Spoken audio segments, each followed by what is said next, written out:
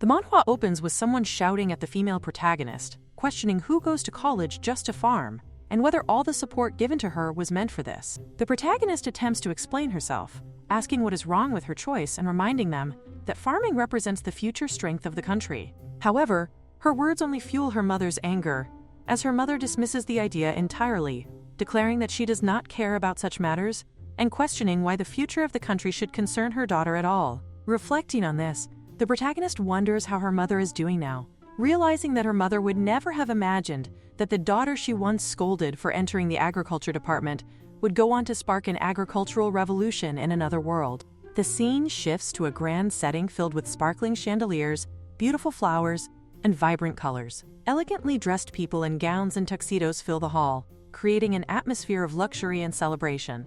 At the center of it all stands a man glaring intensely at her. In this moment, he declares that he intends to break off their engagement. This leaves Liana utterly confused, as she struggles to comprehend what is happening. Only moments ago, she had been in a break room, grinding coffee beans, when she heard a strange popping sound and felt something unusual. Suddenly, a sharp pain surged through her head, disorienting her completely. As she tries to process the situation, her fiancé assumes she is pretending to be ill once again to escape the confrontation, dismissing her condition as a cheap trick. Finally, she questions whether he is truly Crown Prince David.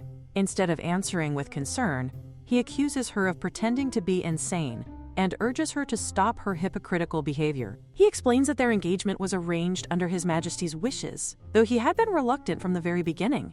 This revelation shocks her deeply. She quickly realizes that she is now inside the very novel she had read in her previous life. The story revolves around a girl from another world who becomes a saint, fitting the typical romance fantasy narrative. That girl, Siana, is currently standing beside Crown Prince David, linking arms with him. As the protagonist of the story, Siana possesses a charming and quirky personality that wins everyone over.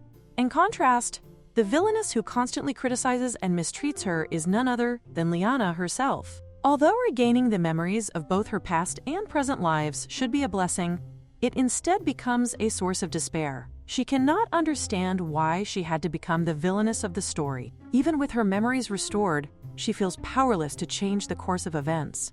This moment marks the beginning of her downfall as Liana Vance. However, something feels off to her. She recalls that in the original story, her engagement was broken due to her repeated mistreatment of Siana. Yet at this point in time, she has not insulted Siana, mocked her lack of etiquette, or ridiculed her for wearing the same dress. Despite this, Crown Prince David proceeds to call off the engagement. Furthermore, this day is supposed to be her 20th birthday, the day she was meant to receive a proposal from him. Instead, everything collapses before her eyes. Later, inside a carriage, Liana is overwhelmed with frustration and despair. She questions why her memories had to return at such a critical moment. With the engagement already broken, she feels that there is nothing left she can do to alter her fate.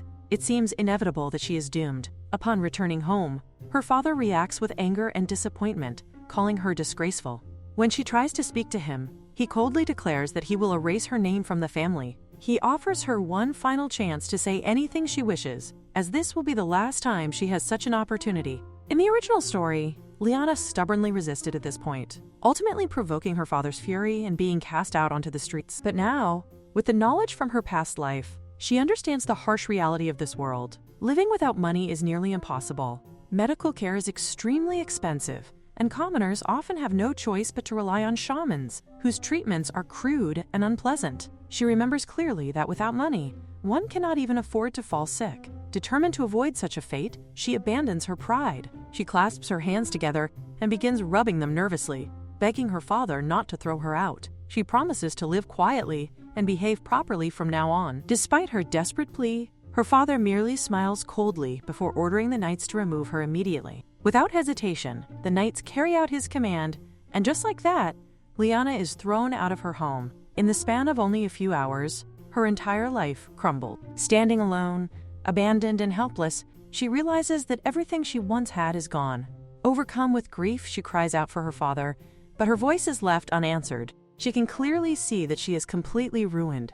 Overcome with desperation, Liana cries out to her father, realizing that she has suddenly become a commoner. She cannot comprehend how she is supposed to survive in such a penniless state. For a moment, she considers clinging to the door, wondering if she should keep waiting there until someone opens it again. As she struggles with these thoughts, someone calls out to her, urging her to come their way. Turning toward the voice, she sees her nanny standing nearby, accompanied by a large carriage. Confused and slightly hopeful, Liana asks where they are going and whether her father might have arranged a place for her. For a brief moment, she wonders if her desperate tears may have softened his heart after all. However, her nanny quickly dispels that hope, explaining that the master had only ordered her to send Liana away. Despite this, the nanny could not bring herself to abandon her completely. She suggests that, for now, they should head to her hometown, where the local lord is known to be kind, making it a relatively safe place. Once inside the carriage, Liana sinks into her thoughts. She feels utterly lost. In the end, she has been cast out exactly as the original story had described. Now, she is left questioning what she is supposed to do next. Letting out a quiet sigh, she listens as her nanny gently tries to comfort her, urging her not to lose heart. The nanny believes that the master understands it is not truly Liana's fault, and that this may simply be a temporary measure, a way to keep her hidden until public opinion settles. However, Liana cannot bring herself to believe such reassurance. In the latter part of the novel she once read, her character does not appear again. To her, this suggests that this moment marks the true end of her story. She imagines a grim possibility that after being cast out without money, she might have fallen ill and died alone in some forgotten place. The thought sends a chill through her as she realizes how horrifying such a fate would be. She cannot help but think that if her memories had returned just a little earlier, she might have been able to change everything. Perhaps she could have avoided this outcome entirely. Then again, that would mean she would not have been abandoned by Crown Prince David. Reflecting on him, she finds little comfort in that idea. In her mind, he is insensitive, arrogant, and self-righteous, the very embodiment of selfishness. She reasons that it is precisely because of his nature that he fell for Siana, a woman bold enough to speak of equality and challenge him in ways no one else had. Siana had even struck him, becoming the first person to do so, which only deepened his fascination. Liana concludes that while such a man might seem appealing within the pages of a novel, living alongside someone like him in reality would likely drive a person to madness. Even if she had not been cast aside, she doubts her life would have been a happy one. With this realization, she begins to shift her perspective. Instead of viewing her situation as pure misfortune, she considers the possibility that this could be her freedom, a chance to finally live a life of her own choosing. With that thought in mind, she gradually drifts off to sleep. Sometime later, her nanny gently wakes her, informing her that they have arrived. This is as far as she can accompany her. Before parting, the nanny embraces her tightly and apologizes for everything. Liana reassures her, expressing gratitude instead. She understands that even bringing her this far was a significant risk, as it could have invited her father's wrath.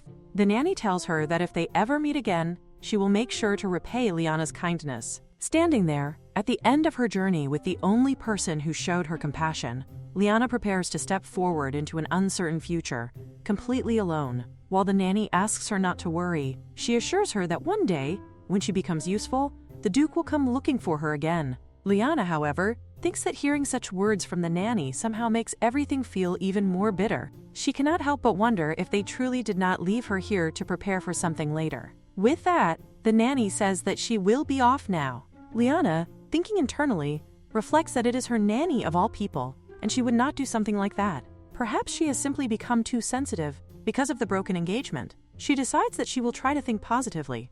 At the very least, she has managed to avoid sleeping on bare ground, and that alone is something worth acknowledging. However, when she opens the door, she is immediately taken aback, wondering what exactly she is looking at. She knows that the nanny went out of her way to help her, but honestly, the condition of this house is simply too much to accept. She now looks like a complete beggar. Once, she was born with a silver spoon in her mouth, and yet, in a single instant, everything has come to this. A drop of water suddenly falls onto her, and it is unbearably cold. She looks around, realizing that this is what real life is like. Life is a battlefield. The house is nothing but a wreck, and she does not even have food to eat. Even so, she refuses to sit there and starve to death. A few months later, someone is heard saying that someone is actually living in their rundown house. They claim that it is the Duke's daughter, yet the man admits that he has not seen even a trace of her.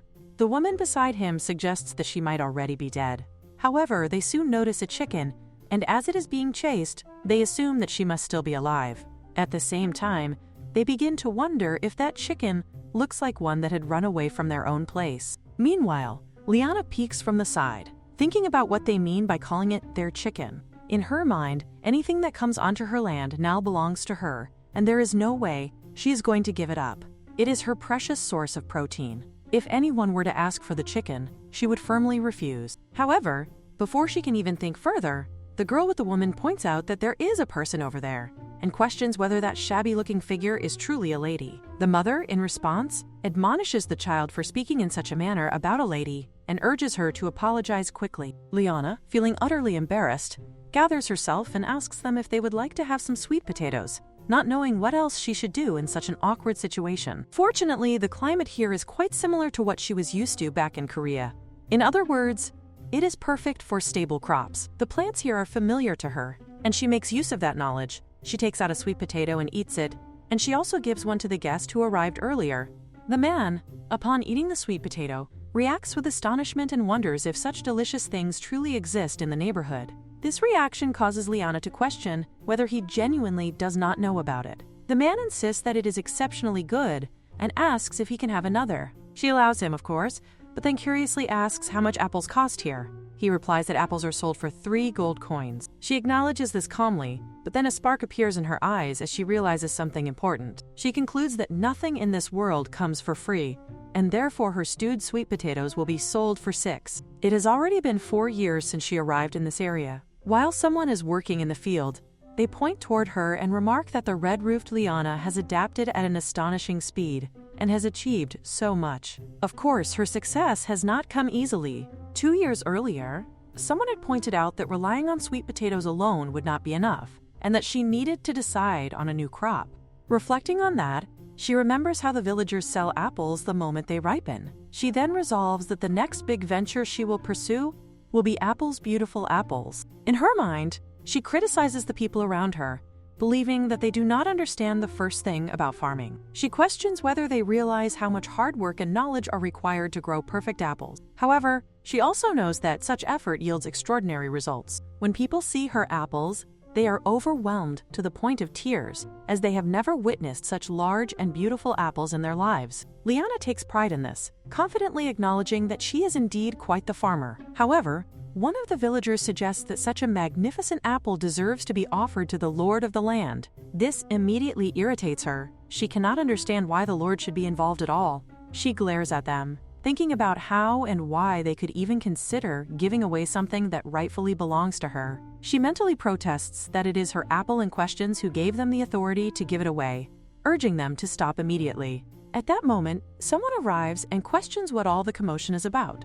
One of the men respectfully presents the apple and asks the lord to take a look.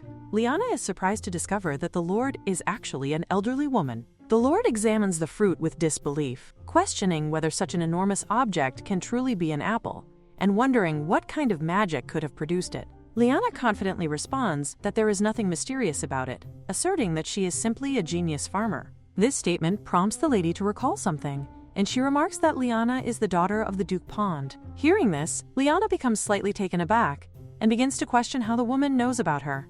The lady replies that, of course, there is no way she would not know. She explains that she has even received reports about how Liana has been making a living through farming here. Naturally, she had assumed those reports were all lies. This immediately irritates Liana, as she realizes that the lady had believed she was merely hiring others to do the work. Although she admits that such a thing could have been possible, she firmly knows that she has done all of this herself. As Liana begins to stroll away, she reflects on how the lady, despite knowing her identity as the Duke's daughter, has not done a single thing for her. Because of that, she turns back and states that the price will be 1 gold coin. The lady questions whether Liana truly intends to charge her for the apple. Liana confidently confirms this, explaining that the apple is like her own child. Furthermore, due to this year's poor harvest, she has only managed to grow 20 of these exceptional fruits. This revelation shocks the lady, who immediately questions whether Liana is claiming to have 20 more apples of the same quality. Liana calmly confirms that she does. The lady then presses further, asking if Liana has not considered that offering them might earn her a reward far greater than a single gold coin. However, Liana dismisses the idea, making it clear that gambling is not something she believes in. The lady remarks that Liana is quite a bold young woman. She admits that she had originally expected Liana to come crying at the gates of her manor within a week. She then asks whether Liana is capable of growing other fruits as well. Liana confidently replies that she can, describing the peaches she grows as so sweet and tender that they practically burst in one's mouth. This vivid description causes the lady to react visibly, while Liana notices her interest and realizes just how tempting the idea sounds. Eventually, the lady proposes that she will hire Liana as the estate gardener, instructing her to grow fruit trees within the manor grounds. However, Liana immediately refuses, stating that she does not take subcontracted work. She believes that growing and selling the fruit herself is far more profitable. The lady questions how Liana intends to manage everything alone, pointing out that her family, the Duke's household, has completely cut ties with her and that she has no one to rely on. In response, Liana explains that this is precisely why the lady should invest in her. She expresses that she would appreciate it if the lady offered her protection, as someone without powerful backing becomes an easy target once they gain wealth. The lady, impressed by her audacity, acknowledges her confidence. Ultimately, she decides to trust Liana and instructs her butler to provide whatever Liana requests. She also orders that all the apples be collected from Liana's house, ensuring that not a single one is left behind. As a result, Liana sells all her apples for no less than 20 gold coins. The following year, she grows peaches that fetch an even higher price. Soon her fruits become so famous that neighboring lords begin competing for them through offerings, sponsorships, and purchase deals. She expands her operations by buying land, hiring workers, and raising livestock. At this point, she considers her life a resounding success and feels completely satisfied.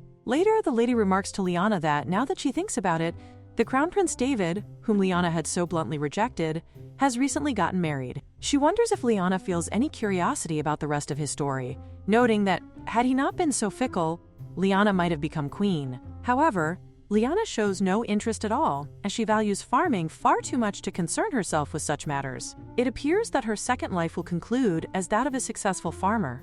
On this particular day, the harvest is even greater than the previous year. She plans to sell a portion of it to neighboring villages, while another portion she intends to share with the elderly Lady Lord.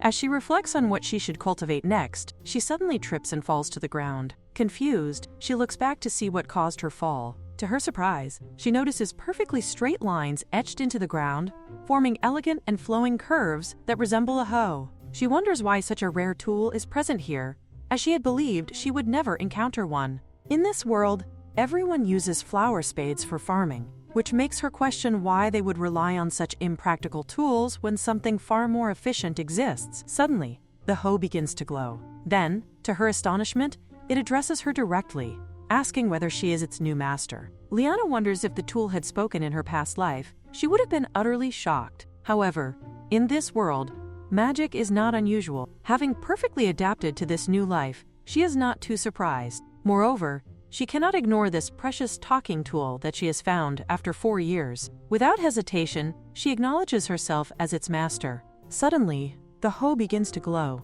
and a mark is sealed onto her hand, signifying that a contract has been established. As she looks back at it, the tool transforms into a sword and introduces itself as Sam, stating that she should consider it an honor to be his 10th master. Liana immediately feels that something is wrong. She is certain that she had only picked up a simple hoe, so how could it suddenly become a sword? She is also confused about this claim of being the 10th master. Louis explains that recounting the full history of his creation would be far too long, even requiring 10 handkerchiefs to endure the tale, so he keeps it brief. This only makes Liana more curious about the so-called Britannia stone. Louis continues by revealing that he is a sword forged by the god of abundance over 3 days and nights. Abundance resides within him, which is why many have coveted him. However, he describes himself as a very clever sword, one who has only allowed himself to be wielded by those destined to become empress. After 9 such masters, he had grown weary. More and more unqualified individuals sought to claim him, so he eventually hid himself in a humble form. Liana questions whether he is implying that the hoe she picked up was actually him. She finds it difficult to believe that she has encountered something so bizarre, and she wonders if there is any way to undo this situation. Louis immediately insists that his master has recognized his true worth, even when he was hidden in such a modest form. He praises her for possessing eyes that can see beauty, even in something as simple as a flower blooming in the mud. Internally, Liana reflects that she had merely picked it up because it was a hoe, Louis continues, declaring that she possesses the qualities of a ruler and should receive his blessing. Liana, however, insists that he is mistaken, as she considers herself nothing more than an ordinary farmer. Louis responds that her identity does not matter. Liana counters his argument by reminding him that he himself claimed to have remained hidden for a long time in search of a proper master, so he should have chosen someone brave, wise, and ambitious.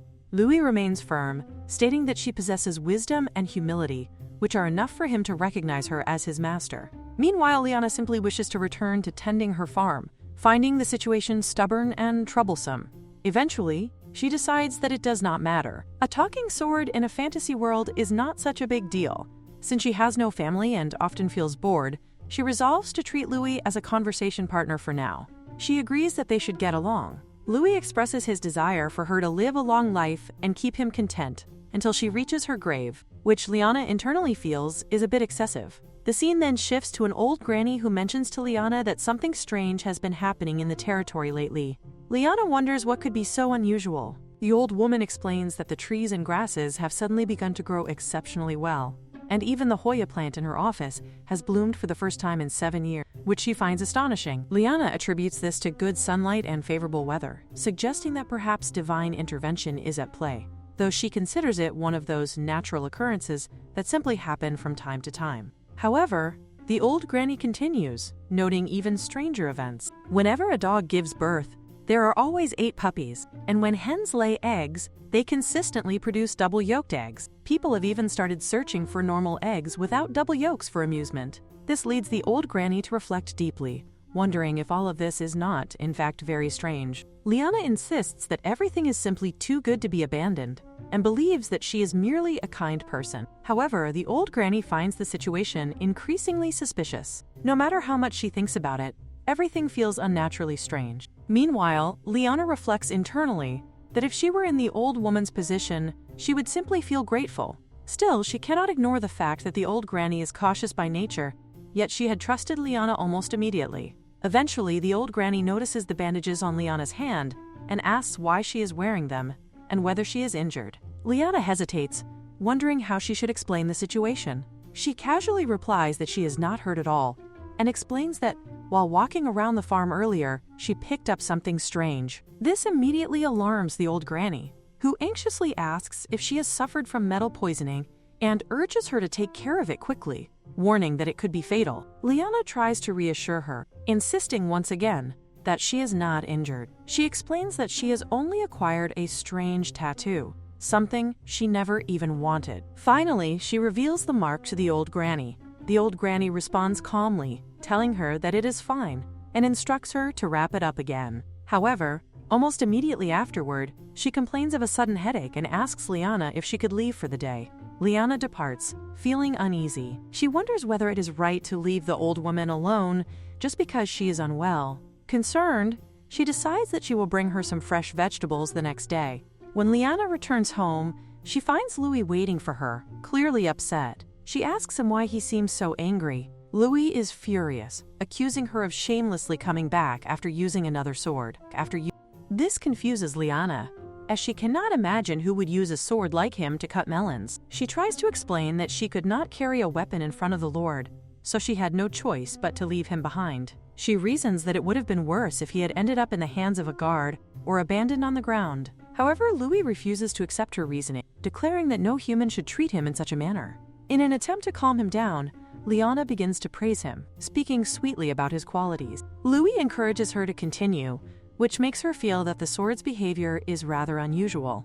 She then picks him up and promises that next time she will carry him by her side and proudly boast about how impressive he is. Louis asks if she truly promises, and in that moment, Liana cannot help but feel that he resembles a living being. She wonders whether something like him could truly possess a soul. Not only can he speak, but he can also change his form freely and even emit light like a lantern.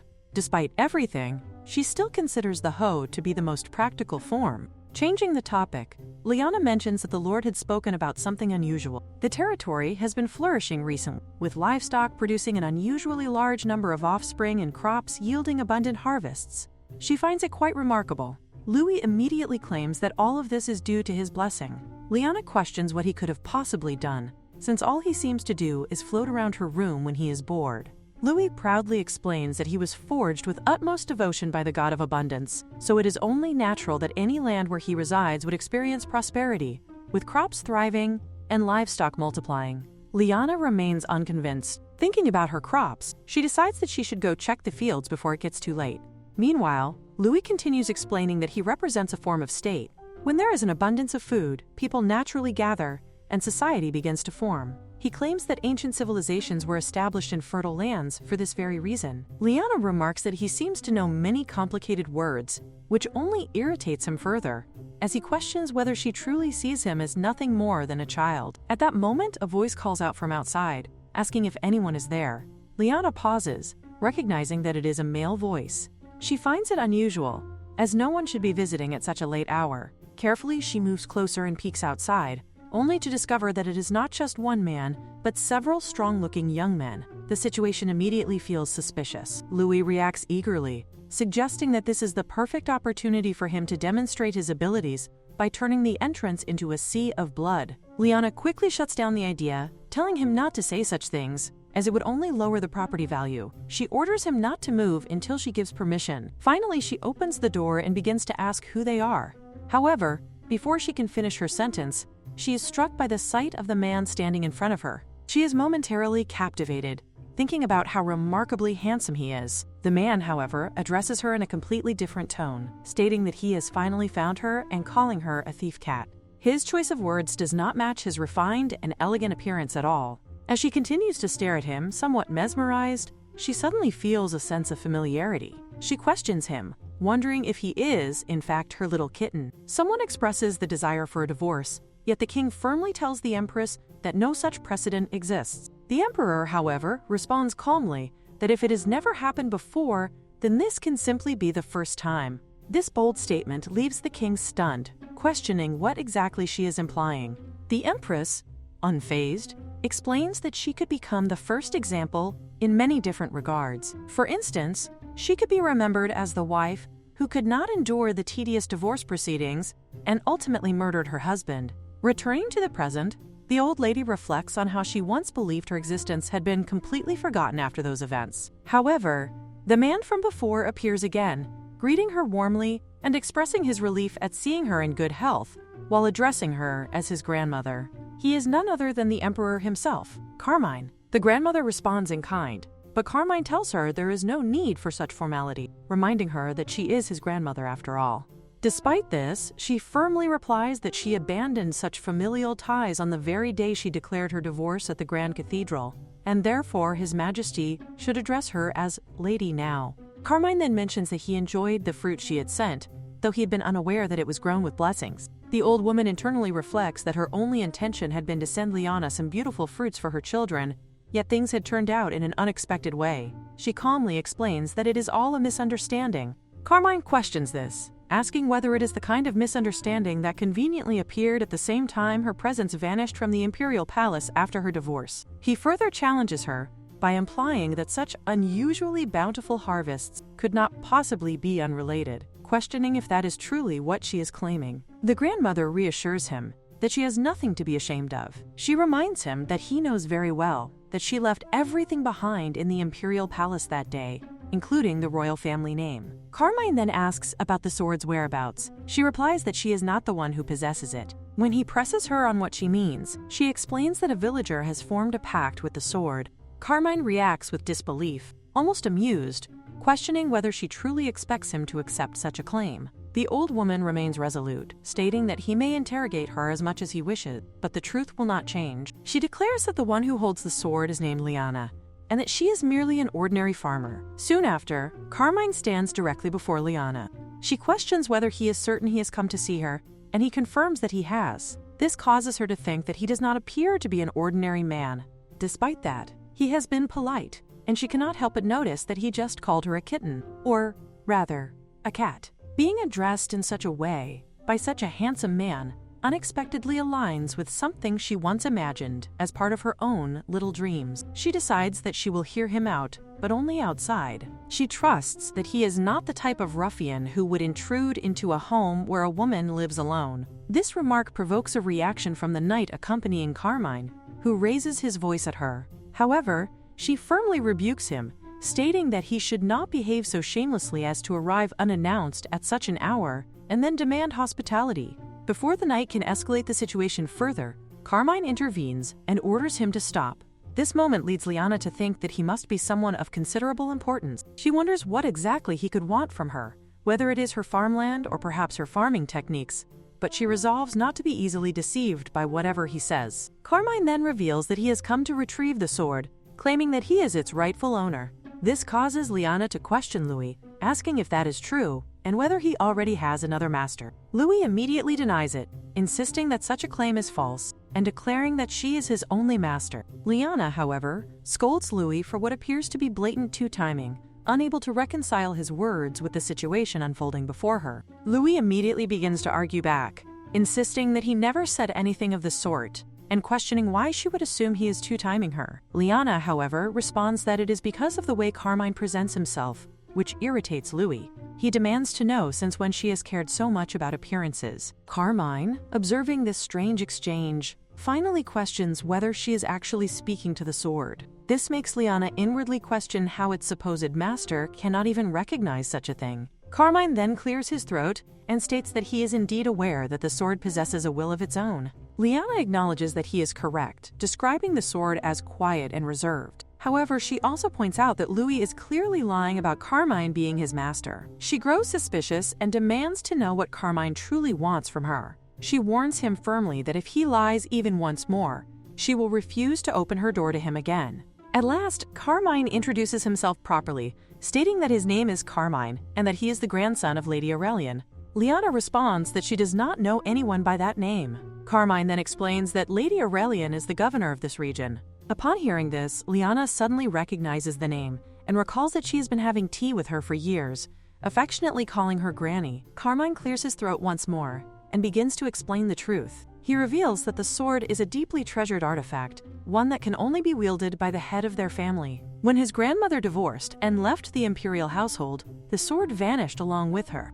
This realization makes Liana think back, understanding why he had immediately called her a kitten earlier. In her mind, she concludes that the sword is nothing more than a troublesome burglar that secretly ran away, and because of it, both she and Granny have been treated like criminals. Carmine assures her that she will be generously rewarded if she returns the sword. Liana admits that she more or less understands the situation, but before she can finish her thought, Louis suddenly begins to cry. He pleads desperately, declaring that he will not leave her and that he intends to stay by her side until her hair turns white. He continues, lamenting that others merely labeled him as a family heirloom without ever truly caring for him. He challenges the claim of Carmine being his master, insisting that if it were true, Carmine should at least be able to say his real name. Liana agrees to this and relays Louis' demand to Carmine, asking him to state the sword's true name. Carmine appears confused at first and instead provides a nickname. Liana then tells Louis that Carmine does, in fact, know his name. This causes Louis to protest loudly, pointing out that Carmine only mentioned a nickname and that she herself was the one who used it in front of him. Liana dismisses this by saying that an ordinary person could never memorize Louis' full name anyway. This remark deeply wounds Louis, causing him to cry even more as he questions how she could say such a thing to him. Despite the chaos, Liana ultimately concludes that she cannot hand over the sword. She explains that since Louis himself denies Carmine as his master, she has no reason to give him up, and she politely tells Carmine to leave. Carmine, however, refuses to back down. He explains that the sword's value and significance are far beyond anything she could imagine, and therefore he cannot simply walk away. He declares that he must reclaim it, even if it requires resorting to underhanded method. Liana responds firmly, stating that Louis possesses a will of his own, and she cannot ignore his wishes by handing him over against his consent. Carmine questions this reasoning, emphasizing that the sword is ultimately a weapon, and what truly matters is her decision. He adds that he would prefer not to use force against a fragile young woman,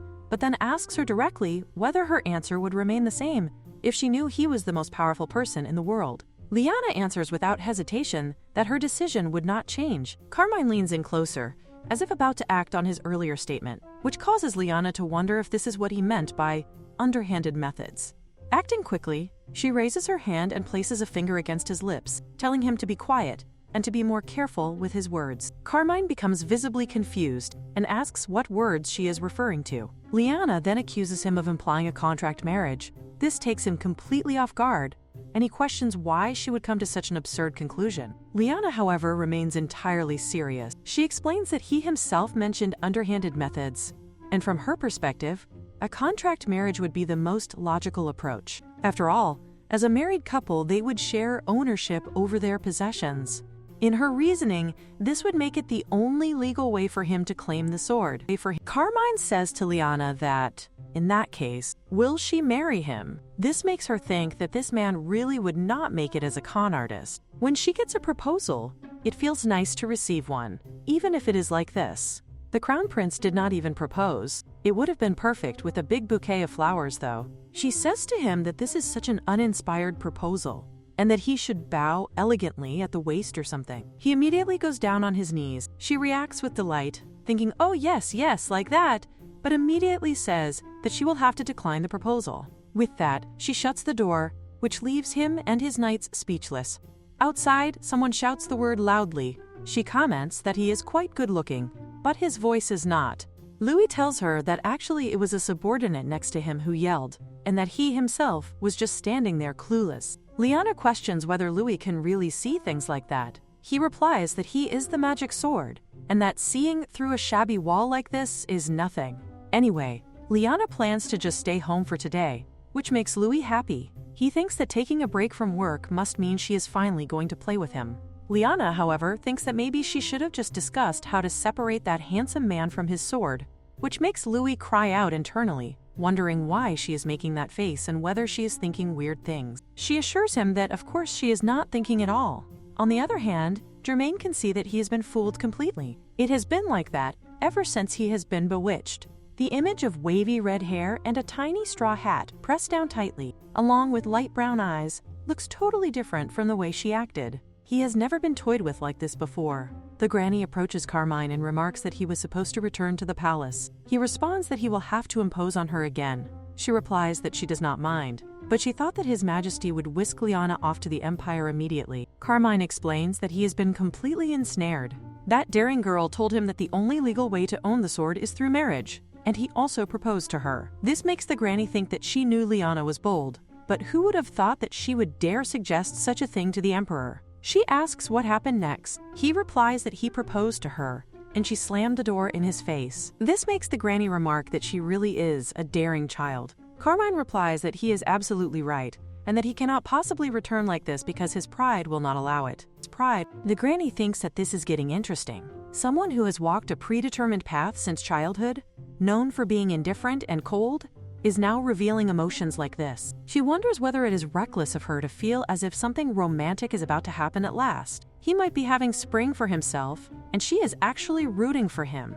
After 2 days of hiding from that suspicious blonde man, that night, Liana has a dream.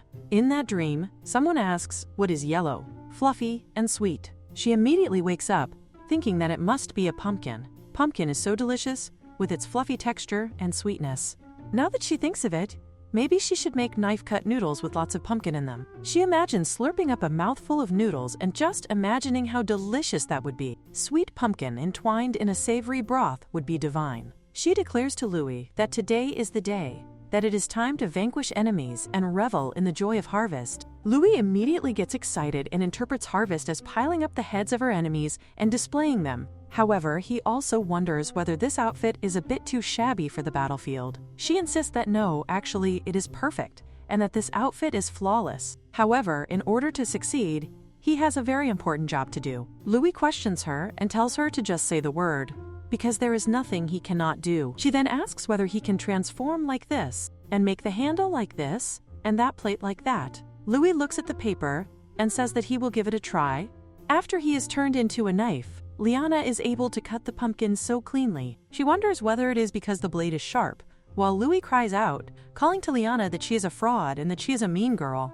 Liana tells him that life is like that, and that the world will rob him blind if he is not careful. She knows that he used to be drenched in blood, so she questions why he is being grossed out by plant sap. He shouts at her, saying that this is different while she questions how it is different. Another hand approaches her. It is Carmine, who asks Liana whether he should put this over there.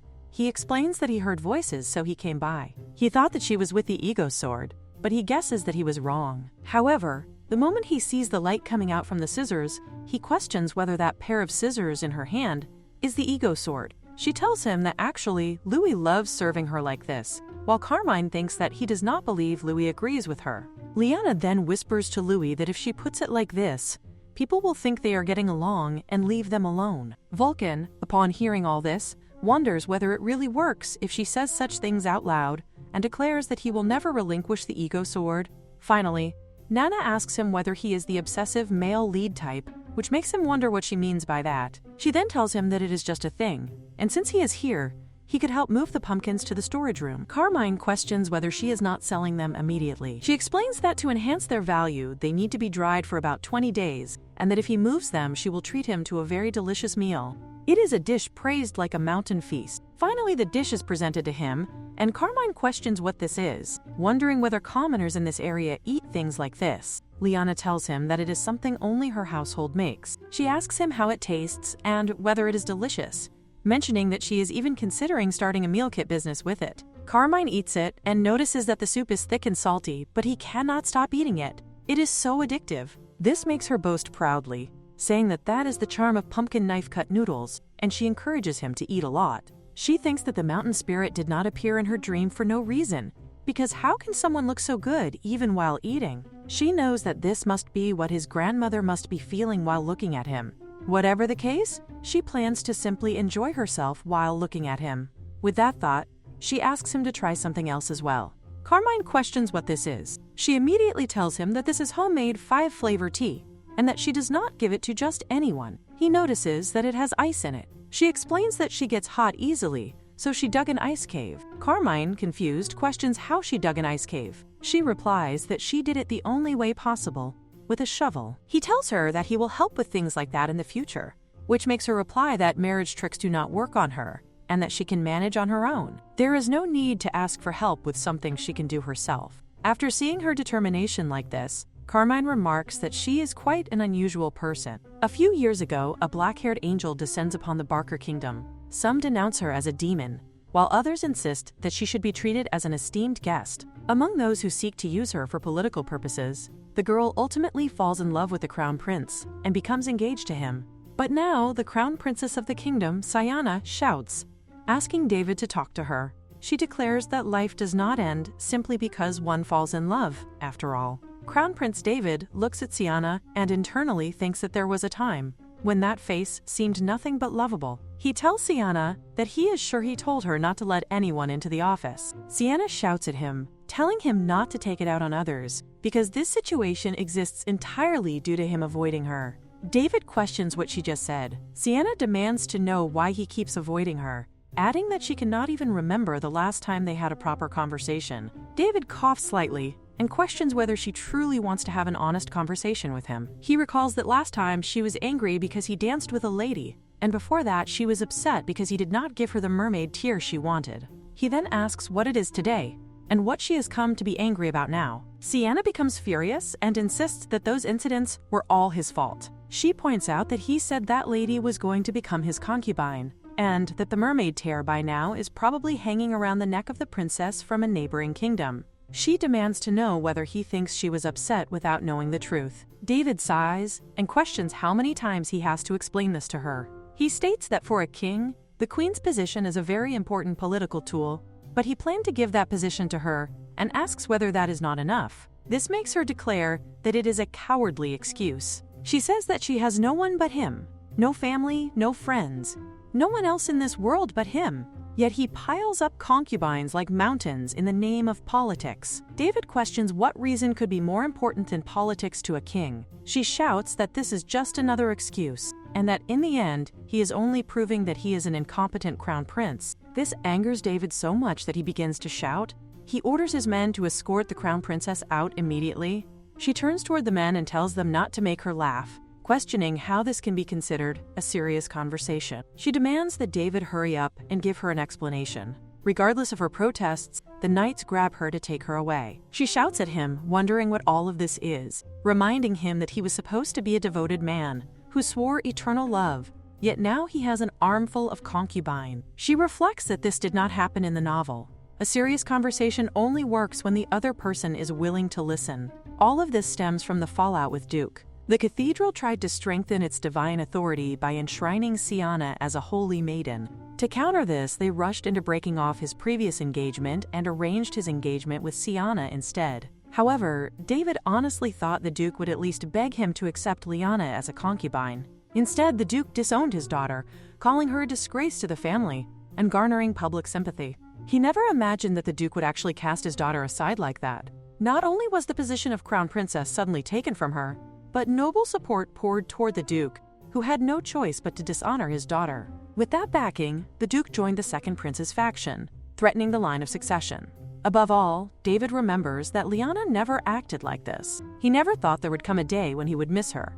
He asks his lieutenant about Liana's current situation and whether they have found out anything. The lieutenant replies that they have searched the duchy thoroughly, but have not even found a trace of her.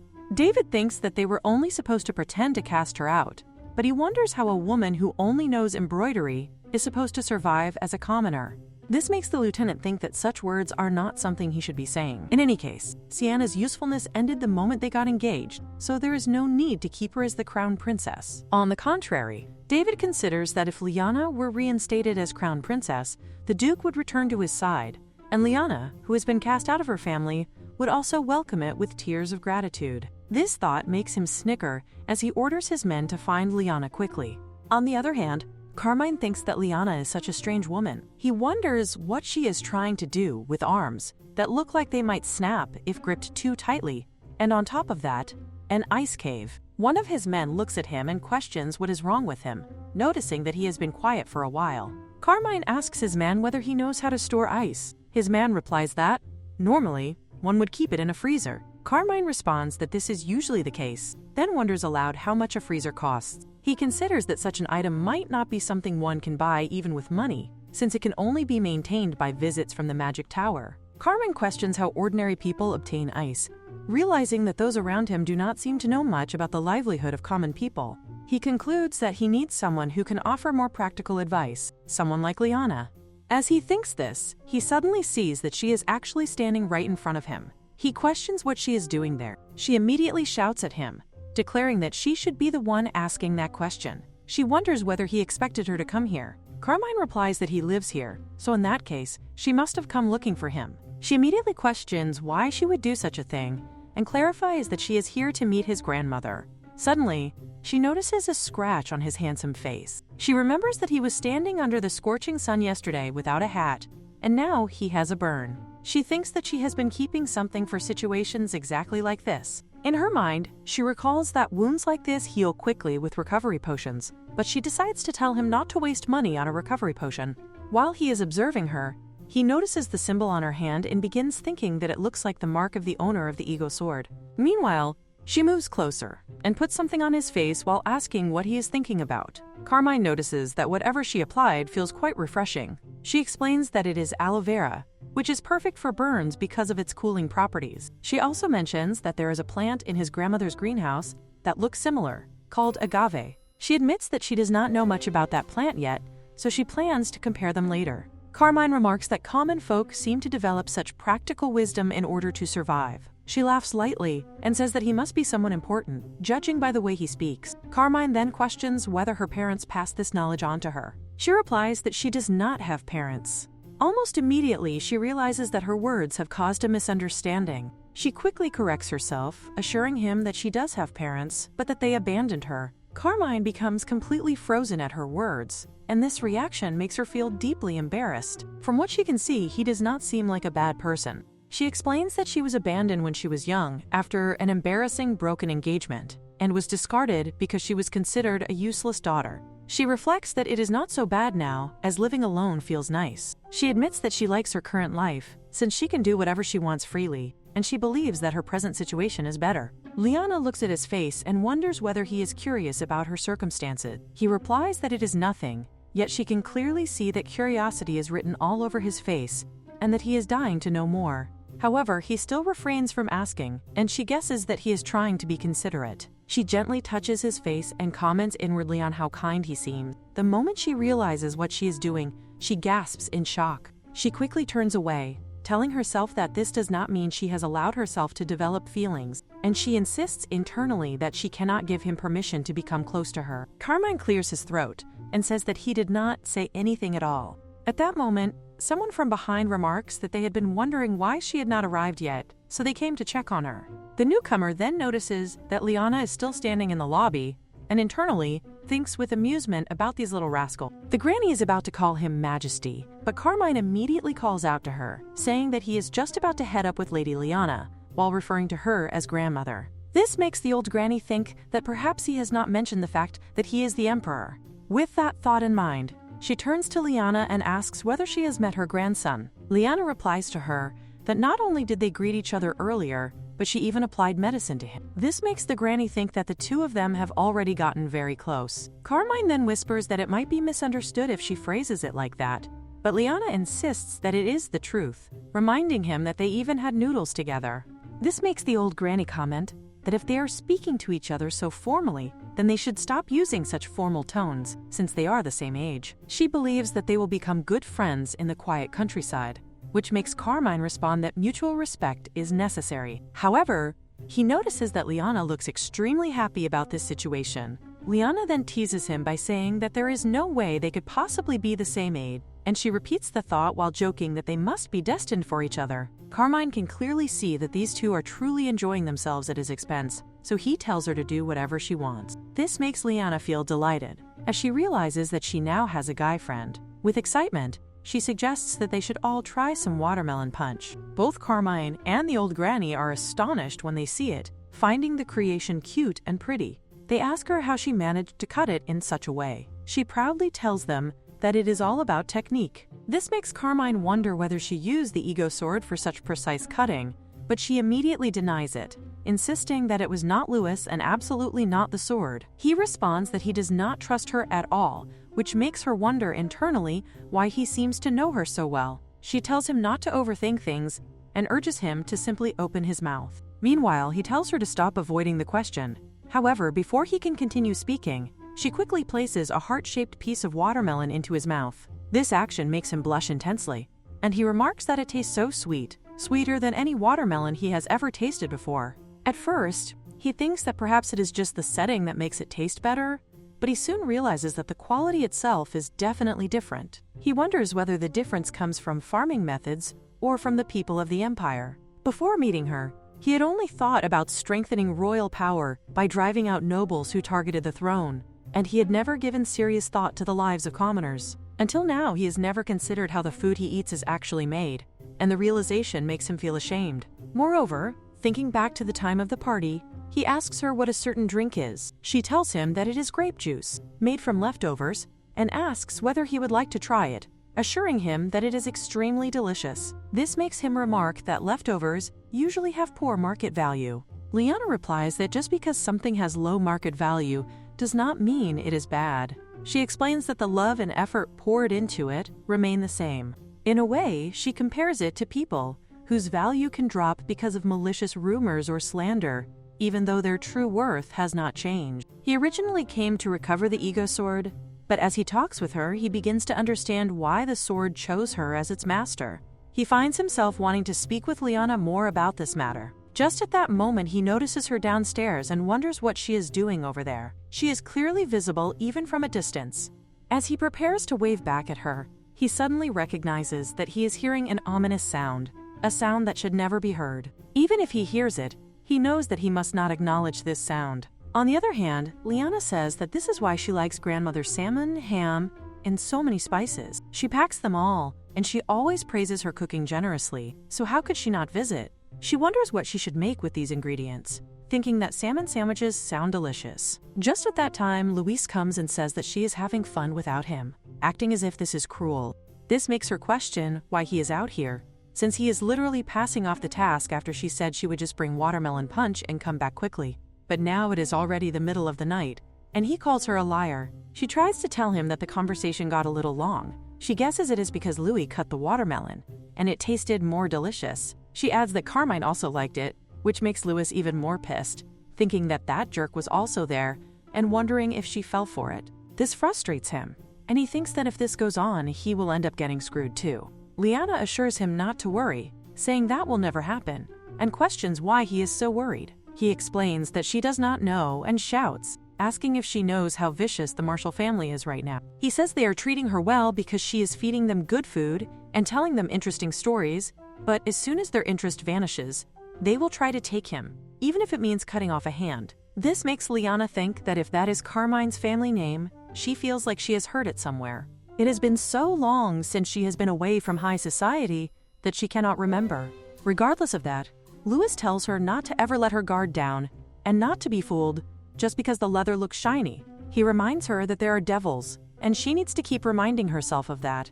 Liana assures him that it is okay. Okay, she will do so, and then questions whether he has decided to stay by her side forever. This makes him question what kind of question that is, and wonder if she is planning on abandoning him. Liana says no, not yet, explaining that she is just not the type to live a life of taking heads, and she wonders whether it is okay to continue living like this. He replies that all he desires is to serve her. It seems like there is more to this, and there must have been a very pressing reason for running away from home. Suddenly, he hides, which makes her question why he is suddenly hiding. When someone says to Liana that it has been a while, it is the nanny. The nanny says to her that she was really surprised to run into her like this, and thought Liana would still be at the house she took her to. Liana says that the crumbling house honestly does not matter. Whether it is fixed or moved, she is happy to see the nanny after so long. But the nanny has not visited even once in all this time, so why is she suddenly here? It feels unsettling. Regardless of that, Liana asks her what she would like to drink, mentioning that she has been drinking lately. The nanny asks if she can choose, and Liana replies that of course she can. While all this is happening, the nanny is somehow acting mysterious. Finally, Liana brings the tea and asks her to enjoy it. The nanny says to Liana that the Lord must have helped her, which makes Liana question what she is suddenly talking about. Actually, the one who brought her here was the Lord.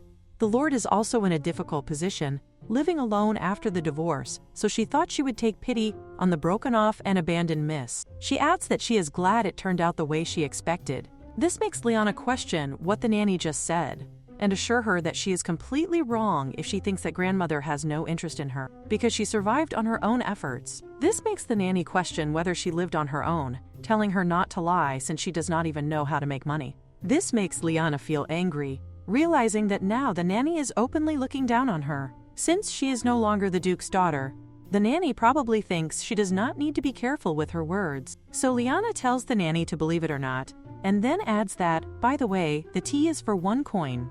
This makes the nanny question whether she is really going to charge her, complaining that it is too much for someone who came from far away to meet her. Liana shouts at her that she is the one who started by being rude, and she did not even acknowledge her efforts. She questions what that pitiful situation was supposed to mean. She can accept that, but to insult the Lord like that too, is that not rude? With that, she turns away and tells the nanny that if she has nothing more to say, she should please leave, because she is busy. The nanny stands up and asks Liana to please wait a moment, saying that the Duke told her to bring Liana back home. Nanny says that he has been so heartbroken ever since Liana left, worrying constantly, and fretting over whether something has happened to her. This makes Liana scoff, feeling worried and suspicious, wondering if he has suddenly found some new use for her. She thinks that she knew it. He was never a genuine person. So she tells the nanny that she is not interested in any of this anymore. She says that she does not care about her family, and she does not want to see them again, so the nanny can simply go back. The nanny responds that she will report back to the Duke and let him know just how sharp her words were as well. Valeriana then tells her to be sure to tell him that she cursed him too, from the top of her head to the tips of her toes. With that, the nanny leaves. The scene cuts to someone calling out to Carmine, addressing him as brother, and asking whether he is even listening, since he seems unusually deep in thought today. Carmine apologizes to his brother and questions what they were talking about. His brother tells him that he had asked when he planned to return. Even though Poston has a direct teleportation zone to the imperial capital, it is not proper for the emperor of a nation to stay too long in a foreign country. Princess Riz, after her divorce, had returned to her homeland, leaving the kingdom uncertain about her future. As a solution, the kingdom granted her a stay in a border region that neighbored the empire. His father, the previous emperor who missed her dearly, went to great lengths to create a teleportation zone linking the two regions. Who would have thought it would become so useful today? Carmine says to Riz that he feels bad for her Aunt Susan. The princess then says that there are only two conditions under which he is allowed to stay in that town. First, he is pursuing the sword, and second, he has fallen head over heels in love for the first time in his life. This makes Carmine think that this is ridiculous. Meanwhile, the princess loudly insists that so he should hurry up and return already. It is serious enough that she crosses his mind even during meetings. He can tell, just at that time, when the lieutenant arrives and reports that there is suspicious activity in the area. At first, certain individuals are seen visiting Liana's home, and now they seem to be actively watching her. Additionally, a few days ago, a commoner woman visited her, and it appears that she is connected to the group observing her. He wonders what they could possibly gain by spying on her. According to his grandmother, it seems to be related to her former fiancé. He recalls that Liana once told him that when she was young, she went through a disgraceful, broken engagement. This thought makes him extremely furious, as he cannot believe that the man has the nerve to show up now after tossing her aside so easily, especially now that she is finally thriving as a farmer and has found a path of her own. The lieutenant asks what he intends to do and where he is planning to go. Carmine immediately replies that he is going to protect Liana. They did agree to be friends, yet he wonders whether friends usually deal with their friend's ex-fiancé. Still, he cannot understand why he feels such intense anger about this situation. To justify his actions, he reasons that if she were to be kidnapped, the sword might be taken as well, so he decides that he is going to assess the situation. This makes the lieutenant think with admiration that he possesses such noble intentions. He also understands that if that wretched man is planning to forcefully take Liana back now, or worse, if he has realized her value only to beg for her return in tears, then the situation could become dangerous. On the other hand, Brianna appears strong, yet he wonders whether she might have been quietly struggling with loneliness. Even so, he firmly decides that there is not a chance he will allow anything bad to happen. Finally, he reaches her house and informs the lieutenant that he will go inside to check the situation while the lieutenant secures the perimeter. The surroundings are quiet, which makes him wonder whether she might have already left with the man. Suddenly, he hears a scream from inside. He immediately opens the door and calls out for her. Liana urgently shouts for his help and tells him to come quickly and hold the slab quickly, and after the roof is fixed, she thanks him sincerely, explaining that the house is 85 years old and that she renovated it herself. However, one corner of the ceiling had rotted wood, and bugs began crawling out of the decayed section, which she found extremely disgusting. She explains that she already tore out the damaged part of the ceiling that contained the bugs, and now there is nothing to be afraid of. Carmine insists that it is not as if he was scared or anything. Since Carmine is already present, Liana begins to wonder whether she should ask him to help with a few additional tasks. He is tall and probably strong, and she still needs to rehang the attic door. Carmine questions whether she usually handles all these repairs by herself. She replies confidently that of course she does, because if she does not, then no one else will. Carmine suggests that she could hire a carpenter. However, she explains that the area is a complete countryside, and there are no professional carpenters available. Even if there were, she would feel uncomfortable inviting someone into her house and she lives alone. Still, she reassures him that she has been managing just fine. She has become quite skilled at handling repairs after living on her own for so long. She remarks that he should have seen the rundown place where she used to live, which was practically falling apart. She had patched the roof with straw and built fences herself, and that was how she managed to survive until now. The thought frustrates her, as she feels that someone seemed almost jealous that Liana is doing well, and she suspects that the nanny would act all sweet and flattering if she were struggling instead. Carmine calls out to her and questions her about the hammer. She reacts with surprise when Luis suddenly begins shouting that she should not laugh, complaining that he is being treated like a hammer and used like a mere tool. Liana responds in confusion, wondering what he is talking about, because she only uses him for important tasks that truly matter. For situations like this, there is no tool she would rather use than him. This statement makes him angry, yet he still feels uncertain whether being compared to a hammer is truly the right description. Suddenly, he pulls her unexpectedly. The hammer slips from her hand, and not only the hammer, but she also loses her balance and falls. In that moment, she realizes that something feels warm, and she discovers that she has fallen directly on top of Carmine. Carmine asks only whether she is okay.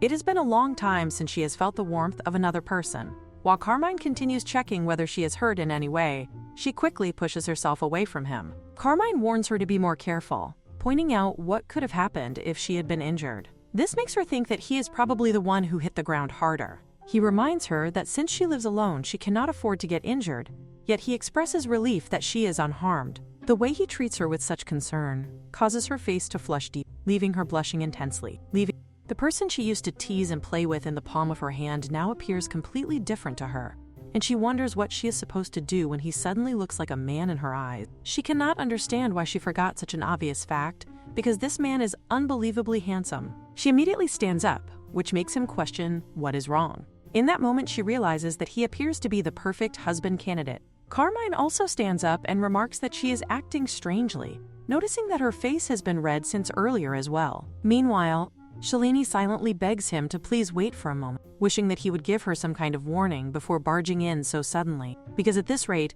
she feels as if she might die from a heart attack. Carmine, on the other hand, gently holds her hand and questions whether she is certain that she did not hit her head earlier, insisting that he should take a look. He soon notices that her wrist is already beginning to swell, and he questions whether she is truly okay, realizing that it must hurt a lot. Liana insists that she is fine and points out that he is the one who must be hurting instead, considering that she fell from above and only injured her wrist, meaning she got off lightly thanks to him protecting her. However, the image keeps replaying in her mind. Carmine, noticing her condition, asks her to let him see her hand again, explaining that at the very least he is good at wrapping bandages. The scene soon shifts to him carefully bandaging her hand, which makes her think that this situation feels strange. She has been in situations like this many times before as a duke's daughter, yet she cannot understand why her heart is racing so much now. She reasons that perhaps it is because something unexpected just happened, such as falling into his arms. Carmine remarks that he had expected her to be feeling down, but seeing her look energetic brings him relief. This makes her wonder whether he had been worried about her. With that thought, he gets up and states that he will be leaving now. Liana quickly asks him to wait a moment, pointing out that it is almost lunchtime and suggesting that they eat before he leaves. However, he refuses politely, explaining that he cannot impose on someone who is injured. He advises that if anything happens, she should make sure to inform him and not try to handle everything on her own like she did today. This causes her to respond with only a quiet agreement. After the door is shut, Louis approaches Liana and apologizes, admitting that he forgot how much weaker she is compared to him. However, Liana simply calls out to Louis and moves forward to hug him tightly, thanking him sincerely. This reaction makes him wonder whether she is truly all right and whether she might have hit her head or something. She knows that if it were not for him, where else would she ever have the chance to be hugged by a national treasure of a handsome man? In comparison, that loser David was nothing but an utter embarrassment, possessing a terrible personality and a face that reminded her of half-dried squid. Even so, she understands that Carmine's interest is actually directed toward Louis. That is why he even proposed during their first meeting, and she realizes that the moment that just happened was likely all part of his attempt to win Louis over. Yet, even if he was using charming tactics, his appearance is simply too attractive to resist. Now she finally understands why emperors throughout history made foolish decisions over beautiful people. At the same time, she feels guilty about sending him away on an empty stomach. She begins to wonder whether she should prepare a sandwich or something for him.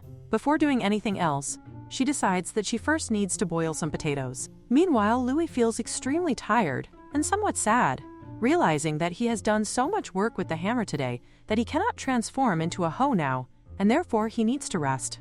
Liana says that she is boiling the potatoes, not harvesting them, so he can simply go and rest on the bed. Louis then remarks that, by the way, he wonders whether it would be acceptable if that man were to turn out to be an emperor. She lets out a sigh and questions whether he is saying this because she mentioned emperors earlier. She admits that he is certainly handsome enough to be one, though she clarifies that she means his face alone, not his role as the main character like Carmine. He attempts to tell her that he truly is the emperor, but before he can finish speaking, he suddenly hears someone outside the house. This unexpected sound makes her wonder who it could possibly be at this hour. She considers that perhaps Carmine has returned again, thinking that he must have started craving her cooking after all. Without hesitation, she moves toward the door and opens it.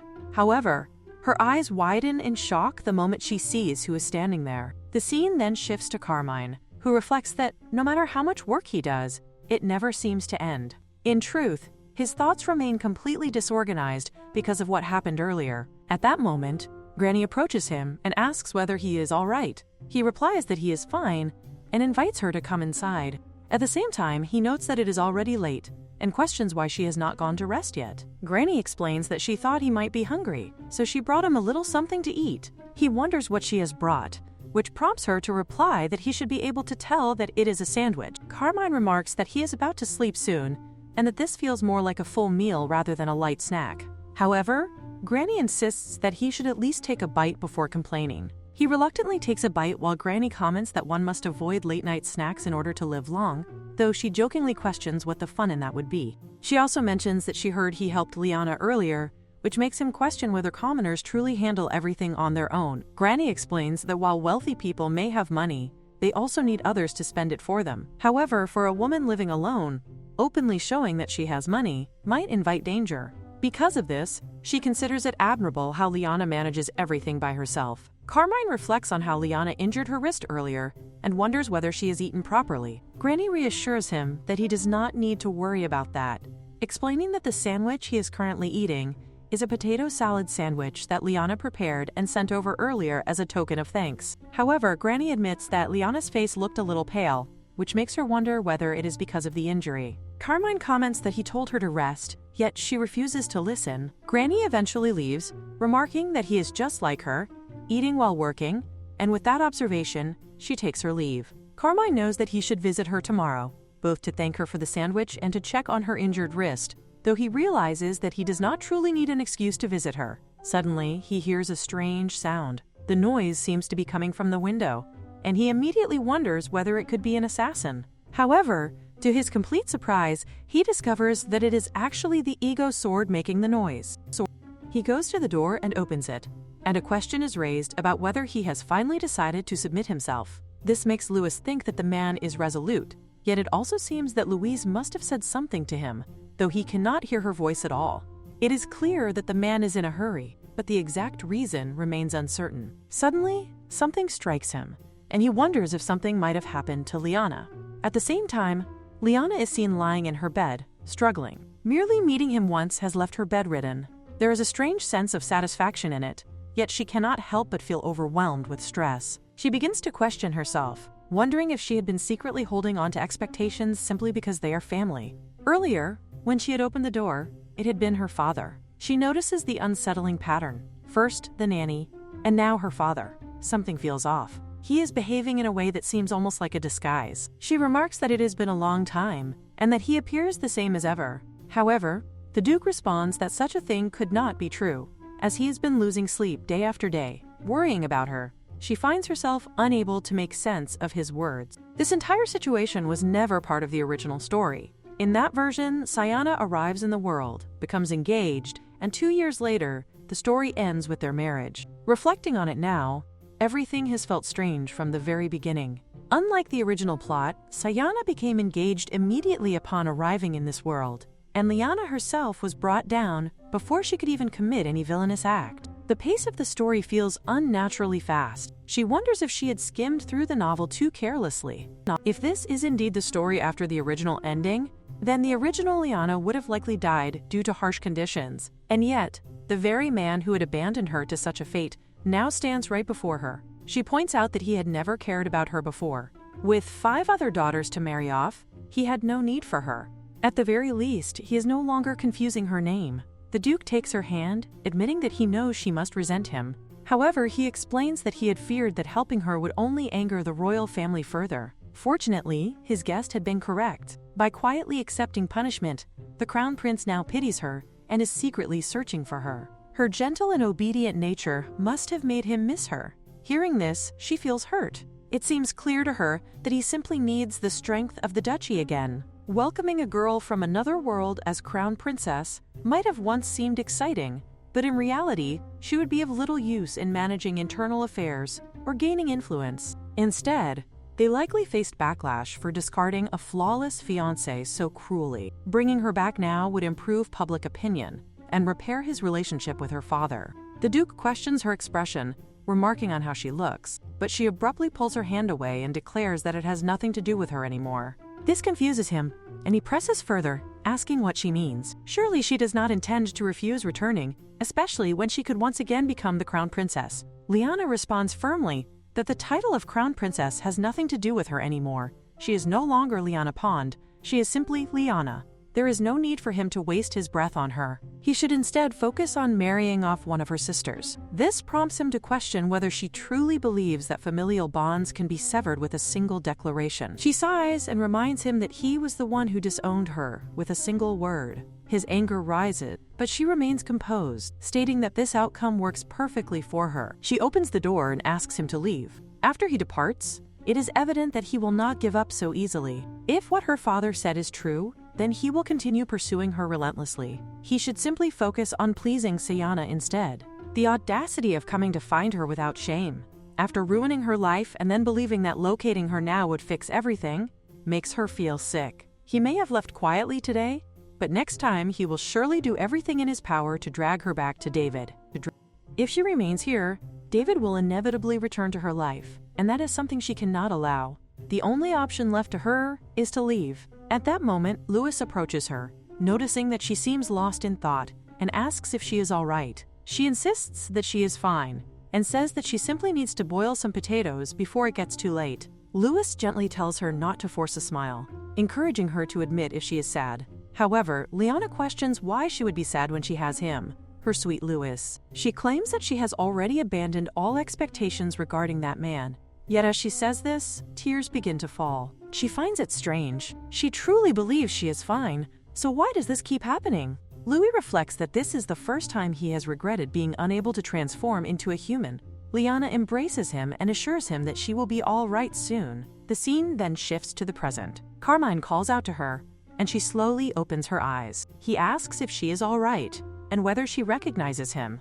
Instead of answering, she begins to sneeze. He immediately tells her to wait while he goes to fetch water and medicine. Liana mentions that the medicine should be inside her bag. Carmine cannot help but wonder why the bag is so large. She tells him not to scatter her belongings, explaining that she will be leaving soon. This surprises him, and he questions why she intends to leave. She confirms that she must hurry. He asks why she would leave when this place should be her home. This makes her pause. It is indeed a warm and comforting place, and the grandmotherly lord is kind, yet she feels that she has no place she can truly call her own. As Carmine takes care of her, he begins to suspect that her sudden urgency is connected to her former fiancé, the one who had come searching for her before. For her to be so desperate to escape, there can only be one explanation. They must have finally realized her true worth and are trying to reclaim her. He notices that even in her sleep, she is crying. She always appears cheerful, yet someone is clearly responsible for this hidden pain. As he looks at her, he gently takes her hand and presses a kiss to it, silently vowing that he will protect her. Finally, morning arrives, and Liana wakes up with the feeling that she is alive again. Louis comes to her at once and wraps his arms around her, remarking that in all his life, he has never seen such a fragile master. His words make her pause, and she wonders if he had truly been that worried about her. She then asks him how long she has been asleep, realizing that she needs to hurry. At that moment, Carmine steps forward and reassures her not to worry, saying that it has not been very long. She looks at him in confusion and questions why he is there. Carmine explains that the ego sword called him, then asks if his presence is making her uncomfortable. She quickly denies it, insisting that it is not like that, but adds that she does not have time for this since she is very busy today. Carmine asks her to wait, reminding her that she is a patient who has just woken up and needs to eat first. Soon, breakfast is brought to her. She looks at the meal with uncertainty, wondering if Carmine was truly the one who prepared it. Nevertheless, she expresses her thanks and takes a bite. As soon as she does, Carmine asks where she is planning to go. She is startled and questions whether she had said something like that while she was half asleep. Carmine explains that her packed bag gave it away. She reassures him that she is not leaving the place entirely, which leads him to ask where she is going instead. She turns the question back on him, asking why he wants to know. He answers simply that he intends to go with her. This catches her completely off guard, and she wonders what he is saying all of a sudden. She points out that he must have responsibilities in this area, but he replies that while it is true he came to retrieve the ego sword, and it is now with her, that is not his main reason. He steps closer and takes her hand, admitting that he is worried about her. His sincerity causes her to blush. He continues, saying that he cannot ignore the thought of her being sick and alone like she was the previous day. or crying out of loneliness. He believes she needs someone to wake her from nightmares, and for that reason, he wants to stay by her side. She had not expected him to care so deeply, and his words move her greatly. However, she knows she cannot keep relying on a friend in this way. She thanks him, but tells him that she must refuse. Carmine, however, insists that he is not joking. If she has nowhere to go, she can come to his home instead. This makes her question whether he is proposing again, and she asks him to stop joking. At the mention of a proposal, he becomes serious and says that he wants to say it properly. Then, to her complete shock, he lowers himself onto one knee and asks her to marry him. She is utterly bewildered, unable to comprehend how packing her belongings to leave has suddenly turned into a marriage proposal. Louis quietly tells her that Carmine is completely serious. He recalls how, the moment he heard that she was unwell the previous night, Carmine had rushed over without hesitation. Liana knows that even if Carmine's feelings are genuine, being with her could place him in danger. She has not even explained her situation or her true identity, so she believes she should refuse him. Yet when she looks at his face, she hesitates. In her mind, she acknowledges that he is handsome, dependable, and always there for her, even in her weakest moments. He respects her and embodies everything she had once imagined in her ideal partner. Turning him down and leaving him behind feels deeply unfair. Observing her hesitation, Carmine wonders if this will be another rejection. With no other choice, she finally reveals the truth. Her real name is Liana Pond, and she is one of the 5 daughters of the duchy. He listens calmly, simply responding with a quiet acknowledgement. His reaction confuses her, and she asks if he is not surprised. He explains that he will listen to everything before reacting, then asks if she is packing to return to the Pond Duchy. She tells him that her father had come to take her back against her will, and that she is only leaving to escape him for a while, as she sees no other option. As she thinks further, a realization strikes her. Does she really need to go somewhere far away? If her father cannot find her, that alone would be enough. Perhaps she could remain here and simply find a place to hide temporarily instead of leaving altogether. She thanks Carmine, saying that he has helped clear her thoughts. She tells him that she is going out for a while, but before she can leave, he stops her, pointing out that she has not yet answered his confession. She cannot help but think that he is like an unstoppable force of flirting, his personality so different from before. Carmine clarifies that he means everything he said.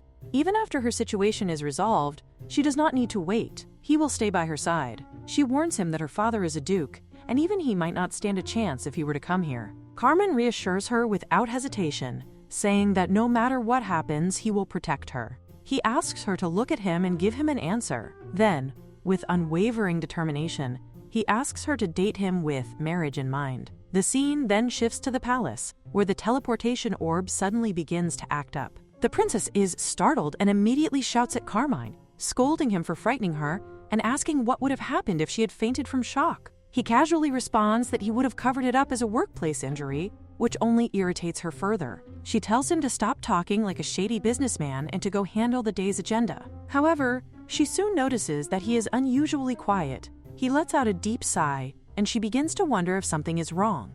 It seems as though he might have made some kind of mistake. The man who once cared about nothing but work is now behaving strangely ever since returning from that town. Though she finds it troublesome, she considers humoring him for a moment and asks what is bothering him. She thinks it would be best to hear him out quickly before returning to her overdue tasks. When he finally speaks, he tells her that he has found someone he wants to marry. At first, she simply processes his words in silence. Then, all at once, she erupts in shock, shouting in disbelief at the mention of marriage. The princess nearly drops her teacup, her composure slipping as disbelief overtakes her. She questions whether they are truly speaking about a real human woman and not a cat, and the thought unsettles her. It forces her to reconsider everything she has believed about him until now. She reflects on how numerous noble ladies have exhausted themselves trying to capture his attention, only for him to suddenly speak of marriage after spending his time petting cats. The sheer absurdity of it leaves her stunned. Nevertheless, as a noblewoman of a duchy, she quickly resolves to gather information regarding the annulment. Germain, composed as ever, adds that while she conducts her investigation, he would like her to look into 2 additional matters. He expresses his desire to erase the Pond Duchy chief from existence, and, if that proves impossible, he intends to annex Poston as imperial territory. The princess immediately urges him to calm down. She acknowledges that Liana has suffered injustice, but she reminds him that eliminating a duchy and annexing land are not trivial matters. She remarks that the saying about a late-blooming thief being the most dangerous seems to fit him perfectly. Then, as realization dawns on her, she raises her voice and demands to know why he went to Poston in the first place. The most important matter, the eagle sword, has not been mentioned even once since then, and she cannot believe he has forgotten it. Carmine reassures her that there is no need for concern regarding that matter. His calm confidence leaves her with little room to argue, and she decides to say no more. Instead, she shifts her focus and questions whether the young lady has agreed to marry him. She finds it difficult to believe that any young woman would so readily accept a proposal from the emperor, concluding that the girl must be quite bold. Carmine then reveals that Liana does not yet know he is the emperor. This revelation shocks the princess even further, and her voice rises in disbelief. Meanwhile, for Liana, the events of the previous day still feel like a dream. She finds herself uncertain about what to do. Carmine's expression lingers in her thoughts, and she realizes that his feelings are genuine, not something shallow or fleeting. Her heart races so intensely that she cannot even bring herself to meet his gaze. When Carmine questions whether her hesitation stems from an inability to forget her former fiancé, he grows visibly serious and remarks that if that is the case, he would have to cut the man's head off. Liana immediately protests, telling him that he cannot say such things so casually. She is overwhelmed, unsure of what she is supposed to do. There is still so much she does not know about him, and too many unresolved problems remain. Yet despite all of this, she ultimately declares that she will date him. Though her mind is still conflicted, her heart is already moving in that direction, and she begins to think of him as her boyfriend. The scene shifts, and Liana is now with the old grandmother. The elderly woman mentions that someone has brought her a plant. It is not the type typically used for grafting, yet it tastes remarkably delicious. She wonders aloud if it could possibly become even sweeter. Liana responds affirmatively. The grandmother cautions that eating too much of it might cause a stomachache, and in response, Liana accidentally addresses her as brother-in-law, causing an awkward moment. Realizing her mistake, Liana immediately apologizes, flustered. The grandmother gently reassures her that there is no need to apologize. However, she expresses concern, noting that Liana, who usually shines brightest when speaking about farming, now seems unusually downcast. Liana reflects inwardly, recognizing that her troubles stem from her grandson, yet she finds it difficult to explain such matters or even decide where to begin. Instead, she changes the subject and mentions that her father recently came by. She explains that the crown prince is searching for her again. The grandmother questions his motives, and Liana admits that she is unsure. She speculates that he may want to win back sympathy from the nobles, or perhaps force her into cleaning up after the crown princess as his consort. The grandmother grows indignant at the thought, declaring that she should block him using her authority and questioning how he dares to enter the territory without permission. However, Liana quickly asks her not to do that, insisting that she does not want to cause trouble. When asked what she plans to do instead, Liana reveals that she has been considering leaving the place for a while.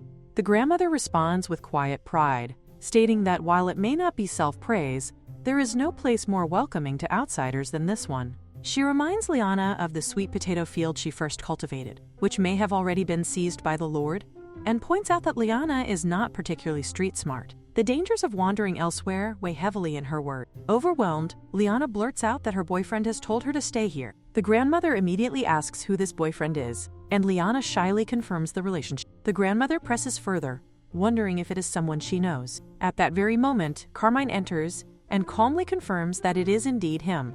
The grandmother looks between the two of them, her surprise quickly turning into excitement. She enthusiastically declares that they should be married immediately, suggesting next week and even expressing her wish for 3 children, insisting there is no time to waste. Carmine, slightly taken aback, points out that they have only been dating for a single day. The grandmother laughs at herself, admitting she may have gotten too excited, and then asks when their relationship even began. Liana notices how uncharacteristically shy Carmine appears and finds it difficult to reconcile this with the man who had been so boldly flirtatious the day before. She explains that they grew closer while sharing meals and that things simply developed naturally. The sight of them holding hands fills the grandmother with joy, and she asks what they plan to do next. Liana admits that they have not decided anything yet and jokingly suggests hiding in an ice cave. The grandmother quickly dismisses such an idea and proposes that Liana stay in the Lord's castle instead.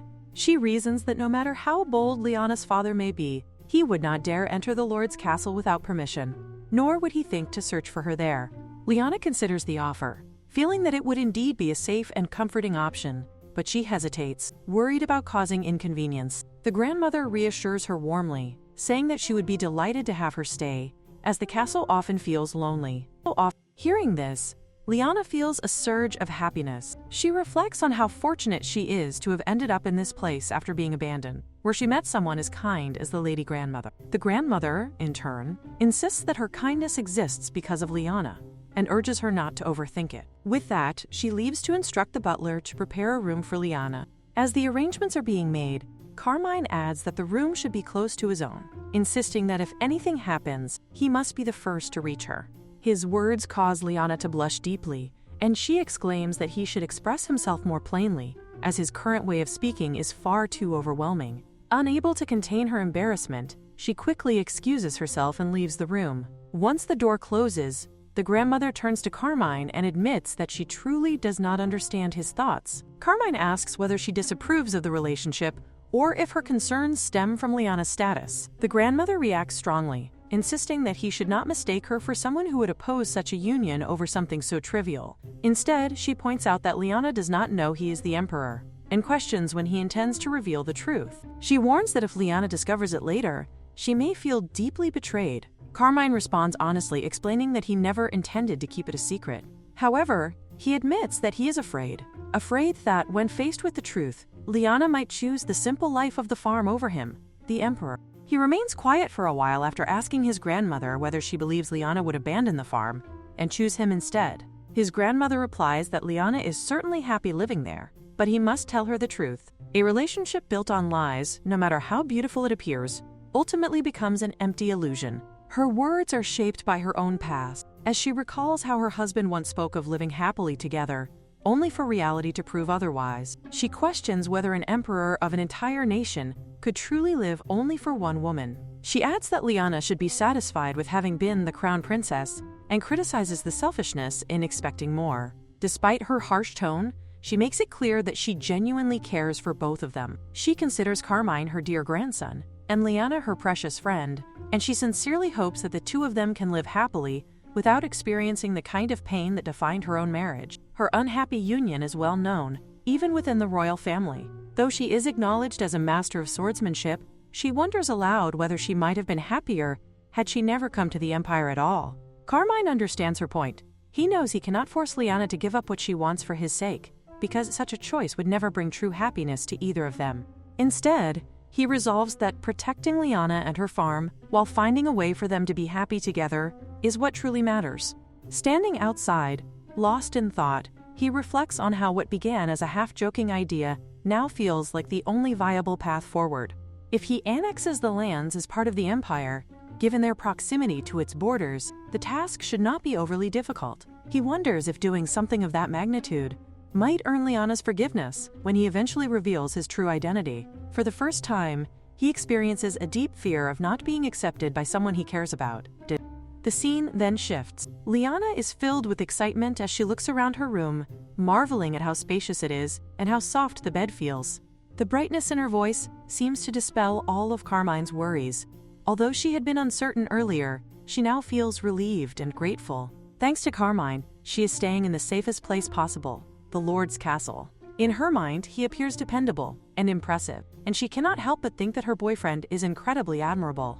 At the same time, she finds herself wondering why he shows no fear, even after learning that her father is a duke. This leads her to question his true identity, suspecting that his position may be far higher than she initially believed. Yet, as the duke's daughter, she is certain she has never seen him before.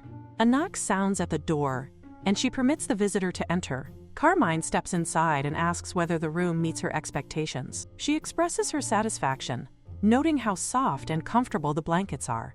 He feels relieved to hear this and suggests that they take a short walk outside. As they walk together, Liana becomes acutely aware that he is now her boyfriend. This awareness makes her unusually nervous. Carmine remarks that a great deal has happened that day. When their eyes meet, she quickly looks away, unable to maintain eye contact. Although this is not the first time she has walked alone with him, everything feels different now.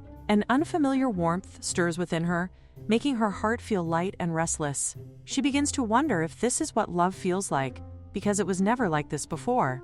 Her thoughts drift to a past moment with David.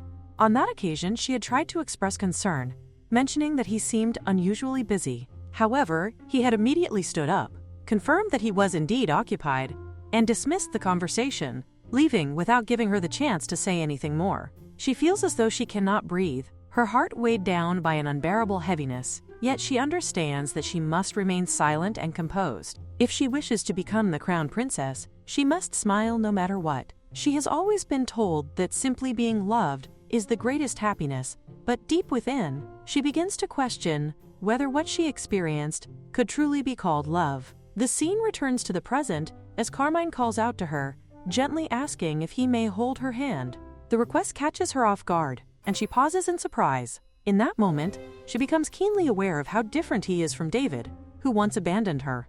This, she realizes, is how it is supposed to feel: kind, warm, and sincere. The realization overwhelms her, and tears begin to fall. Carmine becomes flustered at the sight of her crying, unsure of what he has done wrong. He quickly assumes that she may not want to hold his hand and reassures her that it is not necessary if she feels uncomfortable. However, she shakes her head and explains that it is not the case. She confesses that she once believed she would never be able to love someone again. Yet without even realizing it, she has come to truly like him. Somewhere along the way, he has deeply engraved himself into her heart. Carmine then admits that there are still many things he has not told her. He cannot reveal everything honestly at this moment, but he asks if she can wait for him. He promises that he will not disappoint her. In response, she takes his hand and tells him that she will wait, because she trusts him.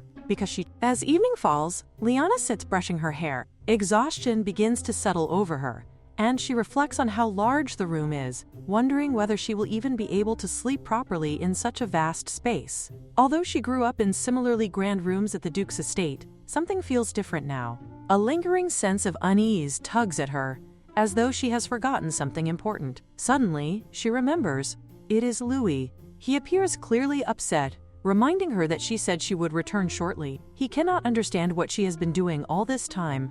She apologizes repeatedly, explaining that she had planned to come back for him in the morning. This only makes him even more irritated, accusing her of being mean after he waited for so long. She continues to apologize and informs him that they will be staying at the castle for a while. She adds that she will explain everything tomorrow as well. However, this does little to calm him, and he continues to complain loudly about her behavior. The next morning arrives. As Liana awakens, she notices that another beautiful princess is lying beside her. At first, she glances at the unfamiliar figure and then turns her face away, assuming it must be a dream. However, the princess suddenly shouts at her to get up, scolding her for closing her eyes again when someone is standing right in front of her. She even declares that Liana will lose 20 points for her behavior. Startled, Liana realizes that this is not a dream. She quickly asks who the girl is, confused by her presence in what she believes to be her own room. The princess confidently introduces herself as Susan. This leaves Liana wondering if Susan is the original owner of the room, as the confidence she exudes is undeniable. The two of them exchange greetings, though Liana cannot help but think about Louis. At a moment like this, he would have been talking endlessly, keeping her company and easing the tension.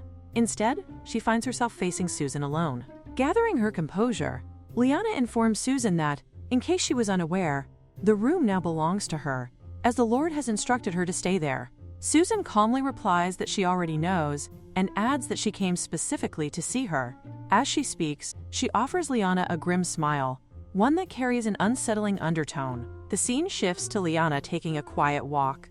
As she moves along, she reflects on how strange Susan is. Liana had stepped outside because she felt awkward, yet now Susan is following her, despite them barely knowing each other, not even by name. This behavior puzzles her. Eventually, Susan asks where she is going, and Liana responds that she is simply out for a walk to clear her thoughts. Susan reacts enthusiastically, remarking that walks are wonderful, and casually mentioning that Liana is likely to receive a passing grade. This comment confuses Liana, though she cannot sense any suspicion from Susan. In fact, everyone they pass greets Susan naturally, which makes her seem trustworthy. Soon after, Susan asks whether Liana likes the area. Liana replies that it is wonderful, praising the generosity of the people and the kindness of the Lord's grandmother. Susan then insists that the empire is even better, a statement that causes Liana to wonder why the Empire has suddenly been brought into the conversation. Susan proceeds to question what Liana thinks of the Emperor. Liana, unable to follow the thread of these questions, grows increasingly puzzled. She begins to suspect that perhaps rumors about her crops have spread as far as the Empire. If that is the case, she considers that expanding her business there could be an excellent opportunity, especially since it is relatively close to this region. With that thought in mind, Liana changes the subject slightly and mentions that there are wild raspberries nearby, offering Susan the chance to try some. Susan hesitates, noting that such berries are usually washed before eating, but Liana dismisses the concern, reasoning that in such clean air, washing them hardly seems necessary. Susan tastes one and observes that while it appears sour, it is actually quite bland. Liana explains that when turned into jam, the berries develop a tart flavor. She adds that she prepares everything she eats herself, which leaves Susan wondering how she manages to. This somehow reminds Susan of Carmine's reaction in the past. Liana then encourages her not to stand idle and instead help gather more berries, mentioning that she will later prepare a refreshing raspberry iced. Meanwhile, elsewhere, Luis is quietly observing Carmine as he trains. Luis has heard that Carmine is the grandson of the foolish former emperor, yet the young man before him seems entirely different. There is something strangely familiar about him, especially in his confident gaze, which reminds Luis of his first master. Memories begin to surface. His first master once asked him for his name, and Luis had replied that he had none, that ego sword was sufficient. That self-assured young man, who had sought to slay dragons, had captivated Luis and ultimately became his first master. In time, that same man rose to become the Empire's first emperor. However, as his stature grew, he gradually became more of a symbol than a person. Successive emperors treated Luis merely as a ceremonial sword, a display piece devoid of true purpose. Even so, Luis endured, sensing traces of his first master's presence in their descendants, until it all ended with the previous emperor, a hopeless fool who could not even hear his voice. When the empress divorced that emperor, Luis quietly left the empire alongside her. He never imagined that he would encounter a descendant of his first master in such a distant place. Reflecting on this, he regrets not asking to be given a proper name back when his master was still alive, especially if that man had truly been using such a crude designation for him. At that moment, Carmine suddenly calls out, telling Luis to stop sneaking glances and to come out if he has something to say. Luis becomes flustered, insisting that he was not sneaking glances at all, but merely ensuring that Carmine was training correctly. Carmine, unable to hear him, assumes that Luis is once again talking about Liana. Carmine then declares that he is serious about Liana. While he initially approached her because of the ego sword, things have changed. Now he genuinely respects Luis's decision to choose her as his master. Hearing this, Luis cannot help but feel puzzled, wondering why Carmine is such a genuinely kind and considerate person. While Carmine wonders whether Luis has come because he wants him to wield him, he finally steps forward and grabs the sword. Luis, caught off guard, thinks that perhaps he should allow this, if only briefly, to determine whether Carmine is truly worthy of becoming his master. As Carmine begins training with him, Luis feels a sudden unease creeping in. He realizes that he is almost being swayed, and this thought alarms him. Carmine's skill and composure only make matters worse, as his competence is undeniable. At the same time, Carmine assumes that Luis is permitting him to wield him so that he can protect Liana, and he silently expresses his gratitude. Luis, however, does not mean any of this in the way Carmine believed. Despite that, he cannot deny that being wielded by Carmine feels right in some inexplicable way. These conflicting emotions leave him troubled, unsure of what he should do. At that very moment, Liana notices Carmine in the distance. Her gaze then shifts, and she realizes that Luis is there as well. Suddenly, Luis rushes toward her in distress, declaring himself to be a bad sword.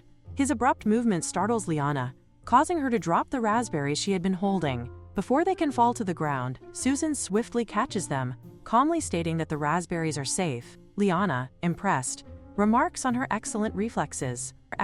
Carmine soon arrives at the scene and questions Susan about what she is doing there. In response, Susan addresses him as her brother, revealing that she is the second princess of the Empire.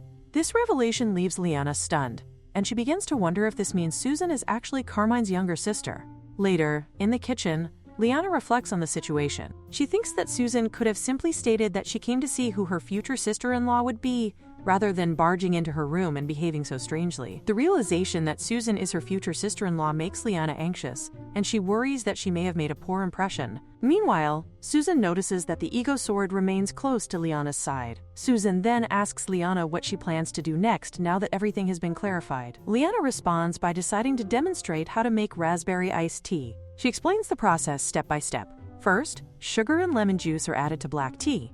Once the sugar dissolves, the raspberries are strained and poured through a sieve into the tea. The mixture is then chilled before being poured into a glass. When the preparation is complete, the refreshing raspberry iced tea is finally ready. As Liana presents the drink, she notices that Carmine has also entered the room. She finds it puzzling that even with his sister present, he is sitting there soaked, seemingly trying to draw attention to himself. She quietly warns him that he will catch a cold, while Carmine explains that he rushed over because he thought he might be kept waiting.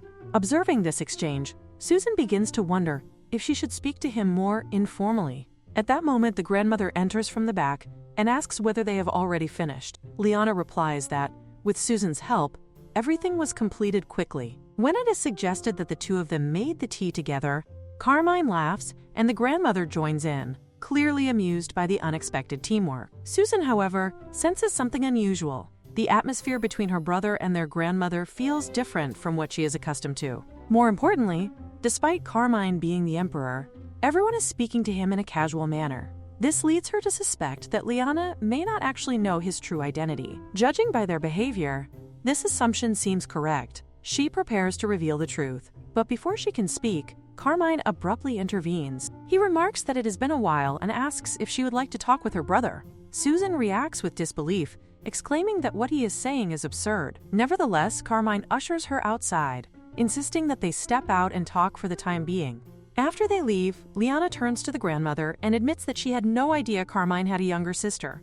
The grandmother explains that he actually has two younger sisters, twins, and that they likely came because they were worried about him, as he has been away for quite some time. This revelation causes Liana to pause and think more deeply. She begins to wonder if the unspoken secret surrounding Carmine might be connected to his sisters. If that is the case, then it could mean that the troubles related to her illness have already begun to surface. A few days earlier at the Imperial Palace, Susan is in the middle of a full-blown tantrum, loudly demanding to know exactly when her brother will return. She wants to take a vacation to the south, yet finds herself unable to leave the capital because of his prolonged absence. The first princess responds with calm resignation, telling her to give up on waiting, as it does not seem like he will return anytime soon. She admits that she does not know what exactly has happened, but mentions that there are rumors he has found someone he intends to marry. This revelation immediately catches Susan's attention. She finds it absurd that a man who once showed interest only in cats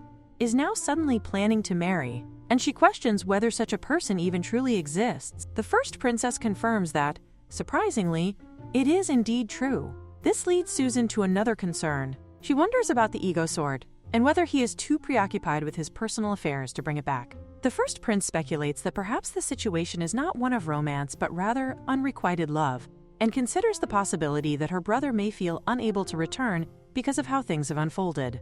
As the emperor of a nation, he seemingly lacks nothing, yet something is clearly holding him back. Despite all of this, Susan resolves that she will have to see her brother herself and personally bring back this supposed fiancé. Her determination prompts the first princess to sharply reprimand her, insisting that she should not interfere in someone else's love life and should instead focus on her own responsibilities. However, Susan refuses to listen and runs off, complaining that it is unfair for him to enjoy what seems like a vacation alone.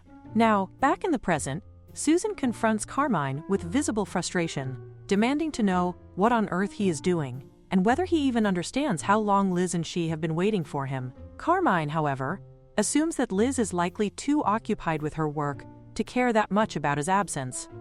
Susan immediately rejects this notion, insisting that it is not true. She then questions him about his secrecy, asking why he never revealed that he is the emperor, especially when the ego sword is right there treating Liz as its master. She cannot understand why he would allow such a situation to persist. Furthermore, based on what Liz has said, Susan knows that Carmine is planning to marry her. She warns him not to claim that he is merely hiding his identity to obtain the ego sword. Carmine quickly denies such a motive, admitting that while he may have acted that way in the past, he He cannot bring himself to marry without love now. Initially, he believed that revealing his identity would work against him, fearing that Liz might use that knowledge as leverage against him. However, as time passed and their conversations deepened, they grew closer, and he found himself unable to reveal the truth. He also comes to understand why Louis chose Liz, and because of that, he feels compelled to protect her and respect Louis's decision to follow her. Susan realizes that, in the end, his silence stems from fear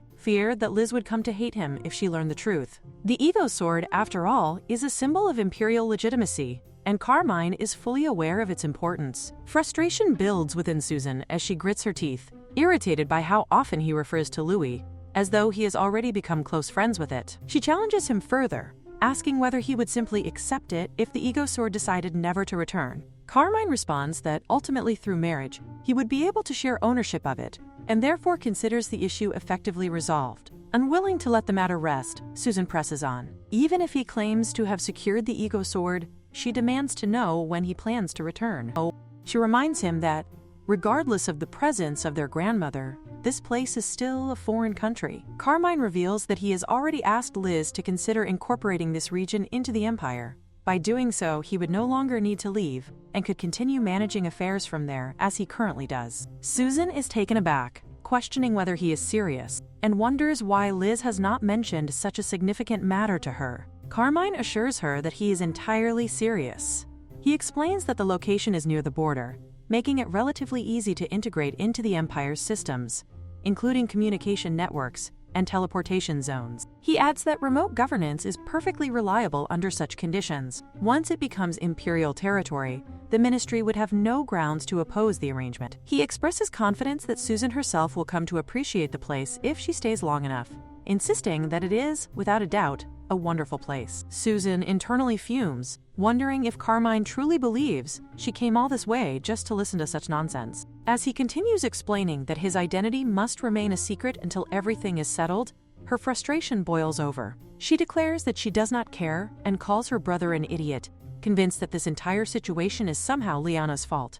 Yet even as she thinks this, she cannot help but feel as though this year itself is cursed, as if she has been stuck endlessly babysitting troublesome figures. She questions why Liana always seems to end up surrounded by such complicated people. Liana, noticing her agitation, asks whether she has had a fight with Carmine. Susan, on the verge of tears, refuses to engage and tells her not to speak to her. Nearby, the glass greenhouse catches Liana's attention. The surrounding area appears neglected and messy, leading her to conclude that it has not been properly maintained. She recalls suggesting to her grandmother that they have a picnic there, but remembers how her grandmother's expression twisted at the idea. This makes her wonder if there is some complicated history tied to the place. Without dwelling on it further, Liana heads down and asks Louis if he can transform into scissors, as she intends to tidy up the flower beds. Susan immediately protests, insisting that such tasks are meant for gardeners.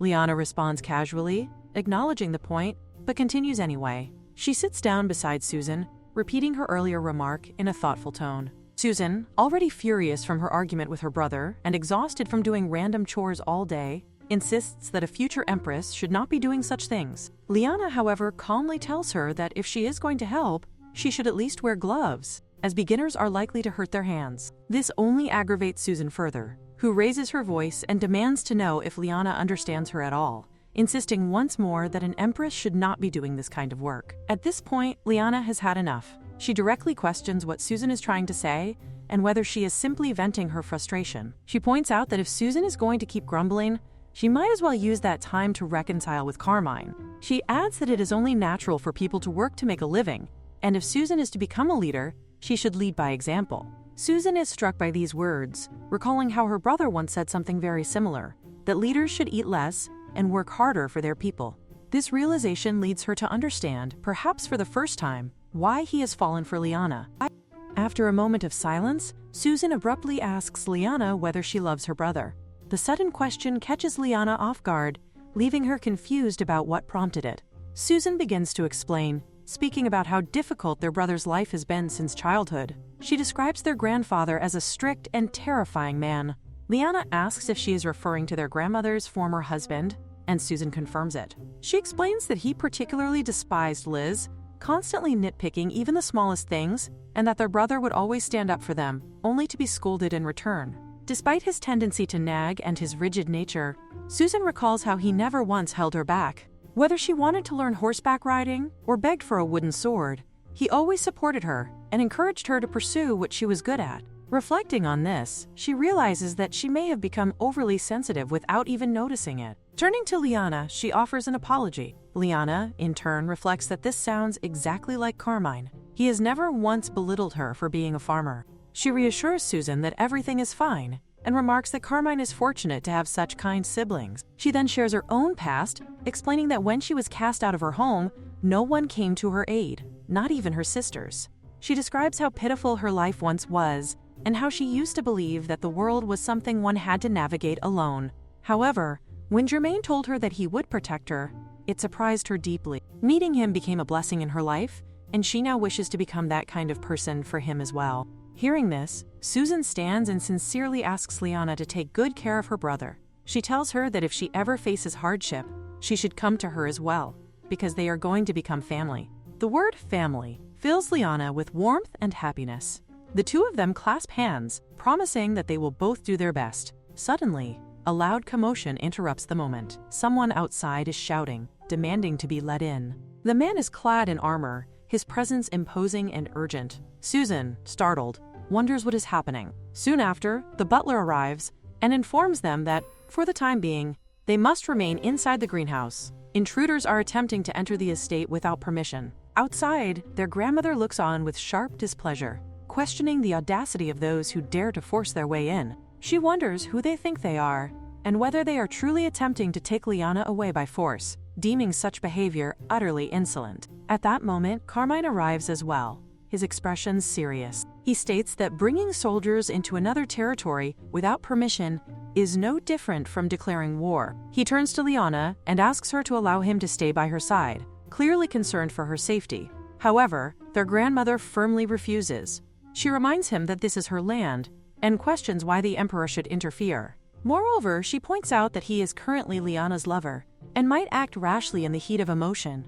As the lord of this territory, she insists that she will handle the situation herself and asks him to trust her. Carmine reluctantly agrees but urges her to be careful. He warns her about the man outside, reminding her that he once abandoned his own daughter, calling her useless. Even if Liana were to forgive him someday, Carmine believes that such a man never truly will. The Duke addresses the grandmother, remarking that it has been quite some time since they last met. He then wonders aloud whether he should now address her as the lord of this place instead. Despite the fact that she was once the emperor's wife, she is now merely a ruler of a remote domain. The grandmother immediately perceives the mocking tone behind his words, recognizing it as typical arrogance from nobility. In response, she calmly reminds him that he is, after all, one of the strongest pillars of the central power, whereas she is nothing more than an old woman living in seclusion. She invites him to speak freely without restraint. The Duke dismisses the tension by claiming that he is merely joking and insists that he would never dare to show her such disrespect. The grandmother, unconvinced but composed, shifts the topic and questions what could have brought him all the way to such a countryside. He explains that he has come to express gratitude for her care of his daughter over the years. However, she corrects him, stating that it was never a matter of her taking care of the girl. Liana has always been intelligent and diligent, earning the affection of everyone in the estate. With the pawn castle no longer in use, there had been no particular reason for the Duke to concern himself with this place until now. The Duke, however, notices her composure and inwardly remarks upon her audacity in standing before him without hesitation. He then states his true purpose. He has come to take his daughter back. He demands to know where Liana is. The grandmother informs him that he is too late, as Liana recently expressed a desire to travel. Trusting her judgment, she provided her with a travel pass and allowed her to leave.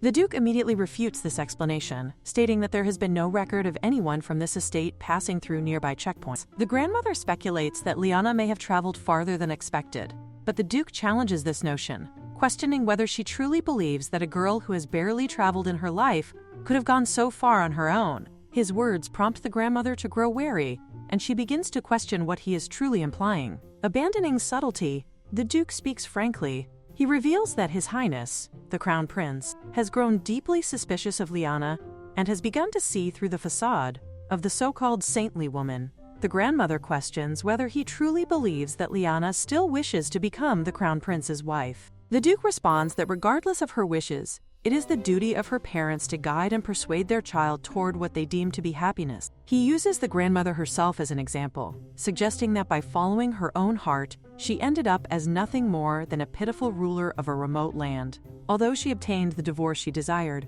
her life did not turn out as happily as she might have hoped. She lost the ability to live alongside her children and grandchildren, and those aware of her circumstances regard her with quiet humiliation. The grandmother listens without anger, then counters his argument with calm conviction. She acknowledges that persuading children for their happiness may sound noble, but she questions whether he truly observed Liana's condition when he last saw her. From her perspective, Liana appeared genuinely happy and content with her current life. She reflects that living according to one's own will does not always guarantee happiness, yet it ensures a life without regret.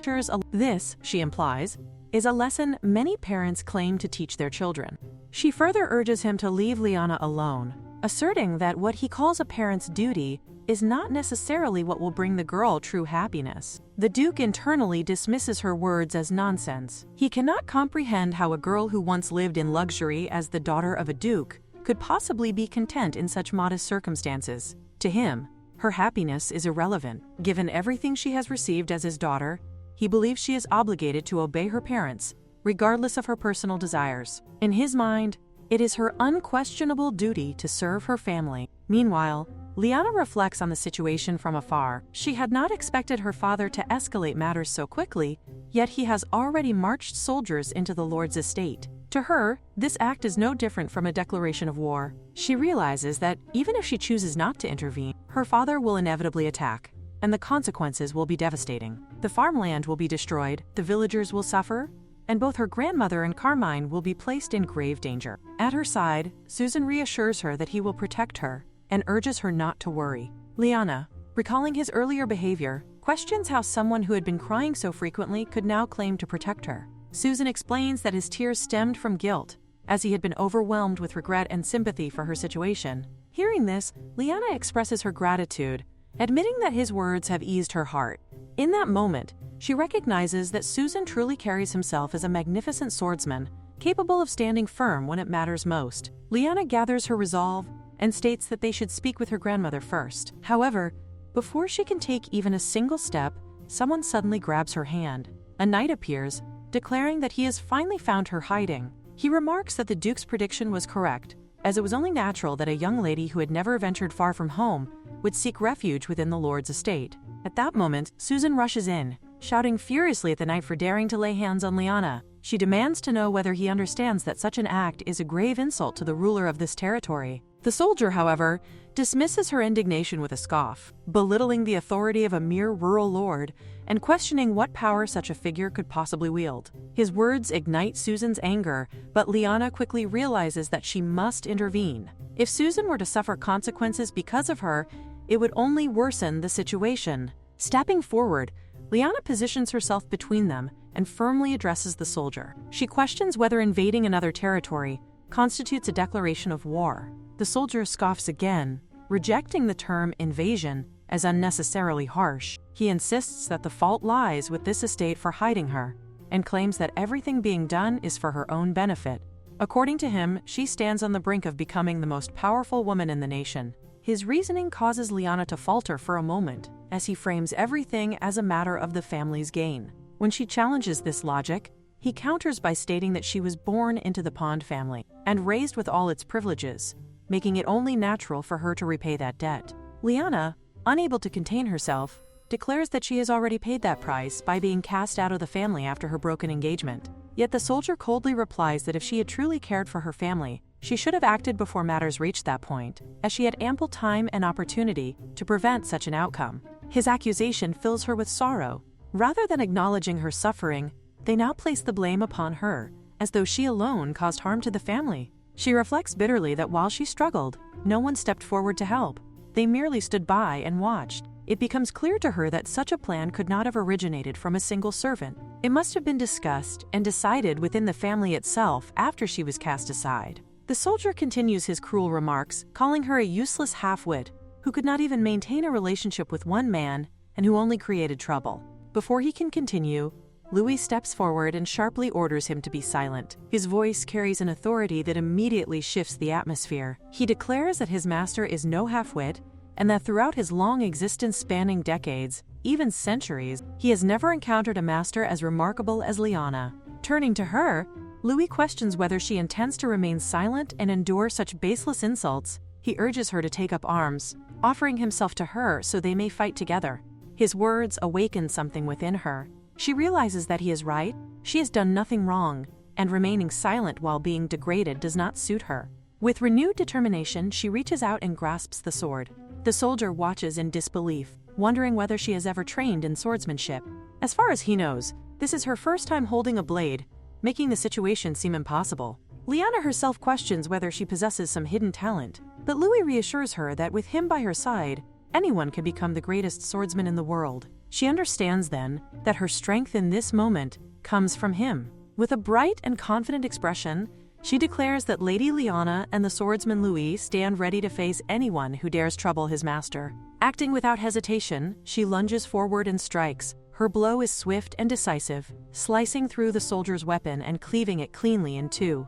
The sight leaves him utterly dumbfounded, and in his panic he abandons the confrontation and flees. Louis praises her, calling her amazing, but Liana responds by leaning in and kissing him, insisting that he is the truly remarkable one. She marvels at the power he had concealed, and thanks him sincerely for defending her earlier, for rejecting the insult that she was a half-wit. She admits that she has done little for him as his master, and has even scolded him at times. Louis, however, gently corrects her, saying that she has never truly scolded him, and that even now she offers him praise. While others sought masters who validated their own strength, he prefers one who acknowledges him. Still, he adds with mild reluctance that he would rather not be treated like a mere tool, such as scissors used for trimming cucumber stems. Nearby, Susan watches the entire exchange in astonishment, initially thinking that Liana had somehow broken her sword. As Liana attempts to explain, Susan abruptly interrupts, her eyes shining with excitement. She exclaims that Liana is incredible and unbelievably cool, enthusiastically referring to her as, quote, sister-in-law. She eagerly asks if Liana can demonstrate her swordsmanship again, expressing a strong desire to witness her unmatched skills once more. Liana is left momentarily bewildered, wondering how she had suddenly been promoted to the role of sister-in-law in Susan's mind. She tries to tell her that this is not her skill at all, but Louis's power, yet Susan persists in claiming that yes, the great ego swordmaster is none other than her sister-in-law. She repeatedly pleads, insisting that her sister-in-law teach her swordsmanship. Liana, observing her persistence, asks Susan if she truly understands what she has just said. At that moment, Carmine arrives with their grandmother. He mentions that he had heard earlier that soldiers had entered the castle, and he questions whether they had been able to avoid them safely. The soldiers did not come this far, did they? Susan assures him that they are safe, noting that the men who had come all the way there were defeated by her sister-in-law. Liana reacts with exasperation, insisting that it was all Louis, and that she had merely been holding him. Louis is incredibly intelligent, excelling in combat. Her sword is powerful and adept in fighting. Carmine, astonished, questions whether the ego sword can truly fight on its own and even control a mastered body. Liana confirms this, explaining that it can indeed do so, and that all of the past master's exceptional combat skills were actually enhanced by Louis. Carmine reflects that the past emperor's martial prowess had been entirely the ego sword's power. Liana, noticing his expression, questions whether he had misunderstood, and he quickly responds that it is nothing, while internally he wonders why their grandmother has been silently standing there all this time. Liana approaches and calls out to her grandmother, asking what she is looking at. The grandmother, visibly enraged, points out that the agave leaf is broken, noting that one of the soldiers must have damaged it. Susan inquires whether this is an important plant and learns that they have many of them in the garden. Liana recounts that she first noticed a gap in the greenhouse and, intrigued, discovered that the syrup derived from the plant is sweet and delicious. She also heard that it has many uses. The grandmother then reveals that this plant is the only thing she brought with her when she was divorced. Earlier, it is shown that the Duke had spoken to her, threatening that next time matters would not be resolved with mere words. However, the grandmother asserts that she will never forgive this injustice. If a fight is what he desires, she will give him all that he wants and orders that armor and a sword be brought to her, preparing for war immediately. The narrative shifts to another setting, where a man explains to the grandmother the significance of the plant. He identifies it as agave, a precious herb used to produce alcohol and medicine, and notes that their nation desperately needs it. Unfortunately, all of it had been burned and destroyed during the Civil War. She wonders whether they can grow it themselves, and he assures her that it is possible, provided he is with her. He is a humble man from the common folk, far removed from the throne. Thanks to his great contributions during the Civil War, he was able to ascend and become emperor. She knew he had many shortcomings, yet she deeply loved him and wanted to remain by his side. She declares that she is the one rejecting him, and with that, she states that she will return to her homeland. The emperor shouts in disbelief, questioning if she has lost her mind. She is the emperor, yet she would throw away her position so easily. But when he notices that she is resolute and not coming back, he continues to shout, pleading for her to stay by his side, insisting that he cannot do without her. She retorts that he is a shameless man, that he is the one who has changed, not her, and she is proud of who she is. The symbol of that pride is none other than a single agave plant. The grandmother tells Liana that she should leave, but Liana refuses, insisting that this is her problem to deal with. The grandmother counters, pointing out that their plants have been broken, so now it is her problem. She then turns to Carmine and Susan, instructing them to leave as well, and not get unnecessarily involved. Liana protests, but Carmine suggests that they step back for now, until the grandmother comes down. Surprisingly, the grandmother asserts that she is feeling strong, and that it is hard to say who is truly in danger, so they do not need to worry too much. Susan remarks that her brother is right, recalling that the grandmother could break swords with her bare hands. Even Louis confirms this, stating that the grandmother was like a walking, natural disaster. Liana thinks that perhaps such a judgment is a bit too harsh. Susan then asks Liana why her father came looking for her. Liana responds that it is a long story and proceeds to tell it. Afterward, Susan turns to Carmine and asks him to lend her his sword, declaring that there are many people she needs to send to hell today. Liana urges her to calm down, but Susan is practically fuming. She insists that they should confront her father and her ex-fiancé directly, punching them in the face and tearing them apart. She wonders why women are so sweet and soft toward men who have treated them this way. Liana clarifies that Susan no longer has any lingering feelings, nor does she even resent them anymore. Carmine, by contrast, remains apathetic. Susan reassures him that she is truly okay and is only concerned about causing too much trouble in this place. Even if her father attacks the grandmother again, she is here now, and this is her problem to solve. She declares that there is no problem with their love for each other.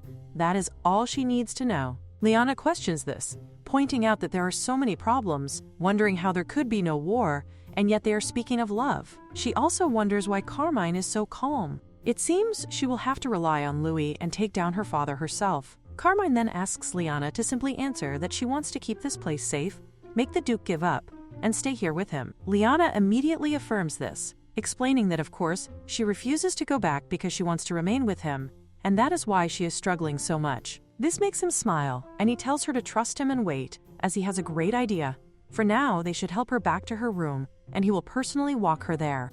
As they make their way, Liana asks Carmine if his plan involves not fighting them directly, concerned about the possibility of the Crown Prince getting involved. Carmine assures her not to worry, stating that he can easily handle such matters if necessary. He thanks her for saying that she does not want to go back, adding that even if she had declared that she was returning, he would have still stayed by her side. With that, he reiterates that they should head back to her room, and he will lead the way. Liana whispers to Louis, expressing that something feels ominous and wonders if it is just her imagination.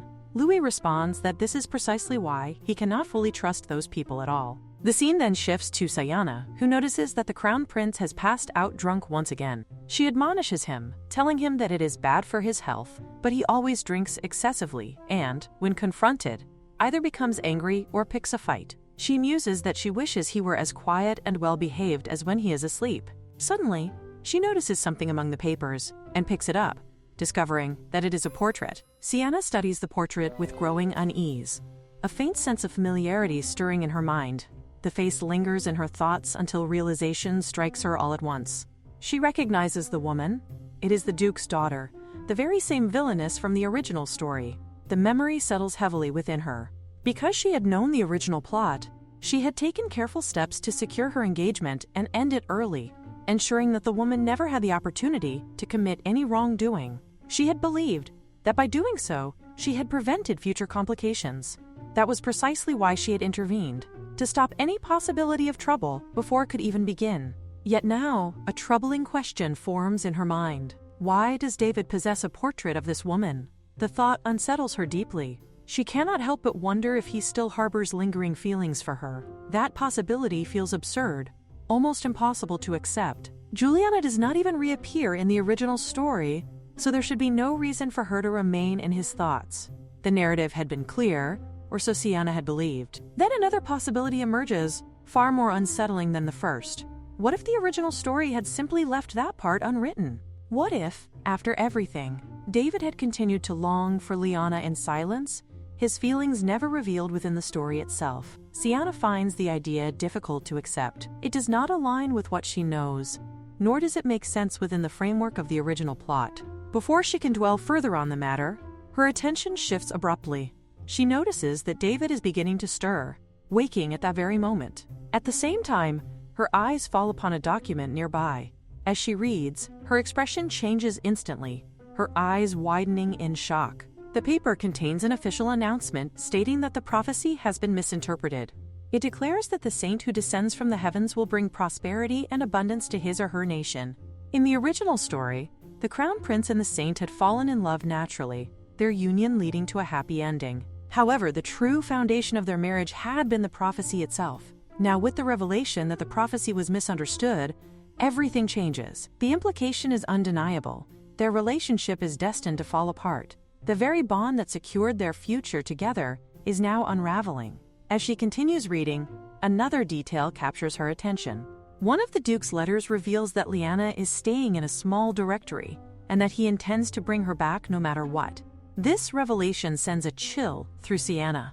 She cannot help but question whether the two of them had been planning this from the very beginning. The thought leaves her deeply unsettled. She struggles to comprehend how the original story could have changed so drastically. Despite her knowledge of the narrative and her efforts to alter events early on, everything is shifting in unexpected ways. A troubling conclusion forms in her mind. Even though she had acted with foresight, Liana is still the villainess. Perhaps she is far more cunning and devious than Siana had anticipated. So much so that she has managed to alter the course of the original story itself. Realizing the urgency of the situation, Siana decides that she must act. She resolves to meet that cunning woman before David does, determined to confront the source of these changes herself. The scene shifts to Carmine, who reflects quietly on recent events. He believes that he has managed to calm Liana for the time being, but he knows that his efforts cannot end there. He considers his grandmother next, understanding that he must stop her soon.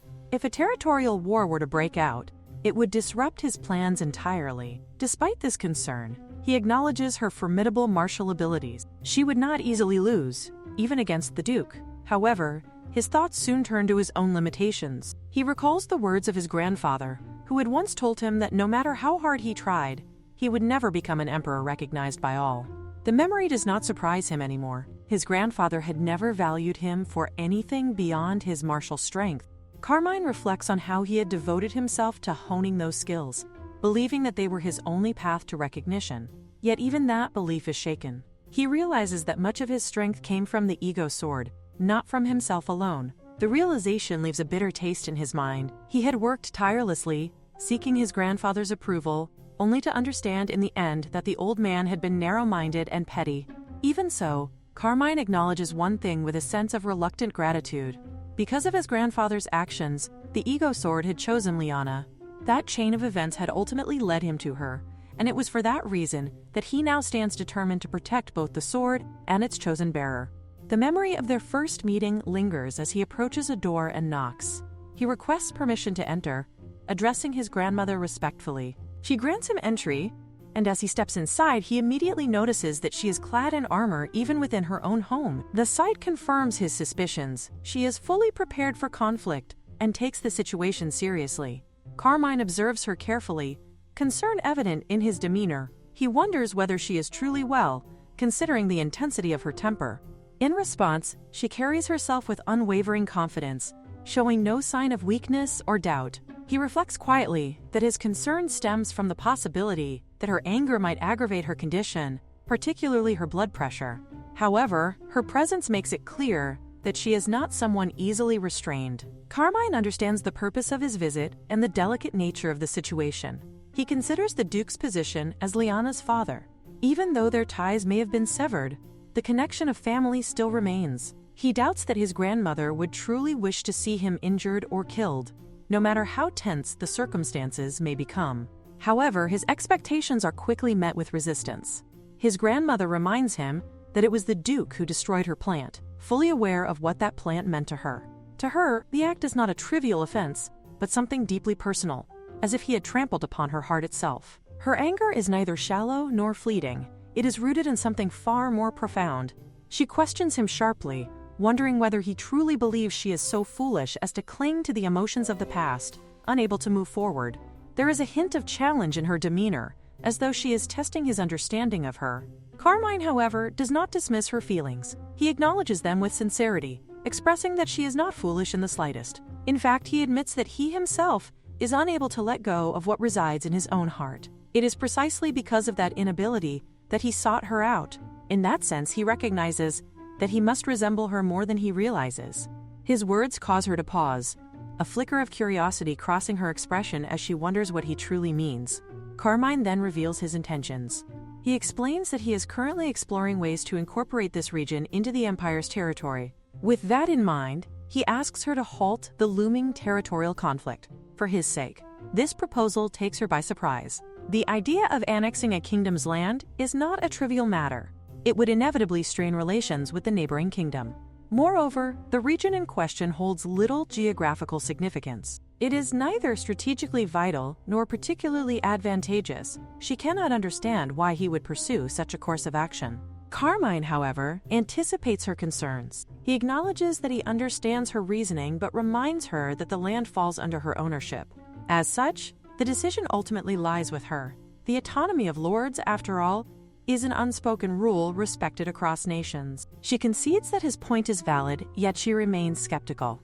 Annexing territory in such a manner appears impulsive and rash. Before she can continue, Carmine interrupts gently but firmly, clarifying that his request is neither careless nor made on a whim. He explains that after thorough discussions with Les, they concluded that transferring ownership would be the most viable solution. Even so, he recognizes the complications such a decision might bring. If it were publicly declared that she was handing over the land to her grandson, it would invite criticism and suspicion. Therefore, he proposes an alternative. Instead of transferring the land to himself, she could designate it for his future child with Liana. This suggestion gives his grandmother pause. The idea of her grandson marrying Liana, a citizen of the kingdom, and granting the land to their future child does not trouble her. In fact, she finds no immediate objection to it. However, she cannot ignore the obvious. He is not even married yet. Carmine explains that this is precisely why the plan works. Since the marriage has not yet taken place, the transfer would naturally require time. During this period, she would continue governing the region as its lord, albeit under imperial authority. Meanwhile, Les is already in the process of sending a marriage notice to the royal court. If a lord formally requests annexation under such circumstances, the kingdom would have little grounds to oppose it. As she listens, his grandmother cannot help but notice how much his initiative resembles her own younger self. There is a familiar determination in his approach, a calculated boldness that she recognizes all too well. She acknowledges that she understands his plan, yet she raises another concern. Should they not first persuade Liana to move to the Empire? Carmine responds with calm certainty, stating that the decision will rest entirely with Liana. If she wishes to remain in this land, she will do so. If she chooses to leave, then she may depart of her own will. This answer leaves his grandmother momentarily speechless. The notion that the empress of a nation could reside in such a rural area rather than the imperial capital seems unorthodox, even unthinkable. Yet Carmine explains that since their last conversation, he has been reflecting deeply on how to ensure happiness for everyone involved, without forcing anyone to make sacrifices. His grandmother considers his words carefully. She reflects on the rigid expectations of her own time and realizes that such rules should not be imposed upon Liana. If Liana were forced to conform to the role of an empress against her true nature, she might lose herself entirely, and in doing so, even love could eventually fade. With a quiet sigh, she begins to understand. Liana's love for farming is genuine, and it is likely that she will care for the plants with dedication. Although they may currently lack the means to cultivate them widely, there is potential for those plants to flourish across the empire in time, especially if Liana and Carmine stand together. A subtle realization settles within her. Perhaps holding on to the emotions of the past was not entirely meaningless after all. Whether or not those feelings held significance, they had led to the birth of the next generation children, who now lead the empire with strength and resolve. Recognizing Carmine's determination, she ultimately relents. She agrees to refrain from initiating war, though she makes it clear that her patience has limits. Should the Duke provoke her again, she cannot guarantee that she will remain passive. Carmine feels a sense of relief and gratitude, silently thanking her for her decision. As she observes him, she notices a quiet happiness in his demeanor, one that confirms how much this outcome means to him. The scene then shifts to the Duke, who is deep in thought as he questions the nanny. He seeks confirmation about whether Liana truly cultivated the crops herself. The nanny affirms that this is indeed what Liana had claimed. The revelation leaves the Duke visibly shaken. As her father, he believes he knows her capabilities better than anyone. He had only ever instructed her in the ways of a noble lady and had never taught her anything beyond that. Yet now she is living independently, engaging in farming and sustaining herself. The situation defies his understanding. A tremor runs through him as he struggles to reconcile this reality. The nanny admits that she found it difficult to believe as well, which is why she confronted Liana directly. However, the confrontation did not go as expected. Liana reacted with anger and ultimately forced her to leave. The Duke's thoughts darken as he begins to suspect external influence. He convinces himself that this change must be the result of that old woman's interference. Though she may not be of low status, he does not consider her a threat. To him, she is merely a forsaken figure hiding away in the countryside. He reflects bitterly on how Liana has become increasingly stubborn since leaving home. In his mind, this behavior must be corrected before she enters the royal palace. If she fails to meet expectations, she could displease Crown Prince David, just as Siana once did. Time is not on his side. He realizes that he does not have the luxury of properly training her over a long period. As he contemplates his options, a more ruthless idea begins to take shape. He wonders if there is a quicker method, something that could break her will immediately and force her into compliance. The thought settles firmly in his mind. Since he will soon be heading to the royal palace regardless, he resolves to act. As her father, he convinces himself that it is his responsibility to ensure that she enters without regrets, even if it means taking drastic measures to achieve that end. It is nighttime when a sudden shout cuts through the stillness, jolting everyone awake. The voice belongs to Carmine, urgent and sharp, as he calls out that a disaster has struck and the farm is on fire. Liana's heart drops at once, and without hesitation, she rushes outside, fully aware that the burning fields are the very ones she has cultivated with her own hands for years. Questions flood her mind as she runs. How could such a massive fire have broken out so suddenly? How had the chickens or livestock managed to escape the flames? And why had this happened now, of all times? Just as she is about to charge straight into the inferno, someone grabs her and stops her from advancing. Liana, overwhelmed and desperate, shouts at the girl to release her, insisting that this is her farm, the place she has devoted years of effort and care to. Before she can struggle free, Carmine steps in front of her, his presence firm and unyielding. He understands the urgency, but knows that rushing in recklessly will only worsen the situation, putting more lives at risk. His calm insistence forces her to confront the danger, and though it pains her, she cannot ignore the possibility of her people getting injured or worse. Forcing herself to regain control, Liana redirects her focus. She gives immediate orders, urging everyone to concentrate on extinguishing the fire before it spreads to the nearby village. She instructs them to draw water from the well and gather every bucket they can find. Her voice, though strained, carries authority, and the people quickly respond. Together, they work tirelessly, passing buckets, dousing flames, and battling the relentless blaze. Gradually, their combined effort begins to show results, and at last, the fire is brought under control. When the smoke begins to clear, the damage reveals itself. Thankfully, the vineyard they had been preparing to harvest remains untouched, spared from destruction. However, the watermelon field is utterly ruined. The crops they had patiently waited to ripen now reduced to ash. It is a devastating loss, though by all accounts they are fortunate it was not worse. Even so, Liana stands in silence, her expression distant and unreadable. Carmine approaches her quietly from behind and wraps his arms around her in a gentle embrace. He offers silent comfort, understanding that she is struggling under the weight of everything that has just occurred. She leans into him, returning the embrace, yet despite being told that it is all right to cry, no tears come. There is a heaviness within her, but it does not manifest as sorrow. At that moment, a shout breaks the fragile calm. Someone reports that they have seen a man in strange clothing pouring oil before the fire began.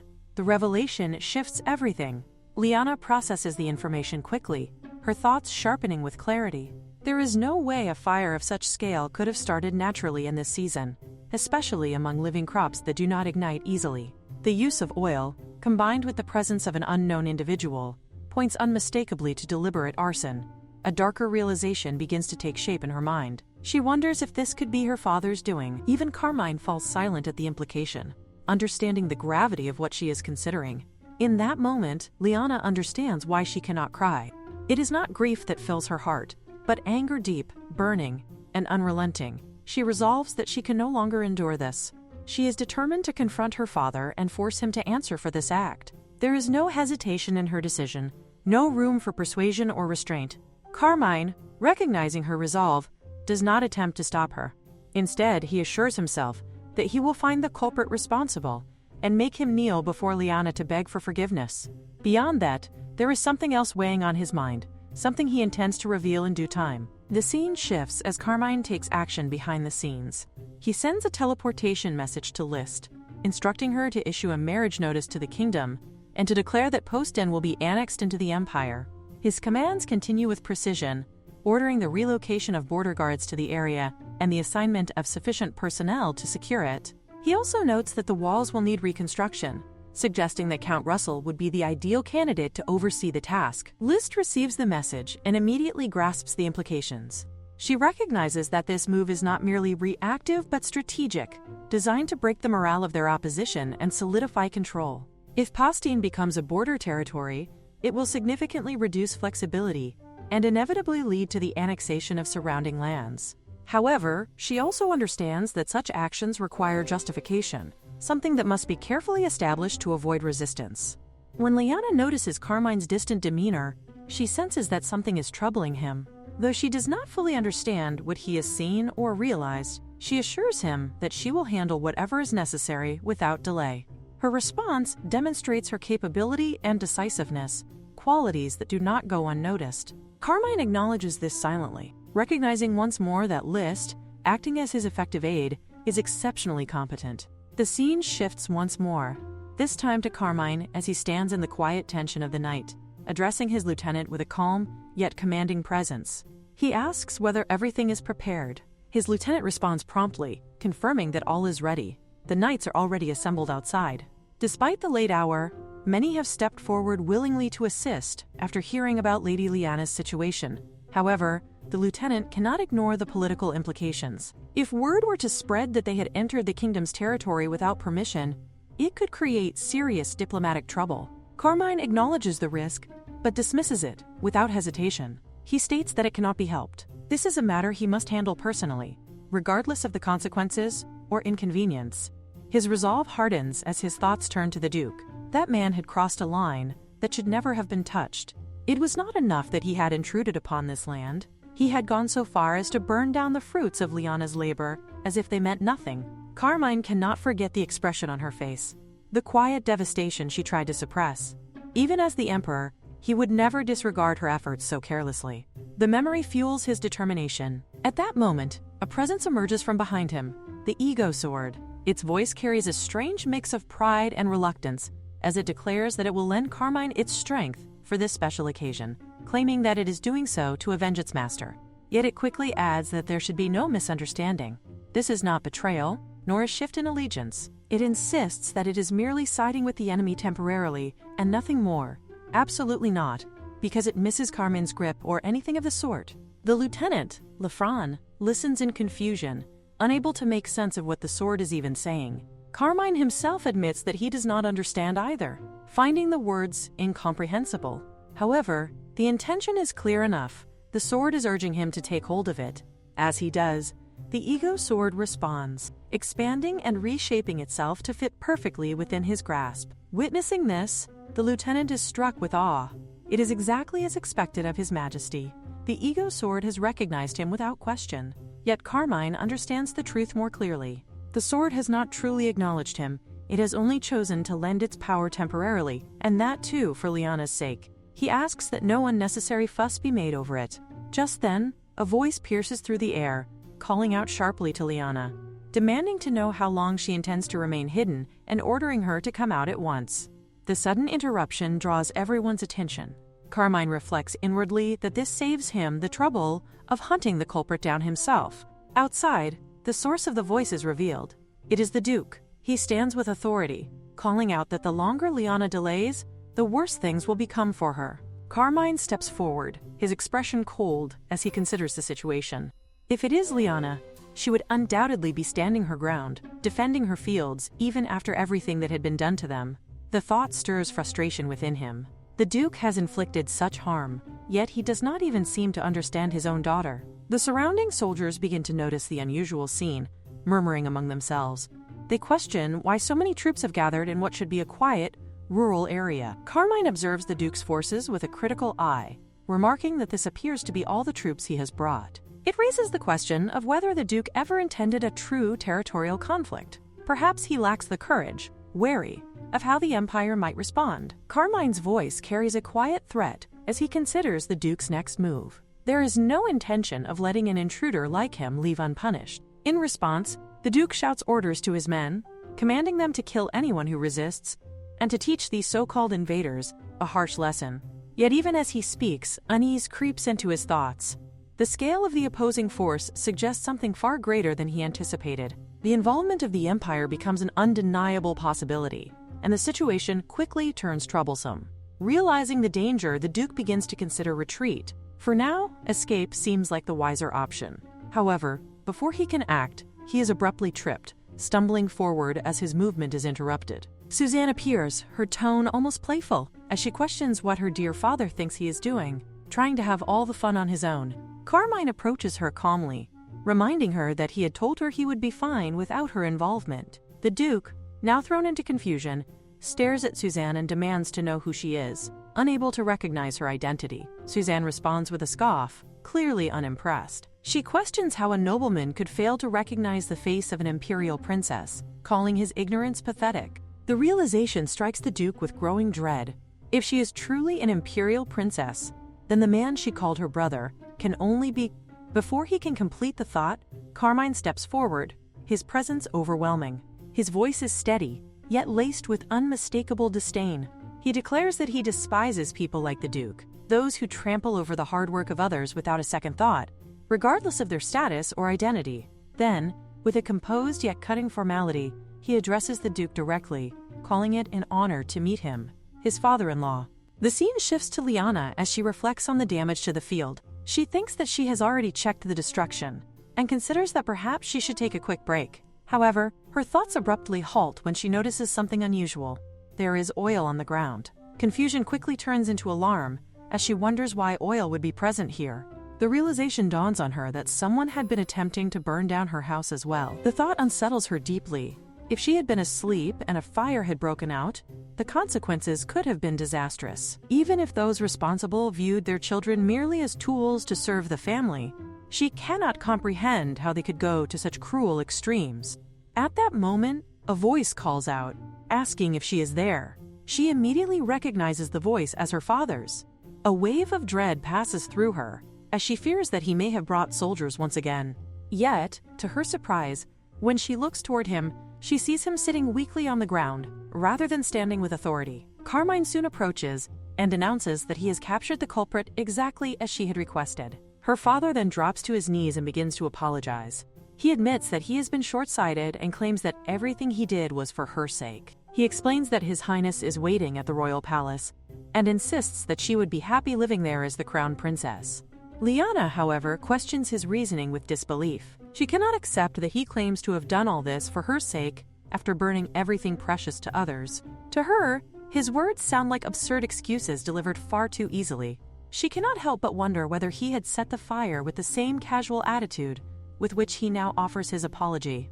Anger surges within her as she realizes that even if she hates him or punishes him, her fields will not return to their former state. Inwardly, she acknowledges that she had believed hearing her father apologize would make her feel better. Yet she now understands that this is not the feeling she had been seeking. Carmine then steps forward and suggests that if she is not satisfied with the apology, he could make it more sincere. He declares that he is willing to do anything if it would make her feel better, and directly asks what she wants him to do.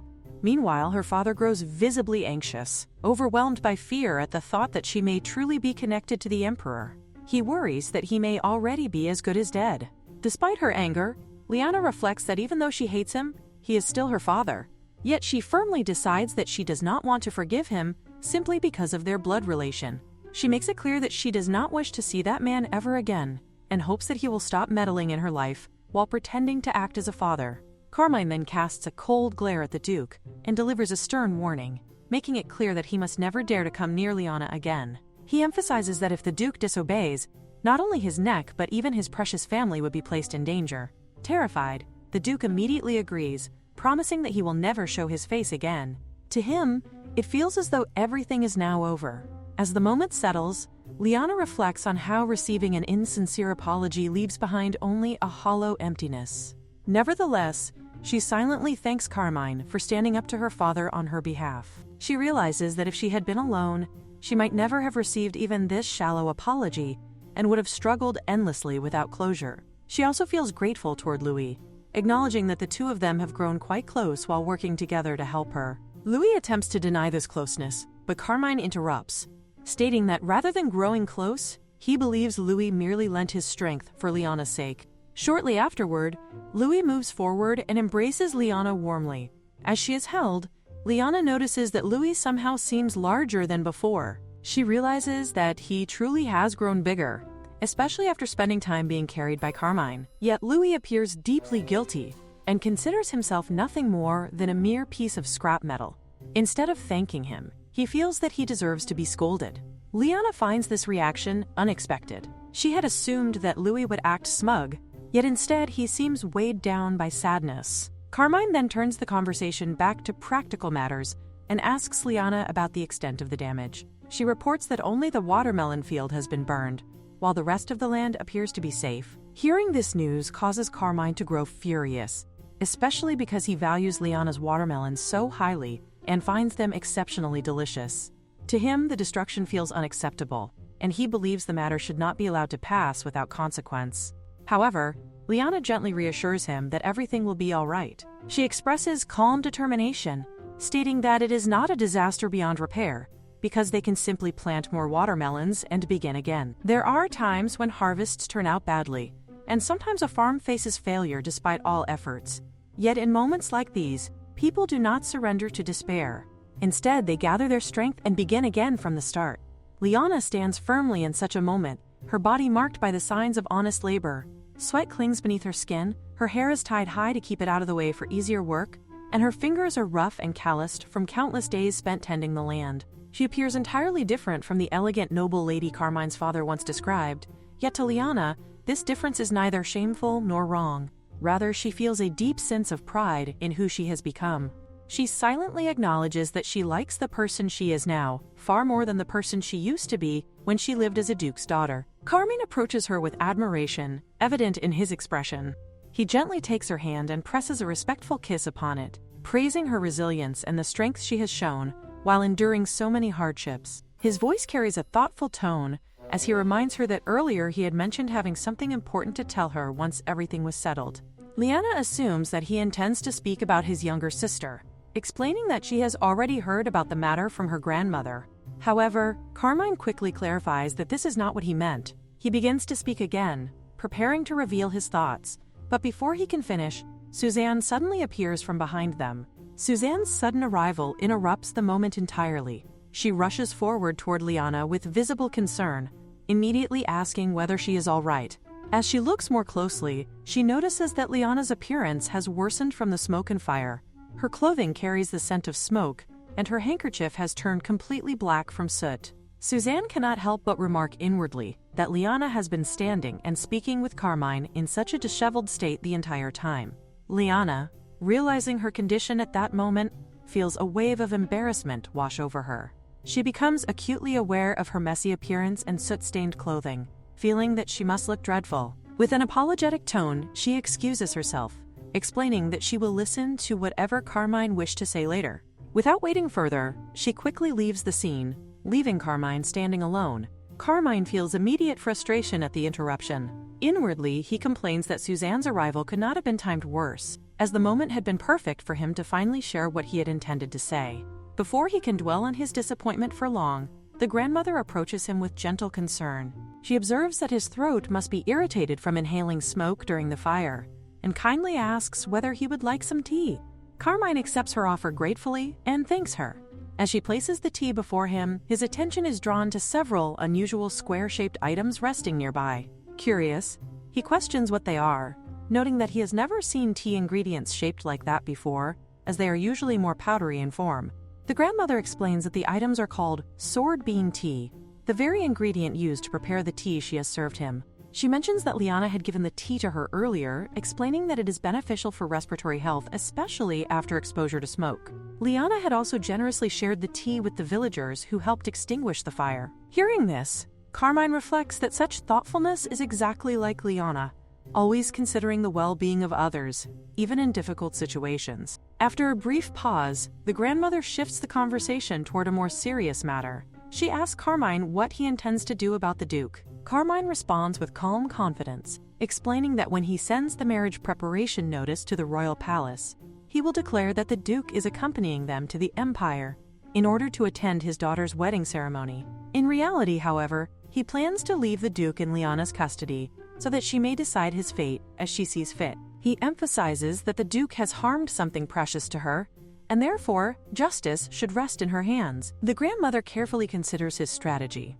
She realizes that by informing the kingdom that the Duke has traveled to the Empire, while actually detaining him locally, they can avoid unnecessary conflict. Initially, she had believed that Carmine would suggest unconditional forgiveness for Liana's sake, yet she finds his solution far more precise and effective than expected. The Duke remains a loyal subject of the kingdom, and even an emperor cannot openly confront him without risking political consequences. The kingdom would never remain passive if their loyal subject were directly harmed. However, by crafting the story that the Duke voluntarily traveled to attend his daughter's wedding and met his future son-in-law along the way, the kingdom would have no reason to suspect wrongdoing or raise objections. Carmine continues elaborating on his plan, mentioning that the Duke could also be put to practical use by working as labor on the construction of the border wall they intend to build. The grandmother listens with approval, remarking that his solution leaves no detail overlooked. She then changes the subject slightly, recalling that she heard the ego sword had acknowledged Carmine the previous night, and that it seemed unusually excited by the encounter. Carmine responds modestly, explaining that he merely borrowed the sword's power briefly because Liana is its true master. However, the grandmother finds this difficult to believe. Even when her incompetent husband had once been considered the sword's master, the ego sword had refused to allow her to touch its blade, let alone acknowledge her authority. The sword's unusual reaction suggests that it may have recognized Carmine as a master as well. From her perspective, everything seems to be progressing exactly as Carmine intends. Yet Carmine shakes his head slightly, stating that matters are not yet finished. This confuses the grandmother, who had believed that with the Duke's situation and the kingdom's involvement resolved, the crisis had effectively ended. A sudden realization strikes her, and she anxiously questions whether he still has not revealed his true identity as the emperor to Liana. Carmine explains that his hesitation is not due to state affairs or political concerns. Instead, it is purely because the matter involves Liana herself. Upon hearing this, the grandmother immediately retracts her earlier praise about the situation being a perfect resolution, realizing that as long as his identity remains hidden from Liana, the situation cannot truly be considered settled. The scene then transitions to a moving carriage. Inside, Liana sits quietly, her posture steady but her expression filled with restrained emotion. As the carriage continues forward, she scoffs softly to herself, thinking that at last she has arrived at her destination. Liana looks around and observes that there is nothing wrong with the plant, realizing that it is simply preparing to bloom. A few days after the fire, a strange stem begins growing from the injured plant, oozing sap as it rises. After studying it carefully for days in order to ease Grandma's worries, she gradually becomes quite knowledgeable about the plant and starts to consider herself something of an expert. She explains that the flowers are extremely rare and are known as century plants, a type that blooms only once in several decades, shooting up a tall flower stalk before dying. Because of this, She believes that this little plant may be trying to show Grandma its flowers one final time. Although she is not completely certain of the exact date, she estimates that the flowers should open in about 3 days. People say that anyone who witnesses such a precious bloom can make a wish, and so she plans that they should all make wishes together when the plant finally blossoms. Grandma reflects on the mention of 3 days, and the thought makes her visibly happier. It feels remarkable to her that a silent, speechless flower can surprise them with such an unexpected gift. Only a few days earlier, it had seemed as though the world was collapsing around them, yet now they are given this joyful moment to look forward to. Carmine expresses his own happiness to Grandma, sharing in her relief and excitement. Grandma then calls out to Liana and asks her to check on the plant every day until the moment it blooms. Liana happily agrees and promises that she will stop by the greenhouse every evening after finishing her morning inspections on the farm. Deep inside, she silently decides that when the plant finally blooms, she will make a wish for both Carmine and herself to live happily together every day. As she glances toward him, she notices that he is already looking back at her, and his steady gaze makes her wonder why he is staring at her in such a thoughtful way. He finds himself thinking about how adorable she looks when she is completely focused on her work, wearing her straw hat and braided pigtails like a young lady devoted to gardening, her hands covered with gloves. He realizes that he truly enjoys seeing her in this simple and hardworking appearance. Meanwhile, Grandma interrupts their moment and reminds them that they should show restraint in front of an elderly woman like her. However, despite her teasing tone, she continues by encouraging them in earnest, saying that this is exactly how things should be and that they ought to hurry and get married within the empire and have children soon. Liana feels embarrassed by the sudden talk about children, while Grandma continues teasing them playfully, asking whether there could possibly be anything wrong with such a future. Liana notices how Carmine becomes flustered whenever the topic of children arises, and she cannot help but find his embarrassed expression surprisingly handsome, even as their dreams and thoughts begin to drift in different directions. At that moment, the butler arrives and informs Grandma that a visitor has come to the castle to see their lord. Grandma expresses her surprise, as she had not been expecting anyone at all, and she asks who the visitor might be.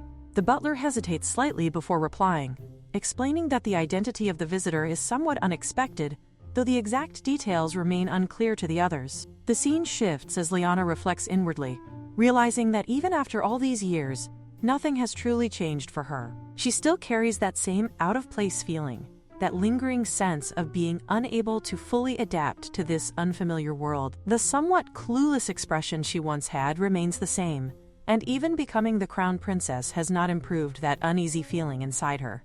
The butler quietly approaches her and whispers that they are preparing to escort them to the reception room, but he gently asks whether she is certain that she truly wishes to go.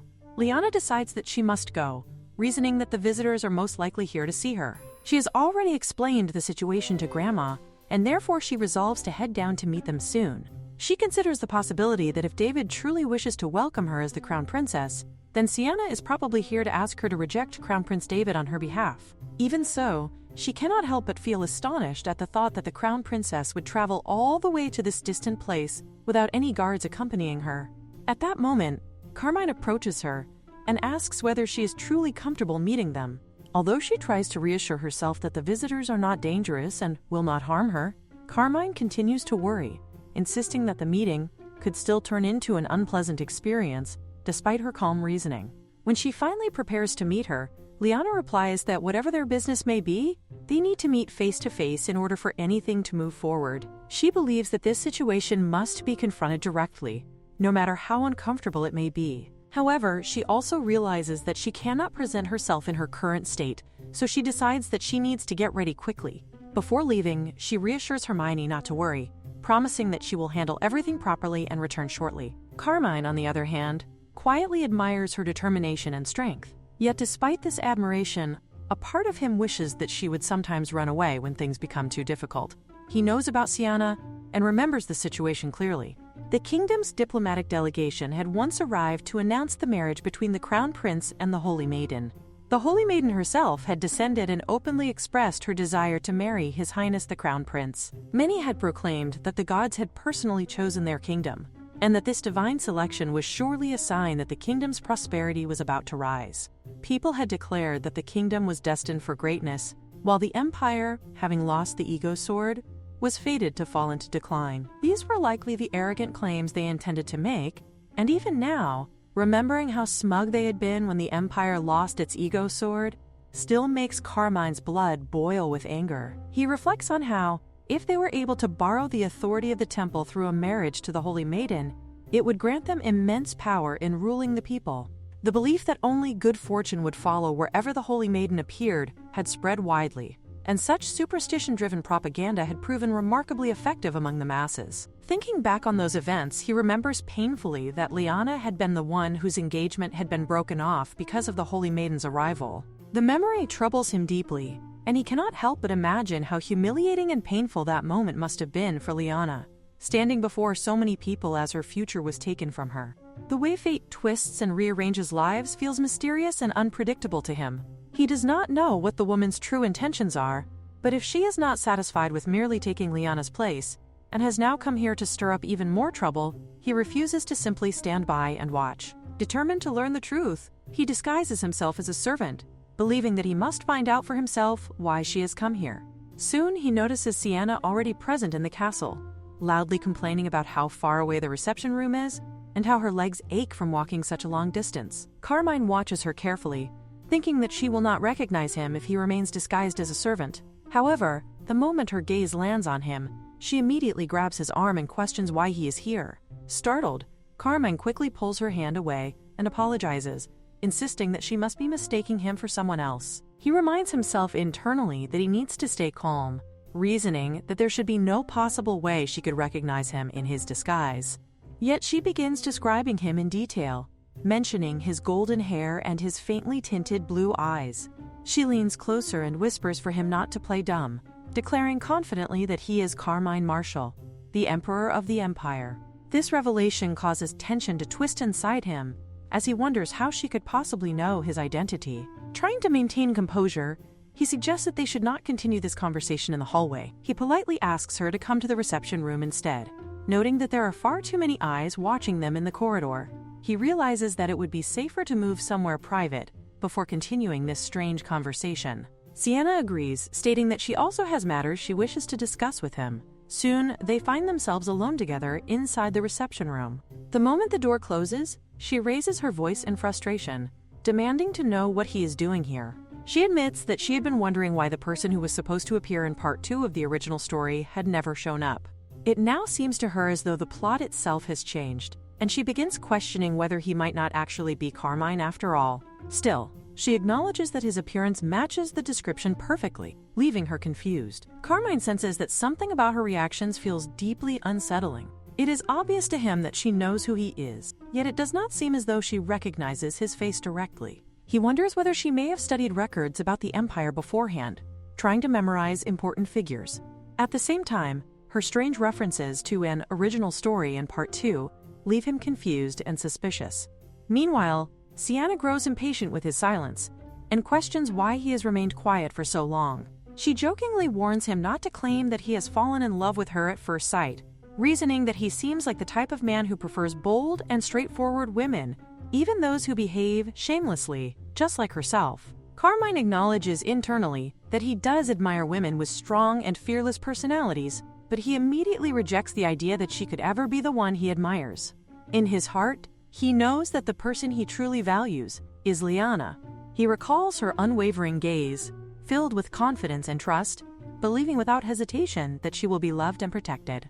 Compared to that warmth, Siana's arrogant attitude, behaving as if she has already figured him out, despite being a complete stranger, feels deeply unpleasant to him. He finds it astonishing that someone could display such disagreeable behavior without even realizing how offensive it appears. Growing irritated, Carmine finally tells her that if she has finished speaking nonsense, she should step back, because her behavior has become unbearable and obnoxious. His sudden coldness causes Siana to hesitate in confusion, wondering why his demeanor has become so frightening all of a sudden. At that exact moment, the tension in the room shifts as Liana arrives. She looks directly at Carmine and questions what he is doing there, then turns her attention toward both of them, silently demanding to know what the two of them are doing together in the same room. Before all that, Liana is getting ready. She stands before the mirror, carefully examining her reflection. As she studies herself, she thinks that her dress looks far too luxurious for meeting that woman. At times like this, she believes it is best to dress like herself rather than appear overly elegant or extravagant. The thought makes her consider her safety as well. Since they do not know what might happen, she decides that taking Louis with her would be wise for self-defense. She turns her attention to Louis and tells him that they should go together. Her words make him question why she specifically wants him to accompany her. In response, she pouts slightly and asks whether he does not want to come with her. She reminds him that he used to beg to come along everywhere with her, yet now he hesitates. He tries to explain that it is not like that, but his hesitation makes her uneasy. She begins to wonder if he is still feeling down, recalling how he had been crying earlier without saying why. She quietly questions whether he is truly all right. Inside her mind, she wonders if there is something serious troubling him that she does not yet know about. Wanting to reassure him, she tells him that she always gains strength thanks to him, and because of that, she wants to become his strength as well. She insists that if anything happens, he must tell her without hiding it. Her sincere words overwhelm him, and he begins to cry. He calls himself a bad person and says that someone like him, who has such a good master, deserves to be thrown into a hot furnace. Despite his harsh self-criticism, she simply smiles gently at him. She reassures him that he is not such a person at all. Then, thinking practically, she mentions that he is too noticeable in his current form. She asks whether he could transform into a dagger instead. Once he becomes a weapon, she will have a proper means of self-defense. With a dagger now in hand, she prepares herself mentally, planning to confront Siana and give her a piece of her mind. However, the situation turns unexpectedly before she even gets the chance. Instead of finding Siana alone, she suddenly notices that both Siana and Carmine are already there. The sight catches her completely off guard, leaving her momentarily stunned. Carmine reacts first. He immediately rushes toward her, attempting to explain himself and urging her not to misunderstand the situation. Meanwhile, Siana calmly states that Liana should come in a little later, explaining that they had a great deal to talk about before being interrupted. The tone of her remark implies annoyance at Liana's sudden appearance. Liana, however, refuses to be silent. She directs her attention to Siana and remarks that even in a situation like this, Siana still places blame on others, proving that she has not changed at all. She mockingly refers to her by the title of Holy Maiden. Hearing that title again makes Siana remark that it has been quite a while since she last heard it. She acknowledges that she is no longer a maiden, and her tone carries a mixture of bitterness and pride. Liana internally reflects that since Siana never received official recognition from the temple, she should not even be called by that title. In her mind, she considers it natural, since Siana never possessed any holy power to begin with. That thought provokes Siana, who sharply questions whether Liana is deliberately trying to start a fight at this moment. Siana accuses her not only of flirting with her husband, but also of daring to pick a fight afterward. She implies that if Liana had any conscience at all, she would apologize first. The accusation confuses Liana, who questions what Siana means by flirting and with whom she supposedly did such a thing. In response, Siana angrily tells her to look at her own actions, pointing out that she had just pinned her fiancé against the wall. This accusation leads Siana to suspect that Liana might be two-timing, entertaining more than one romantic interest at once. Liana immediately refutes the claim, explaining that the entire premise is wrong. She insists that she does not have any lingering feelings for David. However, Siana loudly rejects this explanation, refusing to believe it. She claims that Liana came all the way to the countryside pretending to be pitiful and seductive, intentionally trying to tempt her husband. Siana questions why David would send the Duke to bring Liana back if there were truly nothing between them. Liana, growing increasingly frustrated, shouts back that she has no idea what David is thinking, as his actions are beyond her understanding. At this tense moment, Carmine finally intervenes. He calmly explains that he believes the Crown Princess is misunderstanding the situation. He confirms that Liana did indeed come to the countryside recently, under the Crown Prince's orders. However, he also clarifies that the Crown Prince left shortly after acknowledging his engagement with Liana. Siana listens with skepticism and questions whether it is truly correct that Liana has no interest in David at all.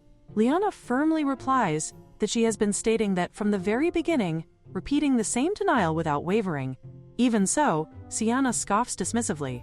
She questions what right Liana has to demand belief or disbelief from her. When the matter of their engagement is mentioned again, Liana becomes puzzled. She cannot understand why Siana continues to show such disbelief, despite hearing the explanation directly. Turning away, Siana declares that she does not believe the claim at all. Nevertheless, she states that she will pretend to accept it for the time being. Without waiting for further discussion, she changes the subject and demands that someone hurry and prepare a room for her. She complains about how tired she is after traveling such a long distance. She further announces that she cannot return to the capital immediately and intends to rest for a day before leaving.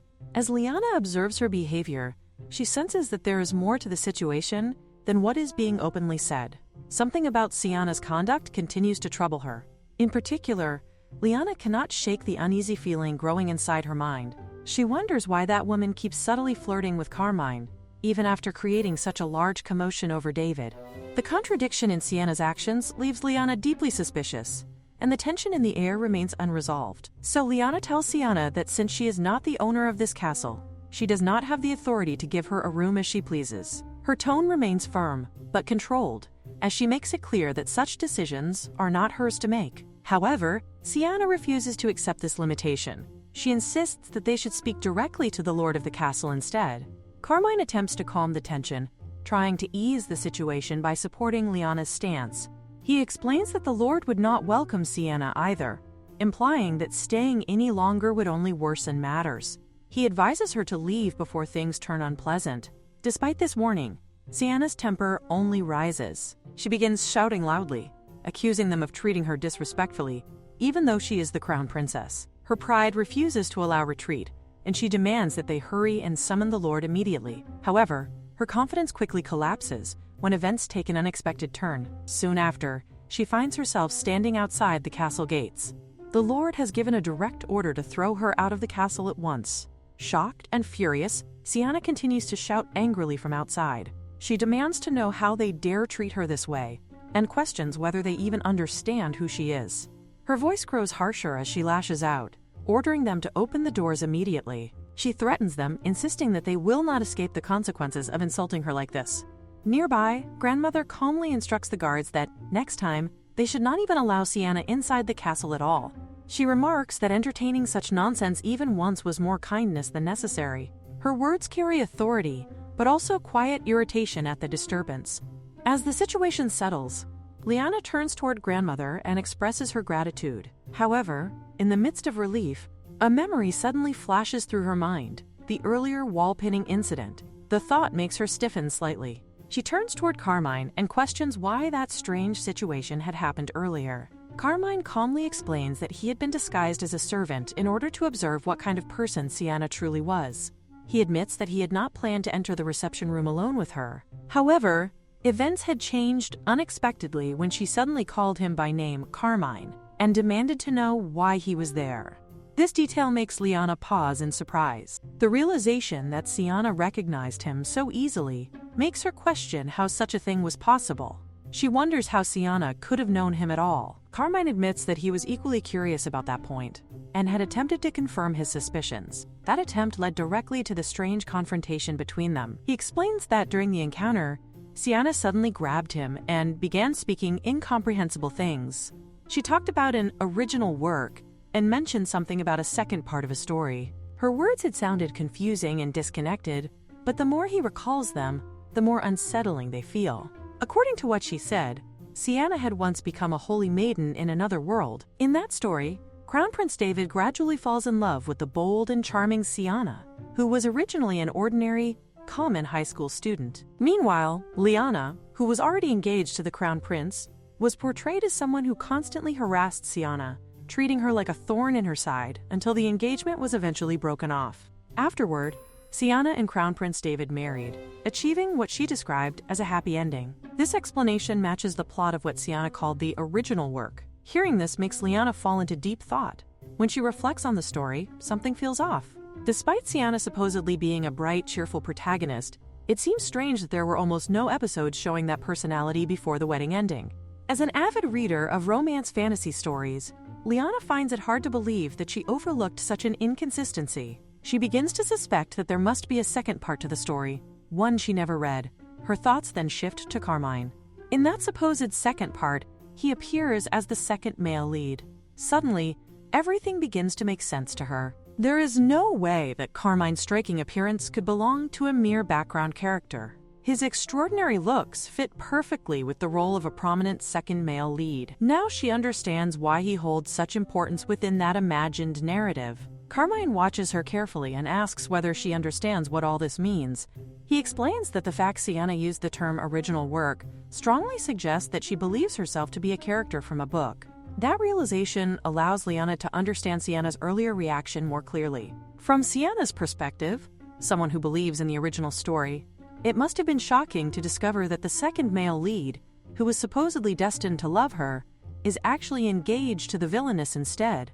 This line of thought makes Liana uneasy. She begins to wonder whether Carmine has already started developing feelings for Siana. The possibility troubles her deeply. If he were to fall for Siana, then all the effort she has made could vanish instantly. It feels unbearable to imagine that everything could disappear simply because of a few lines written in a story. The thought fills her with sadness. Seeing her expression darken, Carmine gently reassures her. He promises that next time, he will not give anyone any opportunity to misunderstand him. He asks her not to make such a sad expression. Liana responds that although she does not doubt his sincerity, she wants him to stay away from Siana from now on, even if he feels something strange when he sees her, and even if curiosity draws his attention, he must never take interest in her. Her words come out firmly, almost like a command born from concern. Carmine reacts with a faint smile, remarking that he feels happy if she is jealous at this moment. His teasing makes her protest immediately. She insists that if the situation had been reversed, if she had pinned another man against the wall in a private room, he would surely not find it amusing. She clarifies that this is not jealousy at all. He then admits that his earlier thinking had been shallow. He apologizes sincerely and promises to be more careful in the future, making sure he does not end up in such shameless situations again. While listening to him, Liana notices that his smile appears flawless and his voice remains gentle. Yet strangely, something about the moment feels cold, leaving her with a faint sense of unease. The scene then shifts to Carmine observing Siana from a distance.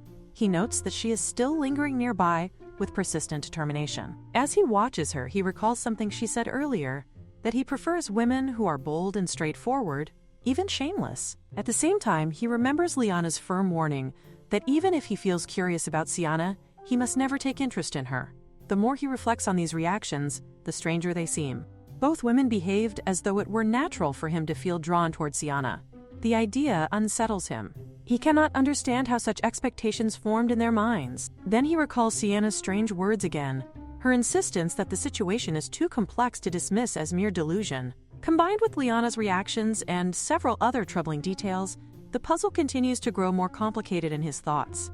In the end, Carmine quietly resolves that he must investigate this matter more carefully. In another world, I became saint. Part 2. Siana spent peaceful and joyful days alongside the crown prince, becomes the owner of the ego sword. A story of love triangle begins to take shape involving Carmine, the cold and strikingly handsome emperor of the empire, whose presence introduces a new tension into her life. A few months ago, Siana begins to question the course of events. She wonders why Carmine has been appearing so infrequently. It has already been 2 years since their marriage, yet the original novel had never clearly specified how events were supposed to unfold during this time. This lack of guidance leaves her uncertain about whether things are progressing as they should. After their marriage, Carmine had come to the kingdom, and she recalls that she was supposed to search for something known as the Wego quote. According to the story, possessing it would ensure that everything would proceed smoothly. However, she is left frustrated, as she has no idea what the ego sword looks like or how to obtain it. The novel, which once served as her guide, now feels incomplete and unhelpful, as though the author had created a plot hole at the worst possible moment. Her frustration grows as Carmine shows no signs, while her situation with David continues to deteriorate. She cannot help but blame the author for crafting such an inconvenient narrative gap. At that moment, a maid gently advises her to calm down, reminding her that the crown prince must be exhausted from managing state affairs in place of the king. Siana reflects on this and acknowledges that, although his words may seem cold, he loves her more than anyone else. However, the maid makes her also realizes that her position has changed. Now that she is the crown princess, she cannot behave as freely as before by barging into his office and demanding things as she once did. The carefree charm that once captivated him can no longer be used so recklessly. Determined to adjust, she resolves to restrain herself moving forward. Rising to her feet, Siana reassures those around her that there is no need for concern. She convinces herself that the Crown Prince is only distant because he currently has no rivals. Once a suitable challenge appears, he will surely recognize his feelings for her again. She clings to the belief that something will work out in her favor, as she is, after all, the protagonist of this story. Later, as she rides in a carriage, her thoughts shift toward confidence. She feels reassured, believing that the advantages granted to a protagonist are unmatched. She recalls how she had arrived in anger over a portrait, only for fate to intervene and lead her to encounter him instead. Although he had coldly dismissed her at present, she is convinced that, according to the original storyline, he must already be haunted by her image. In time, he would inevitably confess that, despite a lifetime spent dominating others, he now desires to be dominated by her. Reflecting on this imagined confession, she finds the line deeply satisfying, admiring the transformation of a man who once regarded her as nothing more than a thief, but would eventually crumble under the weight of love. As night approaches, a maid informs her that it would be best to rest. This suggestion immediately frustrates Siana, as the idea of a crown princess sleeping in a carriage feels like an unacceptable hardship. The maid explains that the recent fire has made it difficult to secure proper accommodations. Supplies are scarce, and for reasons unknown, there is a heightened vigilance against outsiders, making it nearly impossible to stay at an inn. Although Siana questions whether such circumstances are even plausible, she ultimately resigns herself to the situation, though not without complaint. She even finds herself wishing that, at the very least, the carriage could be equipped with something as modern as an air conditioner. In her irritation, the maid reflects on how she had always believed her to be unique, but the current situation seems to test that belief to an extreme degree. She recalls a moment in the past when Siana confidently declared to the maid that she would become the crown princess and that the maid would serve as her chief lady-in-waiting. At the time, she had advised the maid to sever ties with Liana, dismissing her as a lost cause. The maid, initially bewildered by such bold claims, had questioned whether Siana truly understood the prestige of the ducal family. However, when Liana's engagement was eventually broken off, the maid began to believe in Siana's foresight and chose to follow her. Now she reflects that the crown prince must surely be filled with regret. She considers whether it might be wiser to return rather than remain where she is. If Liana were to arrive in the capital and secure her position, the situation could become far more complicated. The thought lingers in her mind, leaving her caught between her confidence as the story's protagonist and the growing uncertainty of a reality that refuses to follow the script she once trusted. This development only causes Siana to grow even more agitated. Her voice rises as her thoughts spiral, and she becomes convinced that David must be punished more severely. Now that a rival has appeared, she believes that everything will finally fall into place. In her mind, David will soon come to realize his love for her and ultimately kneel before her in submission. Meanwhile, the maid watching her cannot help but question whether it is truly wise to continue believing in Siana's words and following her lead. Siana, however, remains completely absorbed in her expectations. She convinces herself that Carmine must have already made his appearance, and that everything is progressing toward her favorite scene. She longs to witness that moment unfold in reality, clinging tightly to the idea that the story will align with her desires. At that very moment, someone approaches and asks her what she is doing there. Siana immediately recognizes him, recalling that she has seen him before. When questioned about how she knows him, she explains that she saw him in her dreams, and claims that, as a saint chosen by divine arrangement, she occasionally glimpses the future. Her statement draws curiosity, and she is asked what kind of future she has seen. She confidently replies that she knew she would meet him. When questioned further about whether she knows his current destination, she answers without hesitation that he is heading toward the royal capital in search of the lost ego sword. This response causes Ankra to pause internally. He realizes that they are indeed searching for the ego sword, yet her statement does not entirely align with what he knows. Something about the situation feels inconsistent. He recalls Carmine's earlier advice, in which he had been told not to directly investigate the woman. Carmine had warned that since she likely knows he is the emperor, she would attempt to act as though she knows him as well. He had been instructed to simply agree with her statements and remain cautious, ensuring that he would not be drawn too deeply into conversation. Reflecting on this, Ankra acknowledges Carmine's wisdom. Just as predicted, the situation is unfolding in exactly that manner. Following this guidance, he begins to play along, expressing belief in her claims and suggesting that she truly knows everything. Siana responds with confidence, stating that she has read so much that she has practically memorized it all. This creates a subtle contradiction in Ancre's mind, as she had previously claimed to have seen these events in a dream, yet now she speaks of reading them. Despite this inconsistency, he continues his questioning and asks when she plans to return to the Empire. Siana answers that everything is only just beginning, making it impossible for her to leave now. She explains that she intends to remain in the kingdom for approximately 3 months, though she would prefer to stay longer.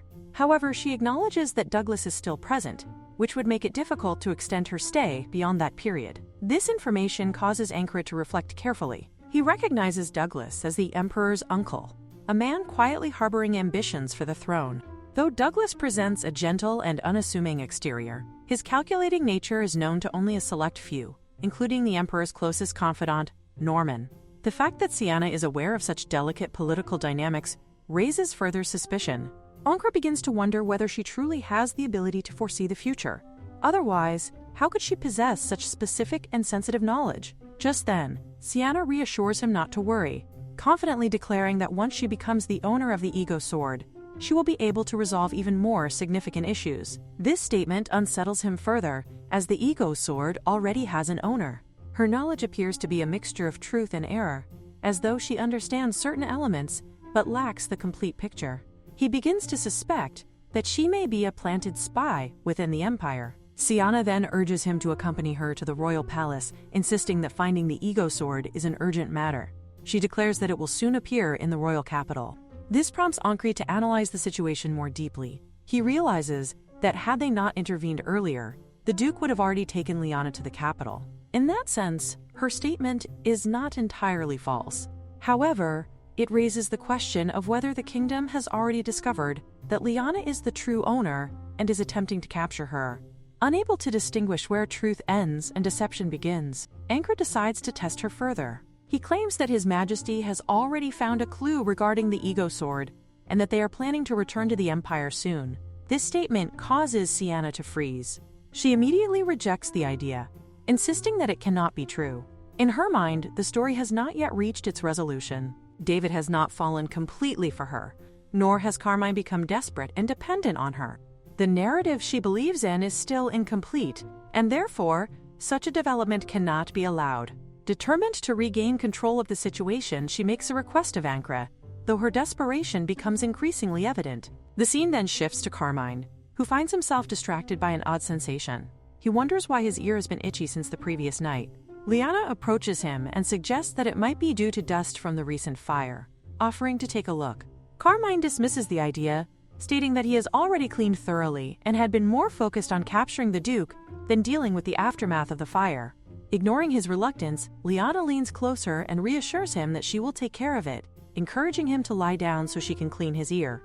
At that exact moment, his grandmother interrupts, boldly commenting on their behavior. She remarks that even at their age, they should be engaging in more intimate gestures, such as kissing, rather than hesitating. Her words leave both of them startled. She then departs, muttering criticism about Carmine, referring to him as someone incapable of speaking properly when it matters. Carmine is left confused by her remarks, questioning what she meant. Despite her complaints, she acknowledges that he is not entirely incapable, but perhaps he has treated marriage too casually, like something insignificant or decorative. Afterward, she mentions that she is going to tend to her plants, and Liana expresses her intention to accompany her. Carmine immediately states that he will join them as well, but his grandmother stops him. She advises him to think carefully about how he intends to properly reveal his identity and propose. Once she leaves, Liana expresses concern about Carmine, but his grandmother quickly changes her tone, suggesting that he may have urgent matters to attend to.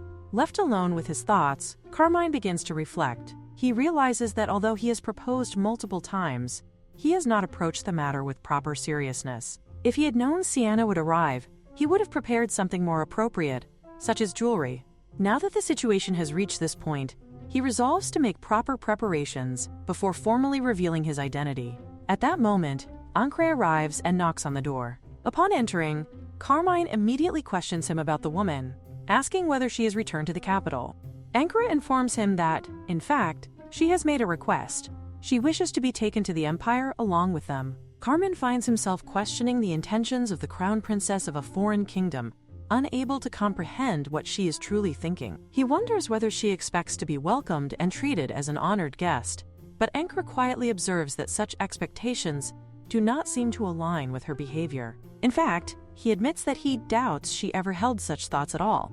The memory of her earlier words lingers, especially the moment when she earnestly pleaded to be taken to the Empire alongside them, a request that left both Carmine and the maid utterly startled. Her determination only intensifies as she boldly concludes that her only remaining option is to directly seduce Carmine within the Empire. She convinces herself that she will make him fall hopelessly in love with her, just as David once did. This unwavering confidence unsettles Salmon, who grows increasingly concerned as he watches her behavior spiral into something far more unpredictable. He informs Carmine that, just as expected, she already possesses knowledge about him. However, there are too many inconsistencies for her claims to be accepted without doubt. While she insists that she has the ability to see the future, several details simply do not align. She declares that she will soon become the owner of the ego sword, despite the fact that it already has a rightful owner. These contradictions create an atmosphere of unease, suggesting that there are still many strange and unresolved aspects surrounding her. In response, he casually fabricates an excuse, stating that they will soon be departing. Yet even this elicits an unusual reaction from her, as she remarks that they cannot possibly leave before the story has properly unfolded. Her words strike him as deeply peculiar. The way she speaks, referring to events as though they are part of a narrative, describing him as if he were a character in a novel, and mentioning an original work, begins to form a pattern in his mind. Everything starts to make sense if her perspective is that of someone observing a story, as though she herself were a reader. Carmine contemplates the possibility that she may have seen the future, not as reality, but as a structured tale. Could it be that she witnessed a version of events in which she replaces Liana and claims the ego sword for herself? However, he cannot fully commit to this theory. Her naive and almost unfiltered behavior toward him suggests another possibility, that she may not even be aware of Liana's current position as the rightful owner. Given the uncertainty, Carmine decides that, for now, it would be best to allow her to act as she pleases. Since she has already declared her intention to follow him regardless of his decisions, she will inevitably remain by his side as long as he stays. Ankara, however, raises a serious concern. He points out that her presence could lead to significant diplomatic complications. As the crown princess, she is not merely an individual but a symbol of her kingdom's prosperity and stability. If news of her actions were to spread, it could trigger political unrest. Carmine listens carefully, but responds with calculated reasoning. He reminds Ankara that the crown princess did not arrive alone. Her maid accompanies her. If it becomes known that the princess chose of her own free will to remain here and insisted on traveling to the Empire, then the responsibility would not fall upon them. In fact, such a situation might even work to their advantage, potentially stirring internal conflict within her kingdom. With this in mind, Carmine concludes that the maid must be sent back to inform the royal palace of the situation. The question then becomes, how to ensure this outcome? Carmine devises a simple yet effective plan.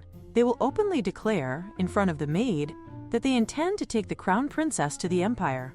As expected, the princess will immediately agree, since it aligns perfectly with her desires. The real uncertainty lies with the maid. Bound by duty, she may have followed her mistress this far, but accompanying her to the Empire is an entirely different matter. Such an act could result in her being labeled a traitor, facing severe consequences, possibly even execution. Faced with such risks, the maid's instinct for survival will likely compel her to act. If she values her life, she will seek a way to return and report everything to the palace. Upon hearing this reasoning, Ankara acknowledges the brilliance of Carmine's strategy, recognizing it as a carefully calculated move worthy of admiration. The plan now only requires someone to play the necessary role in executing it. Carmine turns his gaze toward Ankara, silently indicating his choice, leaving him momentarily taken aback as he begins to realize what is being asked of him. The scene then shifts, revealing Liana in conversation with her grandmother. With quiet sincerity, she reflects on Carmine's natural charm, admitting that it is precisely this quality that led her to fall for him. Grandmother tells Liana that she cannot continue coddling him, reminding her that her husband is a grown man, not a child. Liana reflects on Carmine's expression from that moment, recalling how it carried a deep sincerity, as though he could not endure keeping his feelings unspoken. It is a memory she treasures, one that feels far more meaningful than jewels or any decorative bookcase. Grandmother then admits that she may not be the best person to give such advice, as her own marriage ended in divorce, caused by her inability to properly maintain distance when it mattered. This confession leads Liana to feel that such self-criticism is too harsh. Although she does not know every detail, she believes that her grandmother must have done her best for her husband. In Liana's eyes, the grandmother she knows has always been fair and kind. However, grandmother dismisses this defense, stating that there is no need to justify her past. She calmly explains that her first mistake was failing to recognize that her husband was a shallow person who changed easily, while her second mistake was not being firm enough to correct his flaws. She reflects that this, perhaps, is what it means to be in a relationship. Even flaws can appear lovable, and that is why couples struggle to sever ties, even when they argue and hurl harsh words at each other. Liana considers this perspective carefully, yet she cannot help but question whether it is truly a wife's responsibility to fix the flaws of a fully grown adult. The thought makes her wonder if her own understanding of relationships is still too immature. Sensing the shift in conversation, grandmother asks about Liana's plant and how it is progressing. Liana responds that it is growing remarkably well, so much so that it may soon reach the ceiling of the greenhouse. This prompts grandmother to jokingly suggest breaking through the roof if necessary, though Liana quickly pleads with her not to do such a thing. Grandmother smiles gently, admitting that her desire to see the plant grow so large is merely a selfish wish. She reveals that this plant was the only thing she took with her when she divorced. Hearing this, Liana begins to wonder if her grandmother has always thought of her husband whenever she looks at it. She recalls the moment when her grandmother's expression darkened at the mention of the greenhouse, realizing that there are emotions she may never fully understand. Even so, she can clearly see that her grandmother truly loved her husband, and perhaps still does. Although her grandmother refers to herself as foolish, Liana finds her deeply admirable. She begins to question whether she herself could ever love someone with such depth and endurance. After a moment of reflection, she resolves that she will love deeply and for a long time, and that she wants to convey those feelings directly to Carmine when the time comes, though only after she has completed what needs to be done first. Her thoughts shift quickly, and she becomes filled with energy, excitedly suggesting that they should begin their work, reasoning that if someone does not work, then neither should they eat. Suzanne shares in her enthusiasm, clearly eager to get started. However, Liana notices that Louis remains unusually quiet. The change catches her attention, and she jokingly wonders if even a sword with a personality can experience something like puberty. Louis finally calls out to her, and Liana asks whether he has finished worrying. He responds briefly, claiming that there is nothing to worry about. His curt tone makes it obvious to her that he is indeed going through some kind of internal turmoil. Despite having lived for a long time, experiencing such emotions for the first time must be confusing for him. Liana gently reminds him that she is his master and that he can always talk to her whenever he is struggling. She believes that sometimes simply having someone listen can ease a heavy heart.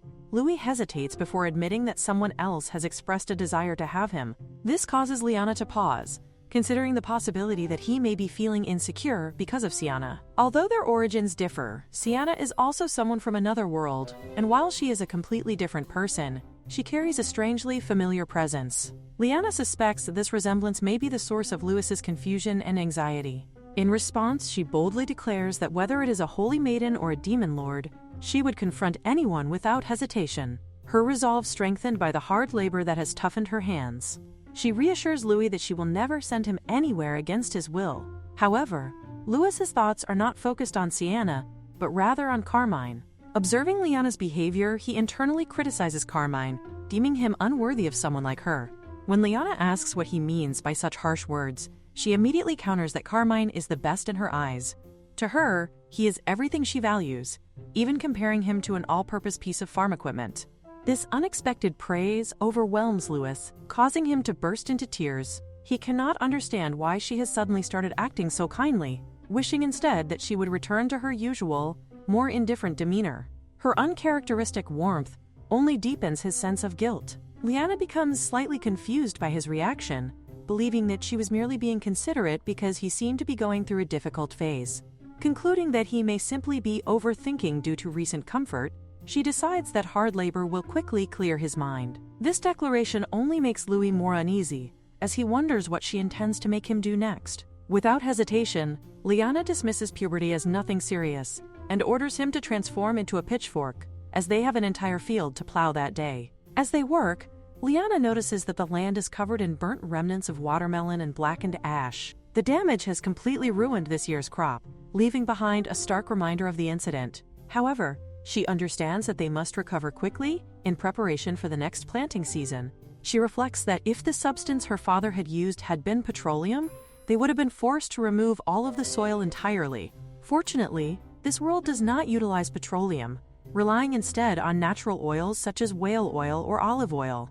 As a result, the impact on the soil is not as severe as it could have been. She acknowledges that both of them have worked hard, allowing them to clear most of the affected area efficiently. With the debris gathered to one side, they have done everything within human capability. The rest, she believes, must be left to the land's natural ability to purify itself. Suzanne approaches Liana, expressing satisfaction with their progress and asking if there is anything else she can assist with, noting that the work has been both enjoyable and a good form of exercise. Liana responds that while the fieldwork is complete, she does have one more request. There is something she wishes to do at her house, and she asks Suzanne if she would be willing to help her with it. The maid desperately urges Siana to turn back, insisting that for heaven's sake she must reconsider. She warns her not to be swayed by the foolish words of that so-called knight, stressing that nothing he says should be trusted. Despite the urgency in her voice, Siana has already resolved her decision. Her mind is firmly set on going to the Empire, and nothing the maid says appears capable of changing it. The maid continues protesting, raising her voice in alarm as she reminds Siana that the kingdom and the Empire are not on good terms. It is not a place she can simply leave for on a whim, especially given her status. The risks are immense, and the consequences could be severe. However, Siana sharply declares that the Emperor himself intends to leave with her. She reveals that early in the morning, Ankre came to see her, which only deepens the maid's confusion. Siana recalls questioning Ankre about his sudden visit at such an early hour. In response, he tells her that if she is truly determined to depart for the Empire, she should come to the castle training grounds before the sun reaches the tree standing above them. He further assures her of his trust and declares that he will personally escort her to the Empire. Hearing this, the maid is completely taken aback. She exclaims in disbelief, struggling to understand what Siana means by claiming that the Emperor intends to run away with her. She cannot comprehend when or how Siana even met the Emperor of the Empire. None of it makes sense to her. Siana, however, dismisses her concerns entirely. She insists that her instincts are guiding her and that going to the Empire will resolve everything. With a commanding tone, she orders the maid to stop questioning her and simply follow along. In her mind, everything is already falling into place. She believes that once she obtains the ego sword, just as in the original story, Carmine will inevitably fall in love with her, allowing the narrative to unfold exactly as it is meant to. As Siana departs, the maid remains behind, utterly bewildered. She cannot make sense of Siana's actions or her reasoning. The thought crosses her mind that if anything goes wrong, Siana could be punished for treason. She cannot understand why Siana would abandon her life of luxury as the crown princess to go to the Empire. In her view, Siana should instead be focusing on winning over Crown Prince David. The situation feels completely irrational to her, and she is left questioning who, among them, is truly out of their mind. The scene then shifts, revealing that Siana leaves behind a letter for David. Upon seeing her handwriting, David feels an immediate sense of irritation, as though it brings him a headache just by looking at it. Meanwhile, the Duke appears to be taking his time, yet he also seems eager to bring Liana back as soon as possible. David assumes that Liana must have been deeply upset when the Duke left, which likely means it will take time to comfort her. David reflects on Siana's behavior, finding it excessive and unreasonable. Compared to his first impression of her, she now seems less like a person and more like something unpredictable and unnatural. He recalls how she once approached him eagerly, expressing her desire to see him, which only adds to his current frustration. At the same time, David considers the Duke's actions. Despite having many daughters, the Duke has chosen to send Liana, the one with red hair, a symbol of blood and misfortune in the kingdom. This decision leads David to suspect that the Duke might be looking down on him. Nevertheless, David reminds himself that he only needs the Duke's power to secure his claim to the throne, and therefore, such details are not worth dwelling on. Soon after, Liana approaches him and expresses her gratitude for being chosen as his companion. She admits that she is genuinely delighted, her words carrying a sense of sincerity that contrasts with the tension surrounding the situation. At the moment she says this, his eyes widen slightly, the corners tinged with a faint shade of pink. A quiet smile forms on his face, soft and almost fleeting, like a single, lingering impression. He does not believe that he has fallen in love, yet that image remains firmly in his mind.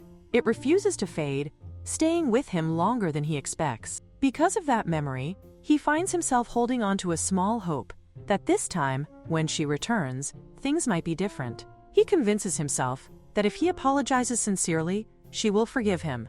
In his thoughts, he assumes that such a pure-hearted woman would never truly abandon him, no matter what has happened between them. Just as he is caught in these thoughts, someone suddenly enters with urgent news. The man informs David that something terrible has occurred. The Empire has sent a territorial change notice, bearing the Emperor's official seal. This immediately confuses David. He questions why there would be a territorial change if they are not even declaring war. The situation does not seem to follow any logical course.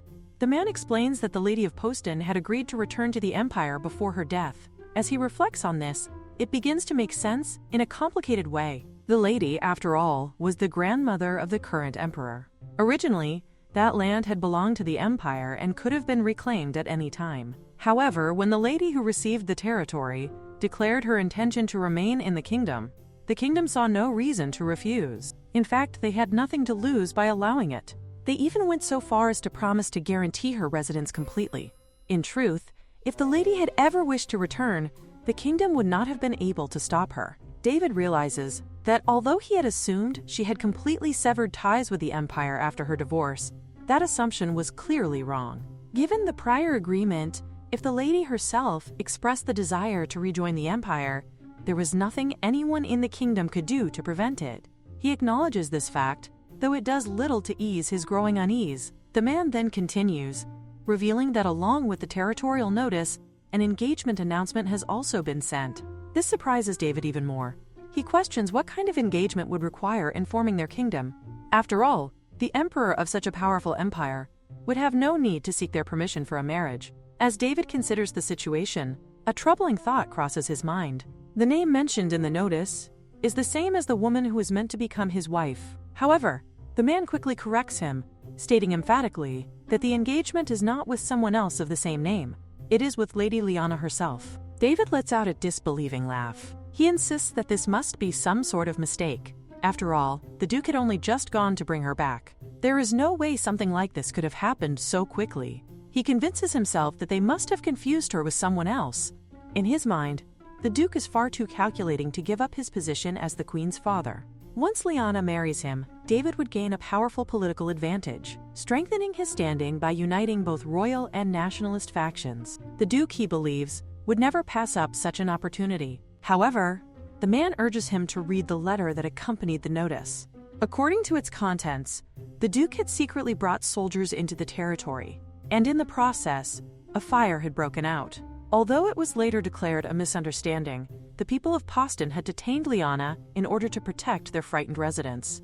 Amid this chaos, the lady of the territory expressed her wish to seek refuge with the Empire. Furthermore, the Duke himself had agreed to the marriage between his daughter Liana and Emperor Carmine Marshall. He had even decided to travel to the Empire to personally bless their union. David processes this in stunned silence before quietly questioning whether this means the Duke has betrayed him. From his perspective, it certainly appears that way. After weighing his options, it seems the Duke has chosen a different side. Anger quickly overtakes him, and he orders his subordinate to mobilize the troops immediately. He declares that they must stop the Emperor from taking what he considers to be his wife. The man hesitates but then explains that Poston has a teleportation route connected directly to the Empire due to its historical ties. Because of this, it is highly likely that Liana has already left for the Empire. This only intensifies David's fury. In his eyes, the Duke is nothing less than a traitor. The idea of Liana marrying the Emperor is something he refuses to accept under any circumstances. The scene then shifts, moving into a calmer setting that feels almost unreal in contrast to the chaos before. It seems as though the recent turmoil had never existed, as if everything has been replaced by an idyllic and peaceful landscape. Observing it brings a sense of quiet calm, yet it also stirs deeper thoughts. Carmine reflects on the meaning behind such a scene. As emperor, he is well aware that the nation's prosperity is built upon the labor of countless people. However, witnessing it up close gives him a completely different perspective. Until now, he realizes he had not fully understood or appreciated the true value of their efforts. The vastness of the empire can make one overlook the importance of these small, peaceful lives, gradually wearing people down and causing them to forget what truly matters. At that moment, someone approaches him and asks if he is looking for Liana. Carmine explains that he is actually searching for his sister and asks if the person has seen a cheerful young woman with short blonde hair and freckles.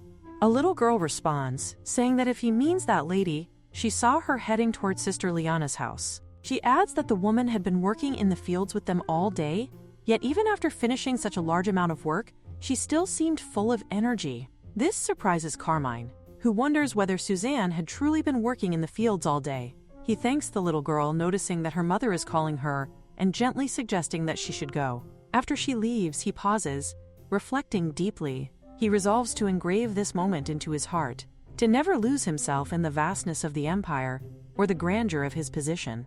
He reminds himself that as the one who leads the nation, he must never forget the value of each small, precious life if he truly wishes to protect their happiness. With that thought, he approaches a house and knocks on the door, asking if Liana is inside. The moment shifts abruptly. As the two inside freeze upon hearing his voice, Liana quickly calls out for him to wait and not enter. After a brief moment, she opens the door and allows him to come in. Carmine steps inside and casually asks what she had been doing. However, his words trail off as his eyes widen in surprise. Standing before him, Liana holds a bouquet of flowers. With quiet determination, she steps forward and proposes to him. She asks him to marry her, promising that she will support him. She invites him to share a home with her, expressing her wish that they spend a long, long time loving each other. She explains that since the Marshall residence will most likely become her home after their marriage, she has already taken the initiative to decorate it together with his sister. Susan, observing this, feels a mix of disbelief and urgency, silently urging him to come to his senses and accept the reality, even as she mutters under her breath that he will not actually be starting his newlywed life in this place. However, Carmine steps forward, takes the flowers into his hands, and expresses genuine affection for what he calls their newlywed home, declaring that he will now be relying on Liana from this point onward. This declaration shocks Susan, who reacts strongly, unable to comprehend whether he is being serious or not. Meanwhile, Carmine continues to immerse himself in the idea, vividly imagining how wonderful it would be. Their dining table placed close enough for their knees to brush, and a bed just large enough to feel full when they lie down together. At the same time, Liana, still focused on her goal, urges him in her thoughts to simply sign the document, as she has even gone so far as to prepare a formal marriage contract in advance. Carmine, on the other hand, feels touched, thinking that he never expected to receive a proposal from Liana, and he interprets her preparation of the contract as an endearing and sincere effort. This strengthens his resolve, making him think that he should quickly resolve the border issues. Meanwhile, Liana misreads his silence, assuming that he has been left speechless out of admiration for her bold initiative. In contrast, Louis views the situation from a more rational perspective, concluding that Carmine is speechless because the entire situation is absurd. From his point of view, it is only natural.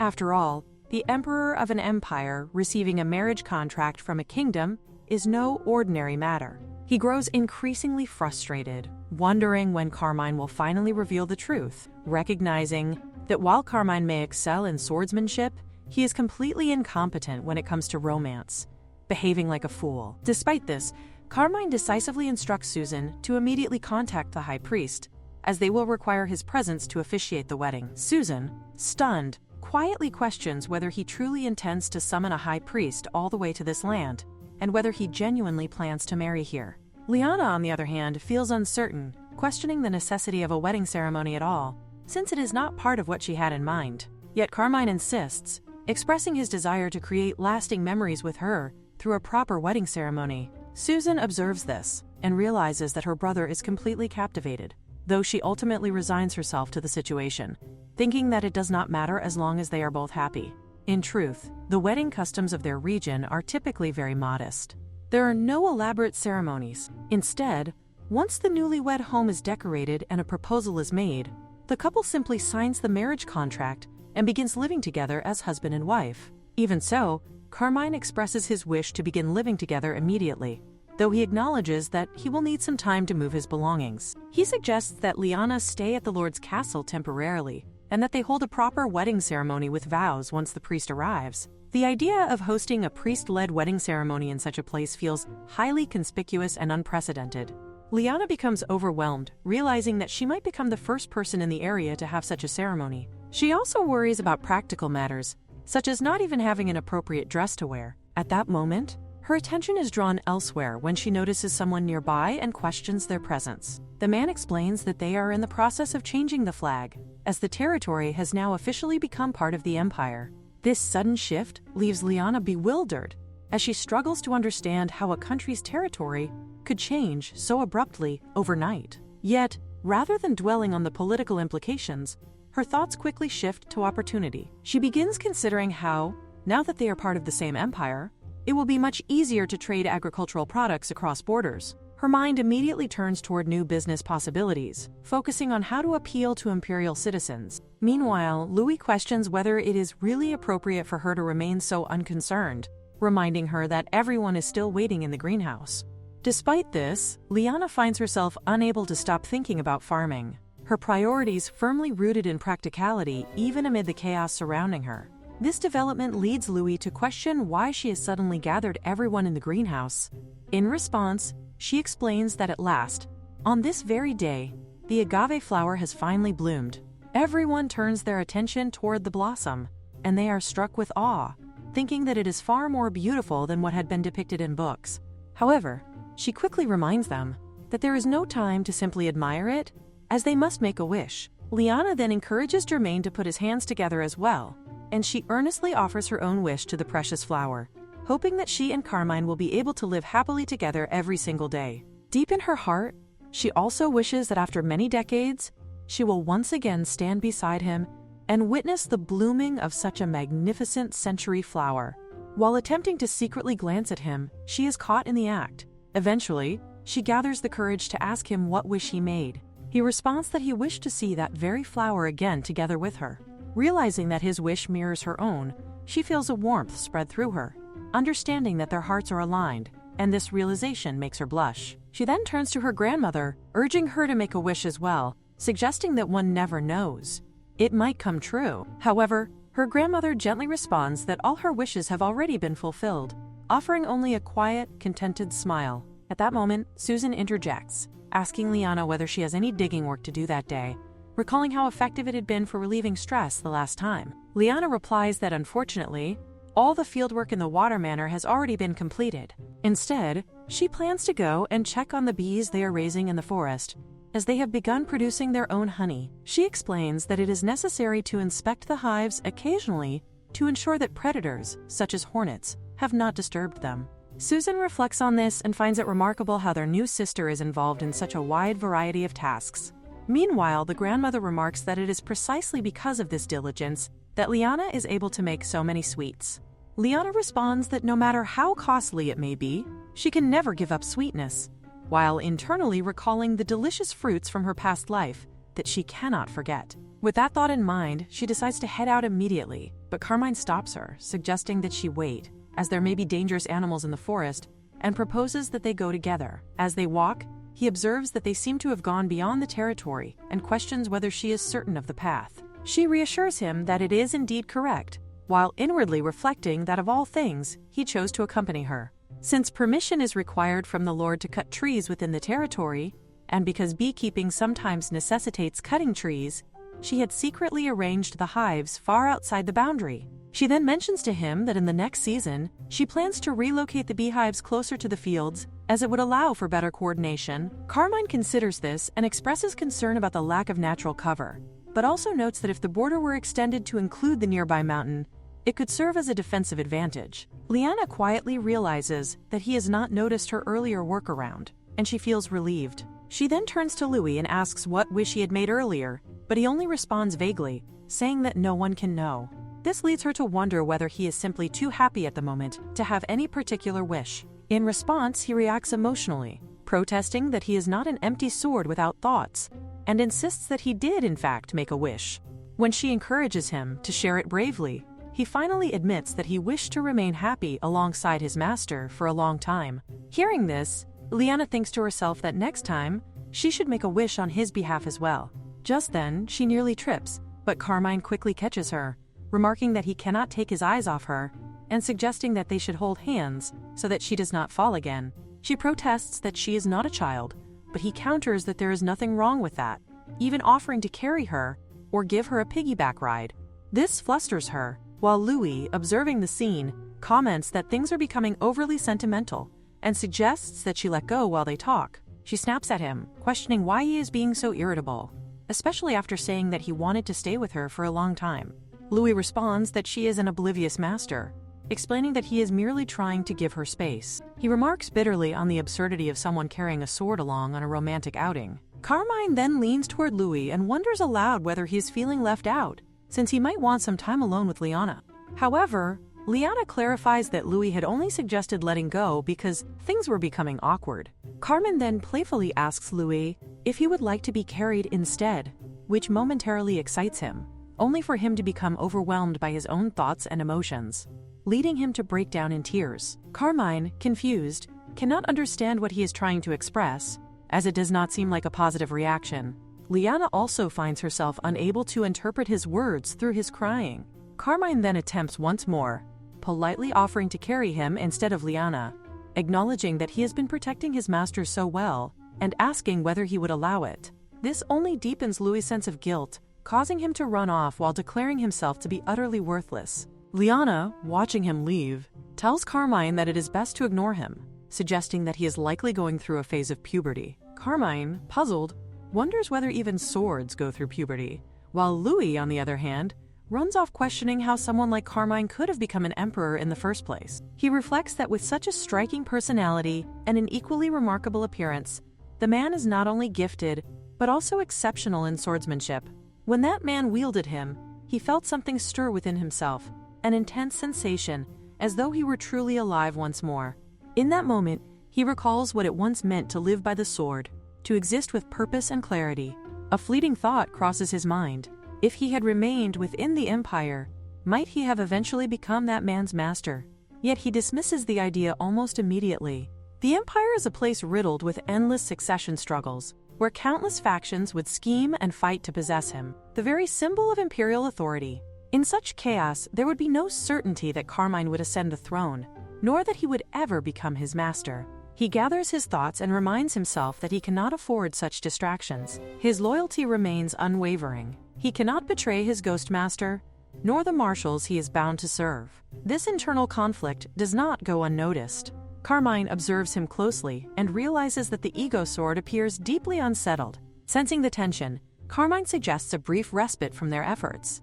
He decides to scout the surrounding area, leaving Liana behind so she can spend some time speaking with the others. Liana, appreciating his thoughtfulness, turns her attention to Louis and Christian. She notices something amiss and wonders about Louis's state. From what she understands, he is merely withdrawn into himself, but to her, it feels like something deeper. She concludes that it resembles the familiar turmoil of adolescence, a kind of inner storm that often demands comfort and understanding. Drawing from her own experiences, she gently reflects that it is difficult when there is a gap between the person one aspires to be and the person one currently is. She believes, however, that such struggles are temporary and that he will eventually overcome them. Her words provoke a strong reaction. He bristles at the implication, feeling as though he has been misunderstood. In his mind, he is far from uncertain or lost. He sees himself as the cleanest and most refined sword in existence. This contradiction puzzles Liana. Moments earlier, he seemed burdened by self-doubt, yet now he speaks with unwavering confidence. He begins to explain his perspective, reflecting on the nature of swords themselves. True greatness, he believes, is not something that comes easily or naturally. A sword is forged through relentless effort, shaped by repeated strikes of the hammer, hundreds of thousands of times, until it achieves its final form. In contrast, a blade that is merely cast and left to cool without such discipline lacks resilience and is prone to breaking. Liana listens carefully, recognizing the weight behind his words. She realizes that such a process must have required immense endurance and hardship, and she acknowledges the effort it must have taken to become what he is. He affirms this truth, yet his thoughts turn bitter, as he recalls what followed. After enduring so much to become exceptional, he found himself reduced to nothing more than a ceremonial object, hanging lifelessly on a wall. In that state, he chose silence. He refused to speak to a master who failed to recognize his true worth. The frustration of that existence weighed heavily on him, eroding his respect for the one he was meant to serve. Watching over the marshals during that time only deepened his resentment. As Liana processes this revelation, she is struck by a startling realization. Despite everything, they had all interacted with him without fully understanding him, unaware that he possessed a will and consciousness of his own. Meanwhile, he continues his account, explaining how his dissatisfaction ultimately led him to seek out someone new, a master who would truly see and value him. Disguised in a worn and unremarkable form, he wandered the world in search of purpose. It is during this journey that he eventually encounters someone who changes the course of his existence. Liana reflects on all of this with a sense of quiet astonishment. When she first found him, she had simply been pleased at the discovery of what she believed to be a demon. She had not realized that beneath that exterior lay a being engaged in profound introspection, grappling with questions of identity, purpose, and worth. She begins to realize, with growing certainty, that she is truly recognizing his worth in the way he has always desired. The thought lingers in her mind, quiet yet profound.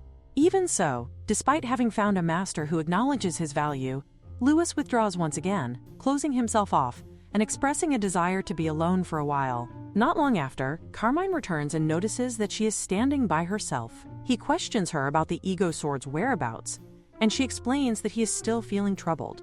This prompts Carmine to reflect on his recent behavior. He finds it unusual, especially considering how he has been acting ever since they went to rescue Juliana. As she thinks about it, she realizes he has a point.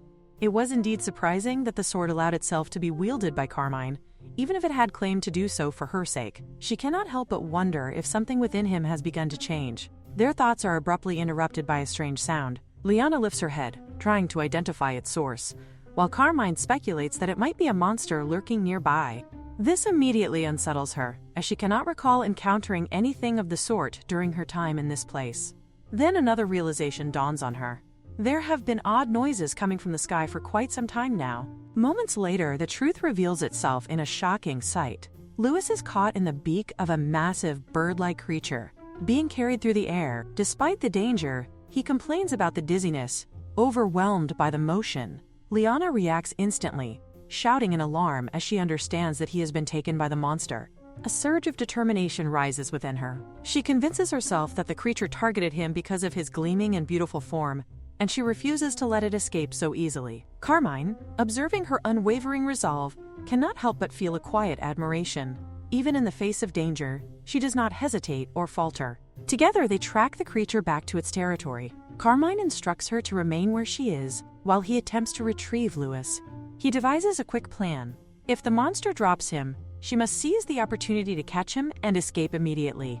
Liana protests, worried about the risks he is taking, but he moves forward without hesitation. Confronting the creature directly, Carmine calls out to it, drawing its attention and declaring himself as its opponent. He charges forward and strikes, forcing the monster into a reaction. Under the pressure of his attack, the creature releases its grip, and Louis begins to fall. Liana recognizes the moment as their only chance. Carmine manages to intercept him midair and throws him toward her. She catches him just in time and anxiously asks if he is all right. He reassures her that he is unharmed, but their relief is short-lived. The monster, still very much a threat, prepares to strike again, this time targeting Carmine. Panic grips Liana, and she cries out in fear. Determined not to lose him, she urges Louis to help save Carmine, asking him to take control of her body, as he had done once before. However, he immediately refuses, explaining that the situation is entirely different. This opponent is far more dangerous, a creature that even ordinary swords cannot cut. Attempting such a maneuver with her untrained body would put her life at serious risk. Despite his warning, she refuses to accept inaction. She cannot stand by and watch Carmine fall. Apologizing suddenly, she takes him by surprise. Before he can react, she throws him with all her strength toward Carmine. In that instant, Carmine is struggling to recover, his weapon already broken, unsure of how he will survive the encounter. Then, just as the situation seems dire, Louis arrives within his reach. Still disoriented, Louis finds himself questioning how many times he has been thrown in a single day. Meanwhile, Liana calls out to him, urging him to cooperate with Carmine from this moment onward. She firmly believes that Carmine is capable of drawing out his true potential. Carmine grasps the sword and reflects on her words, asking if he will lend him his strength once again. At that moment, something shifts within Louis. He feels a surge of excitement, realizing that this situation surpasses anything he had imagined. The idea of serving two masters at once fascinates him, filling him with energy and anticipation. Carmine, momentarily flustered by this unexpected reaction, tries to regain focus. Louis quickly reminds him that their priority should be the monster before them. Carmine agrees and steadies himself. With renewed determination, he wields the ego sword and strikes. This time, their combined strength proves overwhelming. In a single decisive motion, the monster is defeated. With the danger gone, Liana rushes toward them from behind, filled with amazement. She marvels at how such an enormous creature was brought down in a single strike. To her, it seemed as though the two of them had become one, a single, perfect sword in harmony. Louis calls out to her, but she speaks first. Expressing her realization, she tells him that he has finally found someone who truly understands and values him as a sword. She admits that she never fully understood what had been troubling him before, but seeing him shine so brilliantly in Carmine's hands has made everything clear. Gently, she encourages him to be honest about his feelings, assuring him that it is all right to speak openly. After a brief pause, Louis finally reveals the truth that has been building within him all along. He admits that what he truly desires is to become this person's sword. Liana shouts at Louis, insisting that he should have made everything clear from the very beginning. In her view, such honesty would have spared them from struggling pointlessly over the past few days. Her frustration is raw and unfiltered, but Louis responds with equal intensity, crying out that it was never something he could state so easily. To him, this situation is far from ordinary. It involves the grave matter of serving two masters, a conflict that cannot be explained or resolved without consequence. Liana acknowledges the truth in part, admitting that Carmine is a swordsman operating on a level far beyond her own. As an exceptional sword, it is only natural that he would seek a master worthy of wielding him. She reasons that if there exists someone capable of fully bringing out his potential, and if Carmine desires to belong to such a person, then she is willing to let him go. To her, it would be a terrible waste for his brilliance to fade away unused, trapped in circumstances that limit his greatness. However, Louis refuses to accept this so easily. Overcome with emotion, he declares that his master surpasses any human he has ever observed. His loyalty is unwavering, and he proclaims that he will protect her until his very last breath. His words carry both devotion and defiance, making it clear that his allegiance is not something that can be dismissed or replaced. At this moment, Carmine steps forward and addresses Louis directly. He questions whether the earlier exchange can be taken as Louis acknowledging him as his master. Yet Louis does not yield so quickly. He admits that his decision is not yet final, as it depends entirely on the answer to a crucial question he is about to pose. He reminds Carmine that his original goal was simply to obtain him, a goal he has already achieved. From that perspective, there should be no further need for Liana. With this in mind, he asks what truly holds greater value, his goal, or Liana herself. The question strikes deeply, causing Liana to erupt in anger. She demands to know why Louis would ask something so cruel and unnecessary. To her, the comparison itself feels meaningless, yet Louis remains firm, insisting that the matter is of great importance and cannot be ignored. Gradually, Liana falls silent. Her thoughts begin to spiral inward as she reflects on feelings she has long tried to suppress. It is not as though such doubts have never crossed her mind before, but ever since her bond with Carmine began to grow, she has deliberately avoided confronting them. The truth is something she fears, knowing it would wound her far more deeply than the pain she once felt when David abandoned her. She worries that, in the end, everything Carmine has done for her might simply be because of the ego sword, and that he may have harbored such intentions from the very start. The mere possibility of hearing such words from him is unbearable. Overcome with emotion, she begins to cry. Through her tears, she protests that life should not demand such harsh exchanges, that one should not always be forced to lose something in order to gain something else. She cannot understand why she must be pushed into choosing between two things that both hold meaning to her. Louis, witnessing her distress, starts to feel a sense of guilt. He attempts to explain that his intention was never to hurt her, but before he can continue, Carmine speaks. His voice is calm yet resolute, As he delivers his answer, he declares that he will always respect Liana and place her above all else. What began as a journey to reclaim the ego sword has transformed into something far more personal. Now it is a journey that led him to her. Without Liana, he admits, his very soul would feel hollow and meaningless. His words carry a sincerity that leaves no room for doubt. Having said this, he turns back to Louis and asks whether such an answer is sufficient. Carmine turns toward Liana and questions her gently, reminding her that he had already promised to do anything for her and to never abandon her. He cannot understand why she is still crying, despite those words. His tone carries both reassurance and confusion, as if her tears are something he wishes to erase immediately. Instead of answering him directly, Liana turns sharply toward Louis and begins scolding him. She complains that someone simply had to ask such a distasteful and unnecessary question, clearly blaming him for stirring up emotions that were better left untouched. Her irritation is evident, though it is mixed with lingering embarrassment. Louis, however, does not retreat. Composing himself, he formally introduces who he is, declaring his full name to be Louis Garbon Bontuaire III.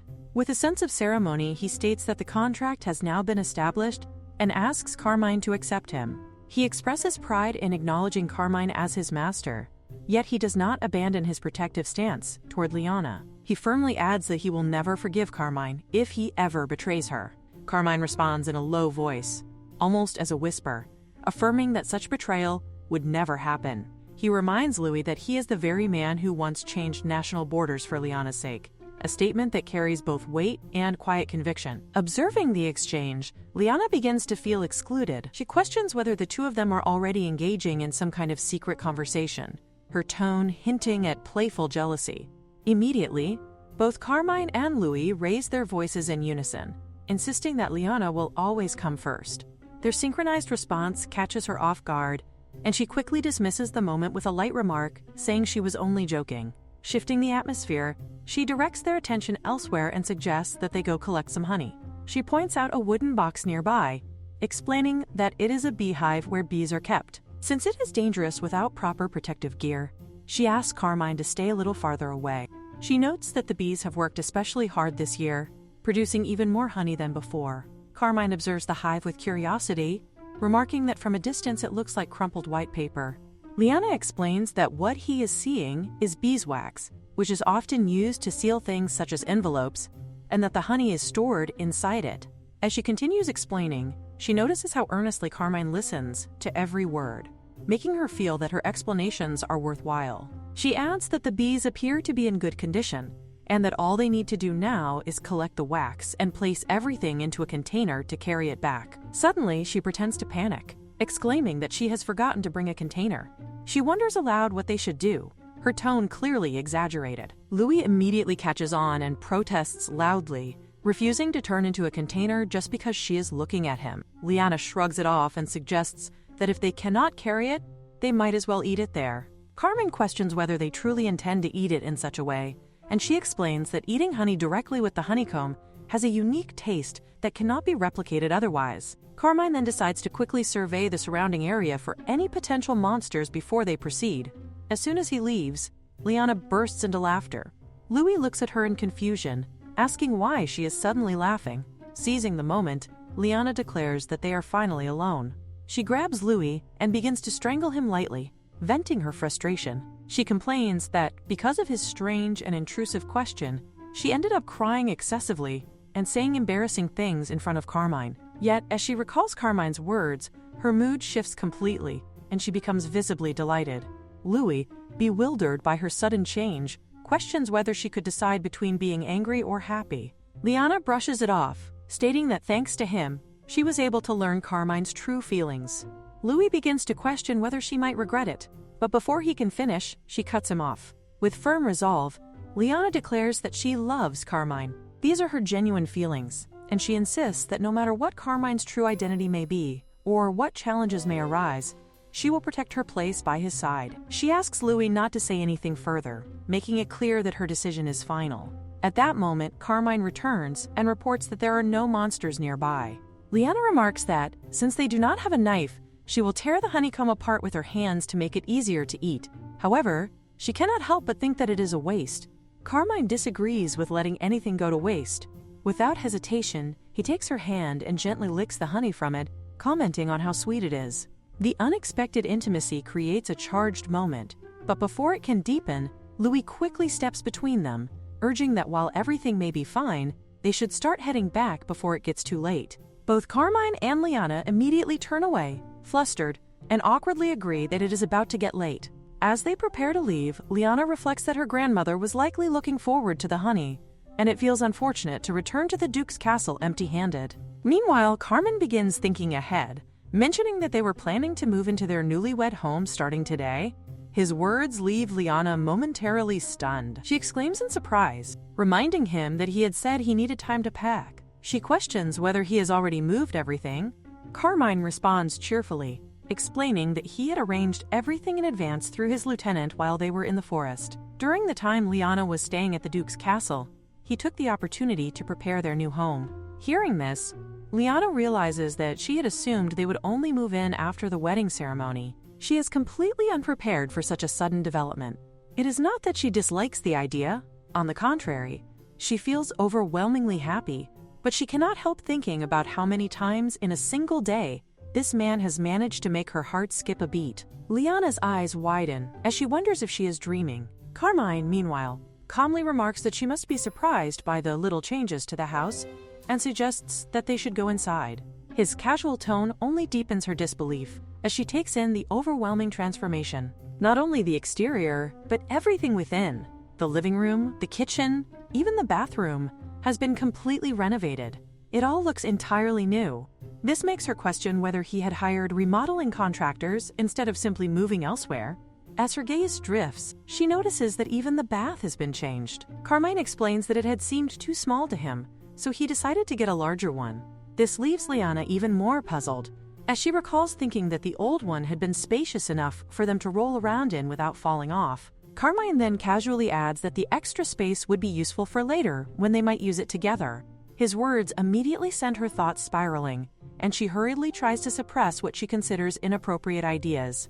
Flustered, she suggests that they should just wash up first. However, instead of easing the tension, both of them grow even more embarrassed. Carmine quickly excuses himself, telling her that she can wash first while he goes to gather some firewood. Internally, Liana silently begs him not to dwell on the awkwardness they have just created. Later, Carmine mentions that he will stay until he sees her fall asleep before leaving. This catches her off guard, as she had assumed they would be sleeping together. A wave of disappointment washes over her as she realizes that tonight will not be their first night sharing the same bed. She reflects that it is always like this with him. She gets carried away with her own expectations and ends up overthinking everything. Her nervousness keeps her from falling asleep. She wonders if he truly intends to stay by her side until she drifts off, especially after the exhausting battle he has endured earlier. Thinking of his fatigue, she considers telling him to go rest instead. Meanwhile, Louis quietly speaks, believing that his master is already asleep. He expresses his curiosity, wanting to ask Carmine what exactly he likes so much about Liana, and when those feelings began. He wonders whether Carmine had liked her from the very beginning, or if those feelings developed later, perhaps during the time when he had been ill. He insists on hearing everything in detail. Carmine, listening to Louis, cannot help but think that Liana had been right in calling him a chatterbox. Louis continues, stating that even if Carmine has fallen completely for her, he still does not fully trust him. He points out that Carmine cannot even say what he truly wants to say to Liana. Carmine admits that the reason lies in his lack of confidence regarding how much Liana truly likes him. Hearing this, Liana, who is secretly awake, realizes that this was what he had wanted to stay and confirm all along. The thought that he is worried about her feelings makes her heart soften, and she finds him unexpectedly adorable. At the same time, she notes that pretending to be asleep has never been this difficult. Louis, however, responds bluntly, saying that he had not expected such a weak answer. Carmine asks if Louis has never felt anxious about whether Liana truly likes him for who he is, or if she simply sees him as a convenient tool. Louis immediately dismisses the idea, stating that while Carmine may lack confidence in love, he himself has no doubt in his master's feelings for him. With his usual exaggerated pride, he declares himself to be extraordinary, and admits that his only concern would be jealousy if his master were to take on another companion. Even then, he claims he would only worry briefly about turning into something unpleasant, but at least she is not asking him to become something like a pot. Carmine concedes that Louis is right, calling himself a coward who cannot properly express what he wants to say. He acknowledges that he may not seem very reliable yet, but he sincerely hopes that Louis can believe in the depth of his care and love for Liana. As these words are spoken, Liana feels her face grow warm, her heart responding to the honesty she hears. Louis, unfazed, simply remarks that if that is truly how Carmine feels, then he should say it directly to Liana herself. Carmine suddenly becomes extremely flustered, his composure breaking as he hurriedly asks whether Liana is truly asleep, insisting that if she had been awake, she should have said something sooner. His voice carries both embarrassment and a hint of panic. Liana, unable to maintain the pretense any longer, quietly admits that she has not been able to sleep at all. Meanwhile, Louis observes the situation with a mixture of amusement and self-importance. He reflects that it is remarkable how he, of all beings, has ended up worrying about his master's love life. In his own mind, this only further confirms his belief that he is an exceptionally magnificent and considerate sword. Carmine and Liana find themselves locking eyes, the air between them growing heavy with unspoken feelings. As they remain like that for a moment, Liana gathers her courage. She thinks to herself that since he had found the strength to voice his doubts, she should also give him reassurance. With newfound determination, she tells him not to worry, promising that she will love him more than anyone else. Her words catch him off guard, but his uncertainty does not entirely fade. He hesitates before asking what would happen if he were not the grandson of his grandmother, if he turned out to be someone entirely different from who he is now. His question is vague, yet filled with hidden anxiety. Liana, momentarily confused, wonders if he is implying that he might be involved in something questionable, perhaps even something like a loan shark or gangster business. He immediately denies such a possibility, assuring her that it is absolutely not the case. Relieved, Liana responds without hesitation that if that is so, then there is no problem at all. To her, Carmine is simply Carmine, regardless of anything else. Her answer is straightforward, yet it carries a sincerity that reaches him deeply. For a brief moment, he simply looks at her, as if trying to fully absorb her words. Then, unable to hold back any longer, he pulls her into an embrace. His voice softens as he admits that he does not know what to do, because he likes her far too much. Liana smiles gently at this confession and tells him that there is nothing complicated about it. He should simply cherish and love her, without trying too hard to be anything more than what he already is. She reassures him that he only needs to continue treating her the way he always has. Carmine, moved by her words, swears that he will never hurt her. In that moment of sincerity, he leans in and kisses her. When they pull back, they look at each other, their expressions filled with warmth and lingering emotion. Their moment, however, is abruptly interrupted when Louis clears his throat loudly. With a tone that blends irritation and mock seriousness, he points out that while they may be excited about their first night, they should consider calming down. He adds that they should have given him time to prepare himself as well, as he has not yet made up his mind about marrying off his master. His comment immediately draws a sharp reaction from Liana, who protests loudly, questioning whether he thinks he is her father. Carmine, equally exasperated, admits that he had carelessly given Louis such a position of authority. Lowering his voice, he quietly tells Liana that he will move Louis to the living room the following day. With the tension easing into a softer atmosphere once more, the two of them exchange their good nights, their earlier embarrassment now replaced with a quiet sense of closeness. The scene then shifts to Liz, who is engaged in a tense confrontation.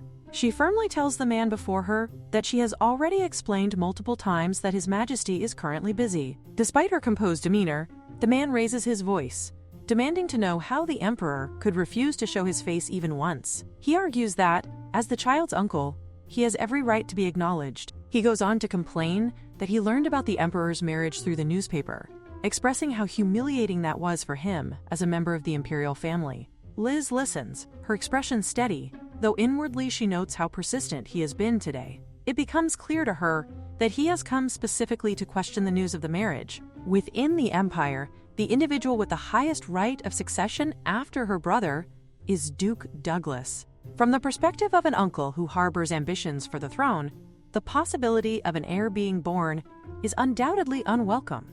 Maintaining her composure, Liz reminds him that the woman in question is someone precious, a person for whom Madame Aurelian herself had personally acted as a matchmaker. She emphasizes that before anything else, he is a subject of His Majesty, the Emperor. To come here without following proper procedures and to make unreasonable demands is nothing short of overstepping his boundaries. The Duke, however, refuses to back down. Raising his voice further, he accuses her of trying to gloss over the matter. He criticizes the decision to bring a wife from another kingdom, questioning her judgment, and asking whether she has lost her mind. He goes as far as to express outrage at the idea of introducing foreign blood into the noble lineage. Liz responds with controlled firmness, pointing out that if he had properly read the article, he would already know that the future empress is a noble lady from a high-ranking family of that kingdom. Beneath her calm exterior, however, there is a growing resolve. Now that her brother is gone, she cannot simply stand by and tolerate such arrogance any longer. Madame Aurelian is known to have 3 sons. Among them is Carmine, who is also the father of his daughters, while another is Lord Douglas, a man whose nature mirrors that of his father, greedy, narrow-minded, and unworthy of the imperial throne. Though he lacked the courage to speak openly while his grandfather was alive, he now begins to reveal his ambition the moment his younger nephew ascends to power. In the palace, the Duke attempts to defend himself, insisting that he has never once claimed to doubt his mother. However, Liz remains firm and unyielding. She points out that he does not even possess the courage to confront their grandmother, yet he dares to raise his voice here. With authority befitting her position, she declares that if this is all he has to say to His Majesty, she cannot permit him an audience. She orders him to leave immediately. When he calls out to her, she turns sharply, her gaze cold and commanding. She warns him not to use her name so casually. While they may share the bond of nephew and uncle in private, in official matters she stands as the Emperor's chief advisor, and he is to address her accordingly. The Duke leaves, bitterness festering within him. In his thoughts, he curses Liz for her insolence and blames Carmine, believing that the child has ruined all his siblings. In his eyes, both Liz and Susan have grown unbearably arrogant. He even resents his mother, thinking that if she has left the palace, she ought to remain silent rather than interfere. As he departs, the butler approaches him with concern, asking if he is well. The Duke responds with frustration, stating that there is no way he could be. The circulating reports are true. He has glimpsed the documents Liz was handling, and they all pertain to the Emperor's royal marriage. The plan involves bringing an empress from another country, a possibility he had never considered. He realizes that the Emperor has deliberately ignored recommendations from influential families, likely intending to choose a powerless empress while maintaining control through strategically chosen concubines. If this plan succeeds, the Emperor's position will only grow stronger, making it increasingly difficult for the Duke to gather support within the palace. The butler adds that if the paperwork is already in motion, the marriage must be approaching quickly. The Duke agrees and concludes that action must be taken without delay. With the matter already leaking into the news, the situation has become troublesome and he needs something significant to shift attention and regain influence. He then inquires about a previous matter he had ordered the butler to investigate. The butler informs him that the Information Guild has delivered useful intelligence. According to their findings, an ego sword lies dormant in a state to the west. This revelation immediately captures the Duke's attention. He recognizes the location as the infamous Sea of Death, a place where countless lives are lost each year due to its violent and unpredictable waves.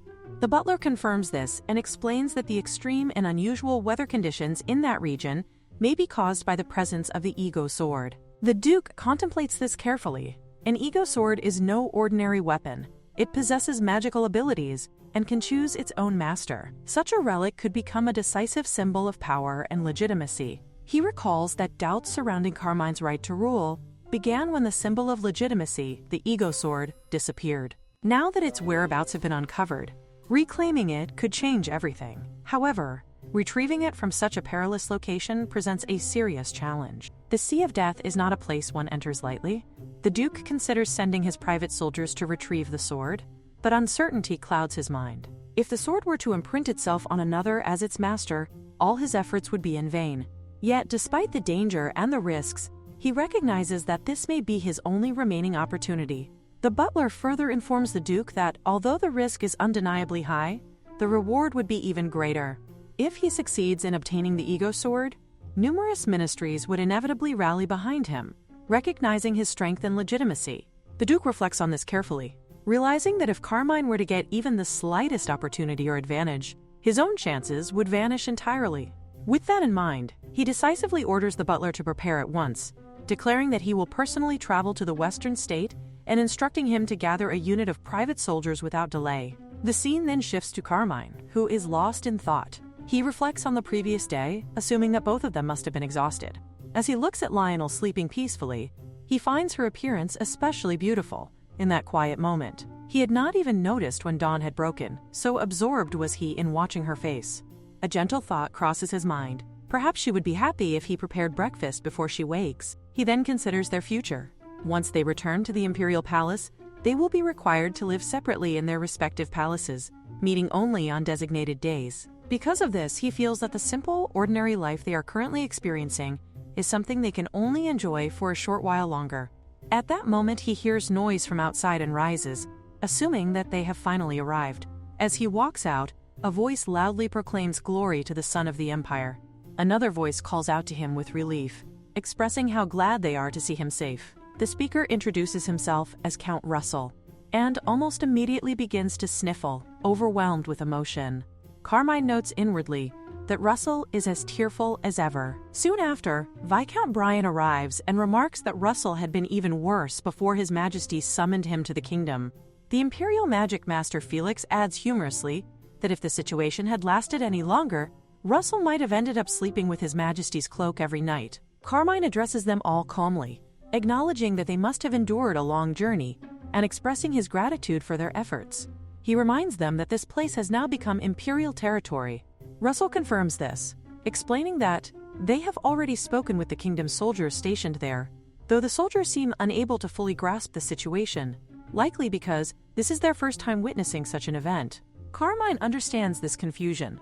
There has never been a precedent for territorial incorporation of this kind. While they recognize the autonomy of foreign lords, the peaceful integration of territory presents numerous logistical challenges, especially in constructing new border walls. Historically, borders have only changed through war, not through peaceful means. Despite this, Carmine gives a clear order that the territory must extend up to the mountain in the distance. Felix hesitates briefly, noting that including the mountain would be difficult. Carmine questions whether he is saying it cannot be done. Felix responds that while it is not easy, if it is the Emperor's command, it must be accomplished. With that resolve, he uses his magic to construct walls across the designated area, remarking that it is the first time he has exerted such a vast amount of magic on this scale. Carmine observes that such a feat would only be possible within the Empire. Without Felix, an Earth Attribute Master, he would not have even considered territorial incorporation so easily due to the physical constraints involved. Brian then reports that the existing walls have been moved to the new border, though some sections will require additional construction and reinforcement where the length falls short. Carmine orders that soldiers be stationed along the newly positioned walls. He also instructs Russell that any residents who wish to remain part of the kingdom should not be forced to stay and must be allowed to leave freely. As the work nears completion, the others assume they will soon return to the capital, but Carmine states that he intends to remain a little longer. Brian wonders if he is concerned about maintaining public order in this newly incorporated territory. At that moment, Felix mentions that all the walls have been moved, and then asks about the future Empress. Russell eagerly agrees, expressing his curiosity and asking to be introduced to her. Carmine calmly admits that she does not yet know that he is the Emperor. This revelation shocks all three of them. Russell reacts loudly, insisting that such a thing is impossible. Brian speculates whether it might be a forbidden love, while Felix adds jokingly that even the most disciplined individuals can lose their composure when they fall in love. Carmine immediately protests, insisting that it is not like that. He explains that at first, he intended to leave after obtaining the Ego Sword, so he kept his identity hidden to avoid revealing his presence in the kingdom. However, as time passed and they spent more moments together, things gradually changed before he even realized it. Hearing this, the three men become visibly delighted. Carmine, however, remarks that his retainers are being extremely disrespectful.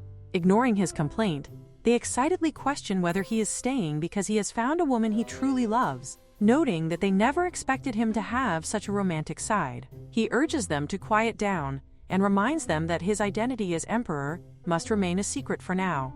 Russell then asks what the woman calls him, and Carmine replies that she simply addresses him as Lord Carmine. Brian cautiously asks one final question. When does he intend to reveal the truth to her? Carmine falls silent for a moment before answering.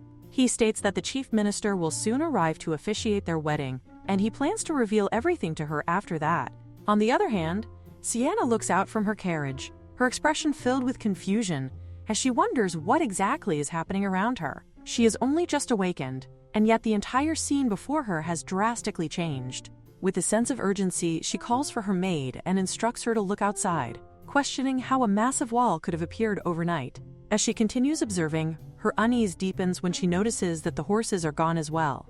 The absence troubles her, and she begins to suspect that someone might have stolen them during the night. Still calling out for her maid, she gradually realizes that no answer is coming. A growing silence confirms her fear. Her maid is nowhere to be found. Meanwhile, Ankre remains hidden, carefully watching the situation unfold. In his mind, everything is proceeding exactly according to plan. He recalls how, just the previous afternoon, the maid had indeed come to the agreed meeting place alongside the coachman, but the two had fled together while the crown princess was fast asleep. Seizing the opportunity, Ankre now steps forward and approaches Siana. He subtly inquires whether the maid has already left, maintaining a composed and reassuring demeanor. He explains that remaining in the Empire is not something one can do without proper preparation, unless one is someone exceptional like her. Presenting himself as helpful and reliable, he offers to fetch water and food from a nearby village, suggesting that she should rest for the time being. Siana, relieved by his presence, becomes visibly excited and expresses her gratitude inwardly, feeling comforted that at least someone has stayed by her side. However, Ankre's thoughts reveal a completely different intention. He reflects that he has successfully positioned himself as the only person the crown princess can now rely on. With this advantage secured, he resolves to begin his true mission, to gain her trust and uncover whatever secrets she may be hiding. The scene then shifts back to Siana sitting inside the carriage, her thoughts spiraling with anger and disbelief. She feels deeply betrayed by those who abandoned her, and silently vows that they will regret their actions for a long time. Yet her mind returns once again to the mysterious wall. She cannot comprehend its sudden appearance, especially since it stands directly on the path leading to the royal castle. Although she had expressed a desire to go to the Empire, she had never intended to abandon the royal castle entirely. The absurdity of a wall appearing out of nowhere troubles her, and she initially dismisses it as impossible, until another thought emerges. She begins to consider the possibility of magic. Recalling fragments from the original story, she remembers a magician named Felix, the Empire's genius magician, feared by all for his extraordinary abilities from birth. He had always been treated as a dangerous weapon rather than a human being, until one person reached out to him with genuine compassion. That person was Carmine, who had sworn that he would never allow Felix to harm others. Because of this promise, Felix eventually became the Empire's magician and later traveled to the kingdom alongside Carmine in search of the magic-sensitive ego sword. Siana contemplates whether someone like Felix could create such an enormous wall.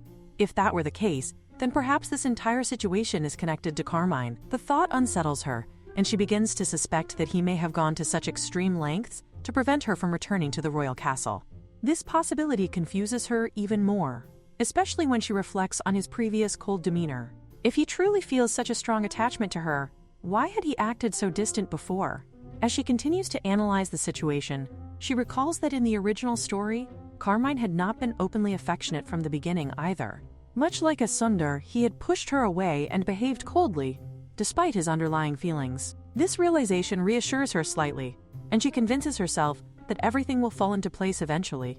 She resolves to remain patient, believing that he will come to her in time. The scene then transitions to Liana, who finally awakens after what feels like an unusually deep sleep, as though she had been completely knocked out. As she prepares to start her day and considers having breakfast, she glances outside and immediately notices something strange. The environment has changed, and she is certain that what she sees was not there the previous day.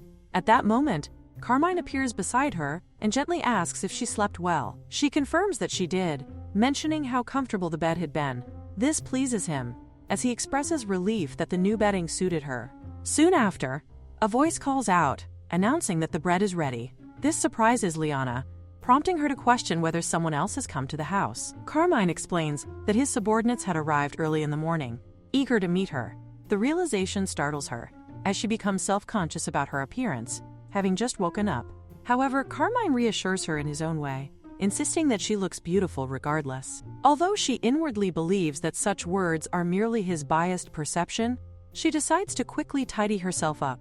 As she begins to brush her hair, Carmine gently intervenes, taking the brush from her and advising her to hold still, explaining that she might damage her hair otherwise. He offers to braid it for her instead. Though surprised, She questions whether he is truly capable of doing so. In response, he casually mentions that he has 2 younger sisters, implying that he is quite experienced. The ribbon he uses appears somewhat worn, suggesting that it has been used many times before, which leads him to consider finding one that suits her better in the future.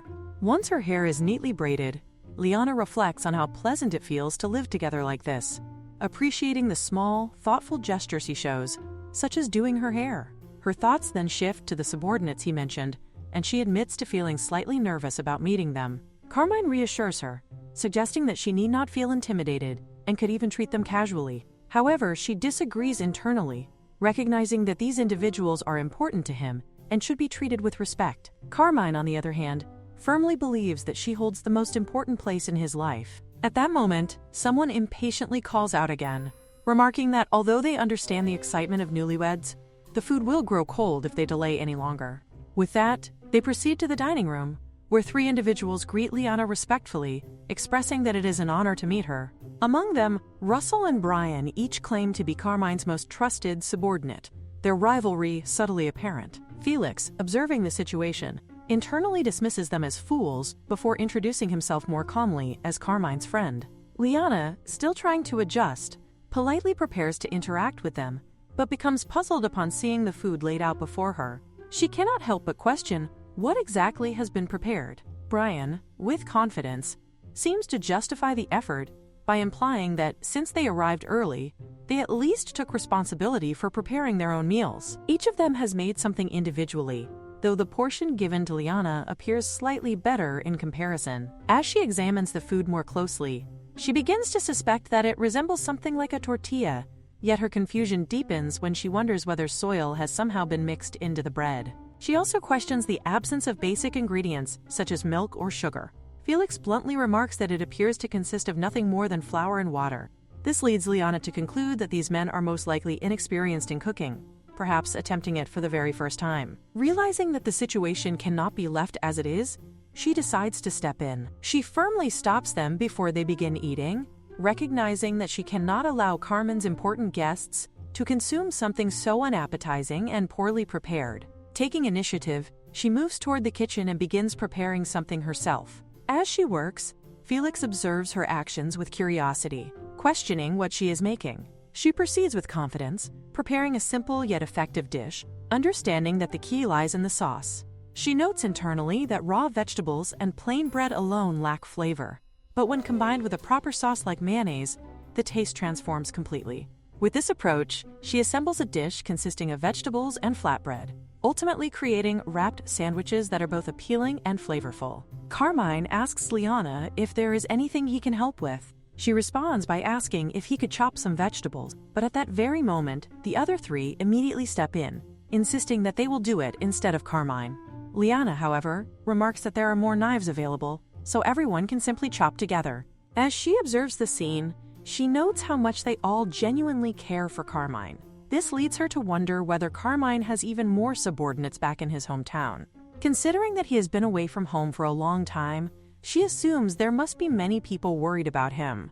That must also be the reason Suzanne came looking for him. She speculates that there are probably complicated circumstances within Carmine's family, yet she realizes she had simply assumed he would live here forever. With that thought, she begins to consider that they should eventually have a serious discussion about their newlywed home. Suddenly, her attention shifts back to Carmine as she questions whether he truly knows how to slice vegetables that thinly. He explains that he actually practiced. She recalls how he once mentioned wanting to make pumpkin knife-cut noodles for her, just as she had done before, and that next time he wanted to prepare them himself. This makes her think that he is truly the epitome of a perfect man.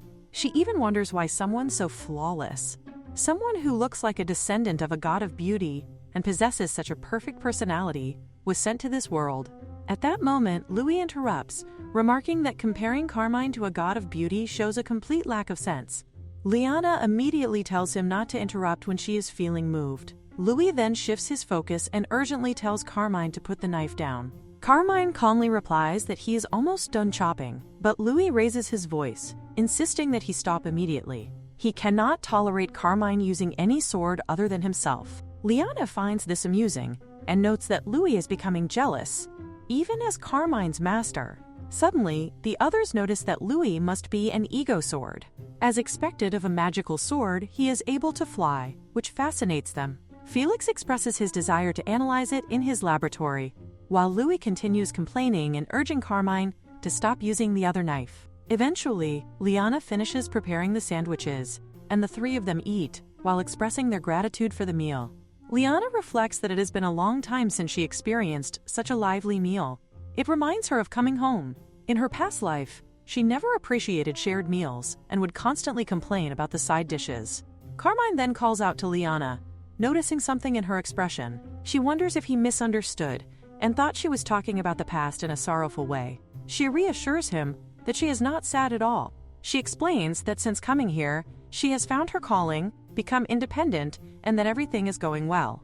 However, she suddenly senses the atmosphere growing tense. She brings up the wall outside and asks if everyone knows what it is. This startles her, as Carmine explains that it is the border wall. She recalls that this area has now become imperial territory and acknowledges how remarkable her grandmother must be. With this change, the applicable laws will also shift, meaning she will need to study agricultural laws and farm permits again. She then expresses disbelief at how such a massive wall could be built in just one day. Carmine clarifies that it was not built but rather moved using magic. She remarks that this does not sound easy, especially given the terrain. Felix excitedly interjects, explaining that it is indeed not easy and requires an enormous amount of calculation, though people often assume it simply appears effortlessly. Liana then asks Felix if he is a magician, noting that she never encountered one while she was at the duchy. He shyly admits that he is only an aspiring magician. She finds this impressive, considering how rare magic users are in the kingdom. Louis, however, loudly protests,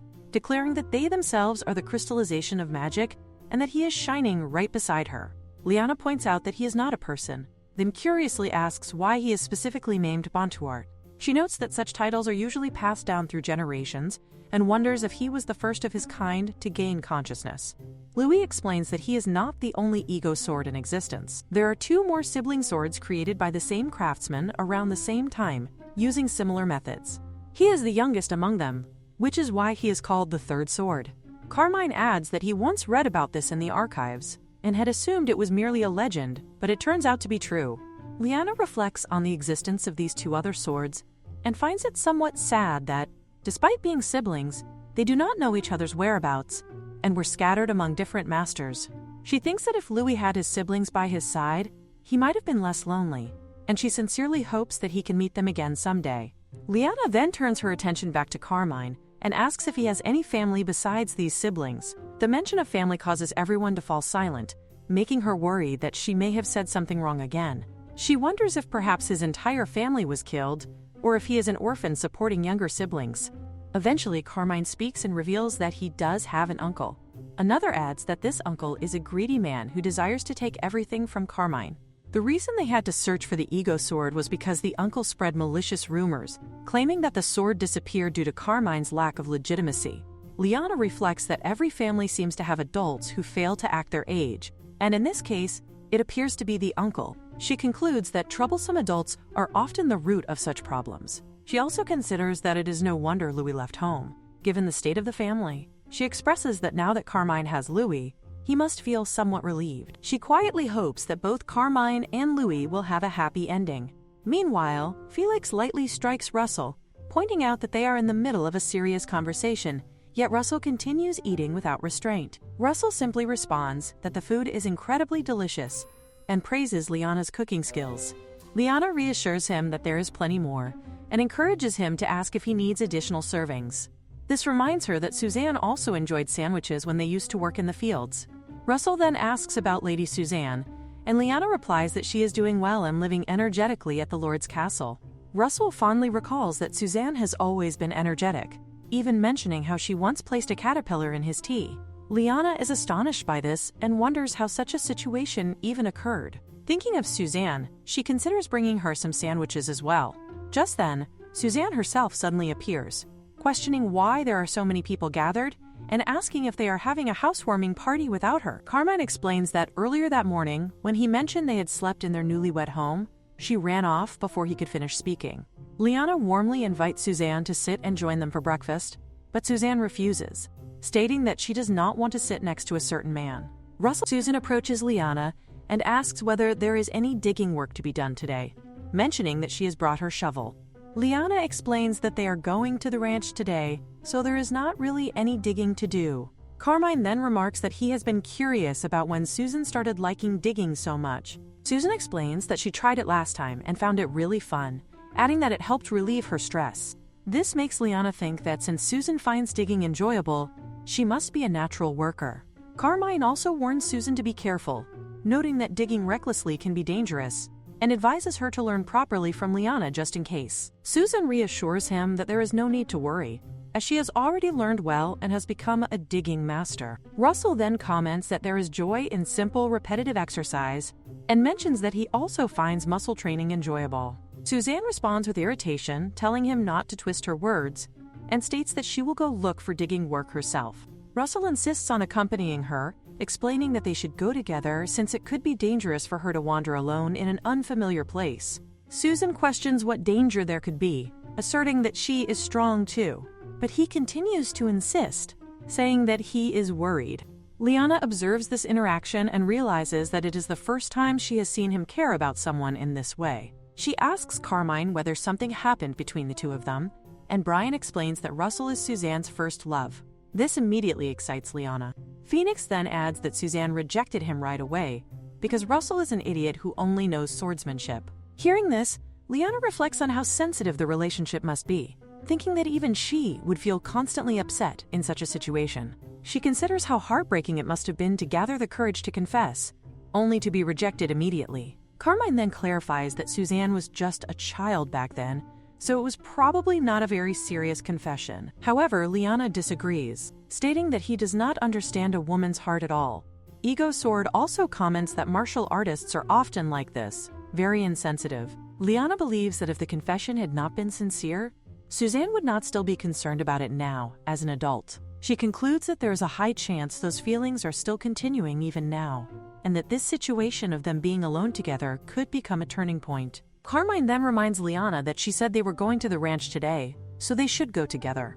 Brian adds that she prepared such a delicious breakfast for them, so they will come along as well. Liana acknowledges that they have to go to the ranch, but she remains curious about what will happen between the two of them and wonders what she should do. Ego Sword calls out to her and offers to be her second pair of eyes. In response, she slaps him and excitedly declares that he must tell her everything without missing a single detail, calling him her CCTV. The scene cuts to Susan and Russell. She thinks that she did not expect that they would end up alone like this. Russell is Carmine's most loyal guard of common birth, and he has served as Carmine's guard since he first became a new recruit. Because of this, it was natural that their paths crossed during their childhood days. Back then, she would ride on his shoulders and even throw tantrums, asking him to sleep with her because she was scared. Back to the present, Russell notices something and points out that it looks like Ego Sword. Susan also realizes that it really is him and wonders why he is following them. Russell assumes that he is probably trying to protect them under someone's guidance. Russell then speaks to her, noting that she is finally looking at him, and asks how she has been. As she looks at him, she notices the scar he received while saving her when they were young.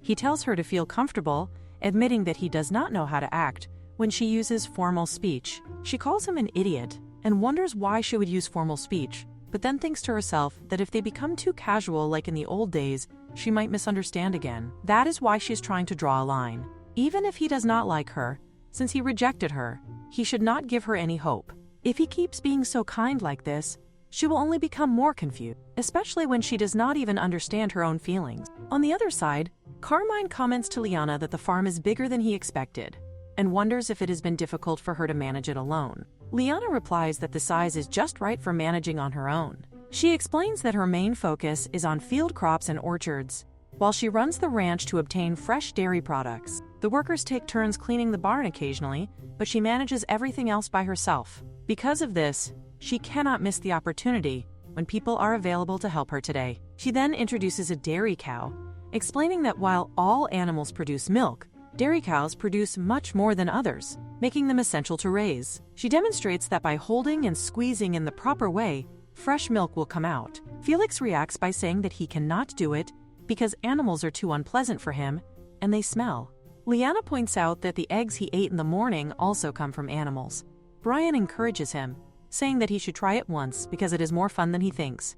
Liana advises Felix that if he squeezes too gently, nothing will come out, so applying the right pressure is important. He finally tries it and admits that he thought it would be uncomfortable, but it is actually more fun than expected. Liana explains that this is the charm of farm work, as it may seem like repeating small, simple tasks, but there is also excitement in achieving a big harvest. Brian then asks Liana whether she had always wanted to run a farm since she was young. She replies that she has only been doing this directly for a few years. She simply happened to study agriculture, and since there were not many opportunities in the countryside, she started without much planning. In truth, she had no choice. When she thought she might starve, she noticed sweet potatoes growing everywhere, and in order to make them taste good, she used all the knowledge she had learned. That became her starting point. She adds that there is a big difference between knowing something in theory and experiencing it firsthand. Brian agrees, saying that it is certainly true. He mentions that he also learned a lot about commerce in theory, but only now does he truly understand the value of labor. He admits that he did not understand why Carmine wanted to stay here before, but now he realizes that he had misunderstood him. Carmine responds that they must understand now that they have tried it themselves, as both cooking and farming are demanding tasks that can make a day feel too short if done properly. Felix adds that he had simply assumed commoners had low academic aspirations, and that was why their participation rates were low, but now he realizes he was mistaken. In this situation, just maintaining daily life takes so much time that it would not have been easy at all. Liana then says that she has come up with an innovative business idea to solve this problem and asks whether they would like to hear about it. She introduces the concept as her business presentation, explaining that it is about a meal kit business. She is often considering business items related to farming, since bread and salad are staples for the people here. They do not seem interested in learning complicated recipes. She thinks that if complex dishes could be made easily, then everyone would be interested. This could become a good business item. What she comes up with is the idea of a meal kit business. She explains that it involves selling ingredients for one meal in a single pack. Since it provides pre-cut ingredients and necessary prepared sources, anyone can cook easily just by opening and preparing it. Carmine acknowledges that with such kits, meal preparation time will definitely be reduced. She further explains that it will also reduce food waste by using just the right amounts of ingredients. However, it is still only at the ideal stage, and she is still thinking about the target audience. Poor commoners will not be able to afford meal kits, while wealthy nobles already have their own chefs, so they will not need them. As for the manual, there is a need to focus on dishes that are easy to make, but unfamiliar dishes might not sell well either. In fact, not all territories are as agriculturally active as this place. There may be regions lacking ingredients or struggling with farming, so she decides that she will target these points first. Carmine suggests distributing the kits to mining or industrial areas in exchange, as those places often receive scarce manuals or manufactured goods. Liana thinks that this approach seems to involve active interregional exchange, but the problem is that those areas are too far away. If transported by carriage, the products will easily spoil. Felix then remarks that distribution should not be a big problem within the empire, even if it cannot reach all territories, because major cities have teleport zones. Liana questions this, prompting him to explain that these are legacies created by the combined efforts of past imperial arch-magicians. Unfortunately, there are hardly any beings capable of such grand magic now. Due to concerns about misuse in war, these systems have been kept confidential and unused, but they are not entirely impossible to access. Liana internally wonders whether it is truly acceptable for him to reveal such confidential information to her. She reflects that the empire is indeed vast and magnificent. Even when she lived as a duke's daughter, she had never heard anything about such magic. If the empire has had arch-magicians since the past, then they must have monopolized most magical artifacts as well. She realizes that this explains why the kingdom is so obsessed with holy maidens, as divine power must be the only alternative to magic. Thinking further, she concludes that the world seems to exist solely for Siana, as if every setting is designed only to elevate the protagonist. Nevertheless, she dismisses it as no longer her concern. She then wonders when they can start the business and whether they have any thoughts on the initial production volume.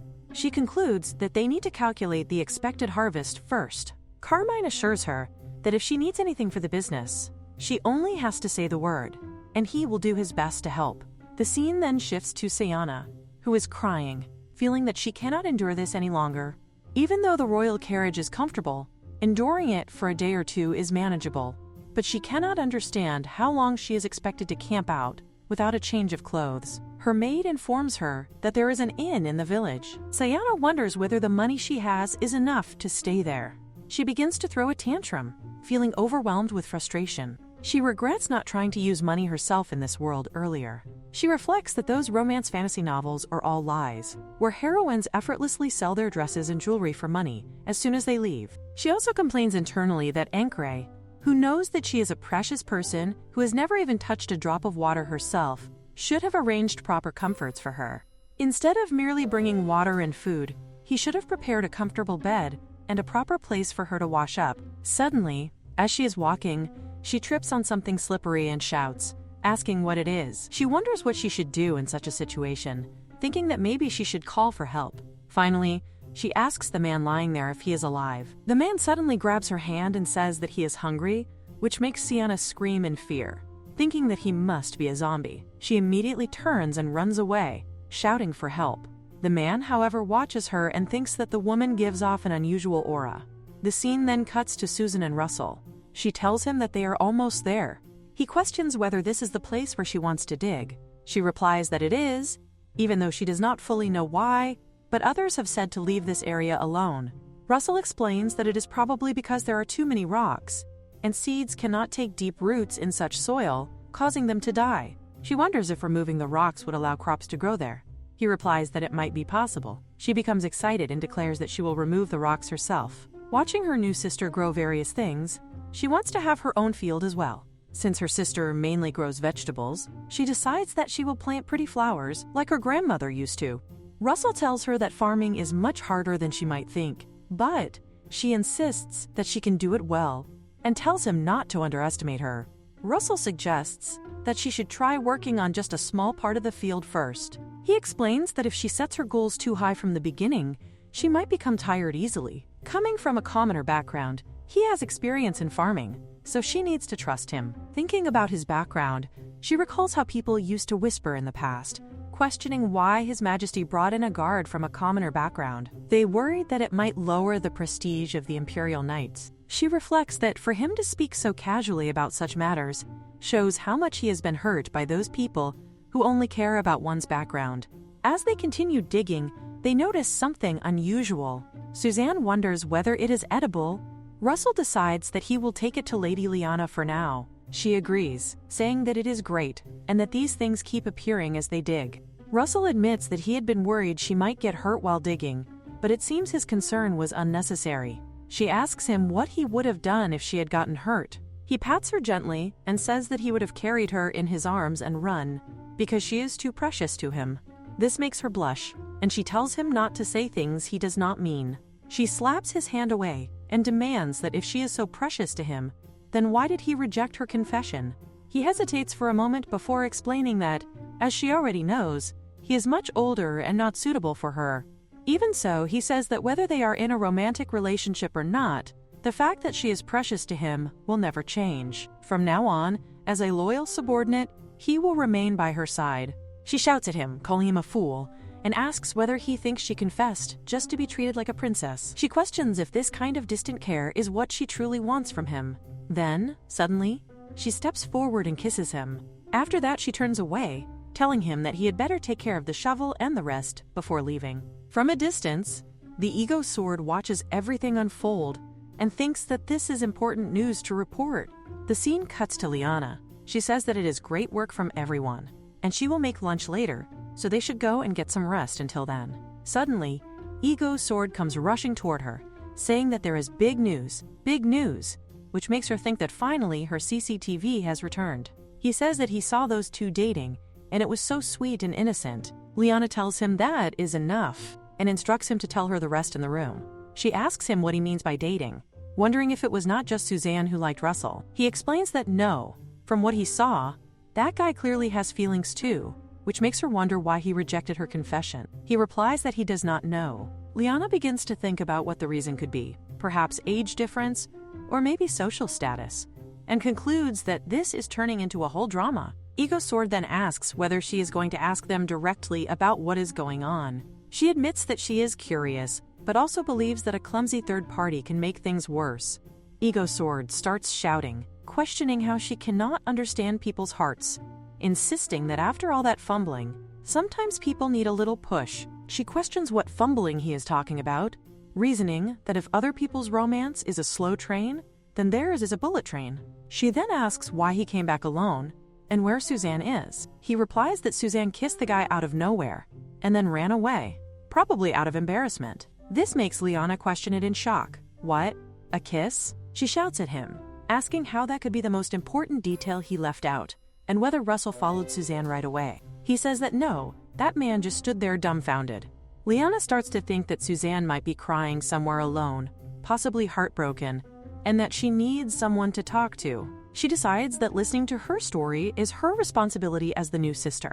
Because of that, she asks Louis to lead the way, saying that they should go find Suzanne quickly. As the two of them begin searching for her, Liana asks him if he is sure that it is that way. He admits that now that he thinks about it, she might have gone another way, which makes her point out that he is basically saying that he does not know. She asks him to be honest, realizing that he did not actually see where she went. He finally admits the truth, that he became so excited seeing the kiss that he flew straight back to her. This makes her shout at him, scolding him for not checking where Suzanne went. She then plans to go back, thinking that it might be better to wait at home, but suddenly she becomes startled as she wonders if what she sees is a corpse. Violent crimes like murder do not happen often in Pastin, and if they did, the Lord's grandmother would beat them to death. However, she notices that the person lying there seems to still be alive. She asks him if he is okay, but the man becomes upset and insists that he is not okay. Suddenly, he looks at her basket and wonders if that is milk, questioning whether she is an angel sent to give him food. She begins to wonder why he is suddenly acting like a dog, and more importantly, that milk belongs to someone else. He tells her that he has not eaten anything for days, implying that she would not ignore such a pitiful person. Having no other option, she tells him to drink it. He becomes extremely grateful and says that may God's blessings be upon her.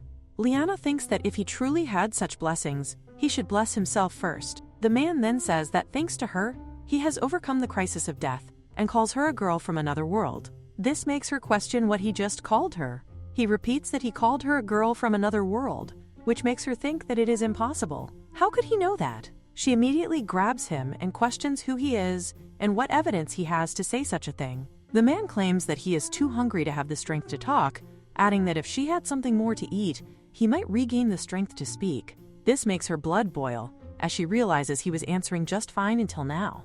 With no other option, she says that she will cook for him and that they should go to her house. He wonders if it is still far, and she replies that they are almost there. At the same time, she thinks about what a fool she is for bringing a stranger home.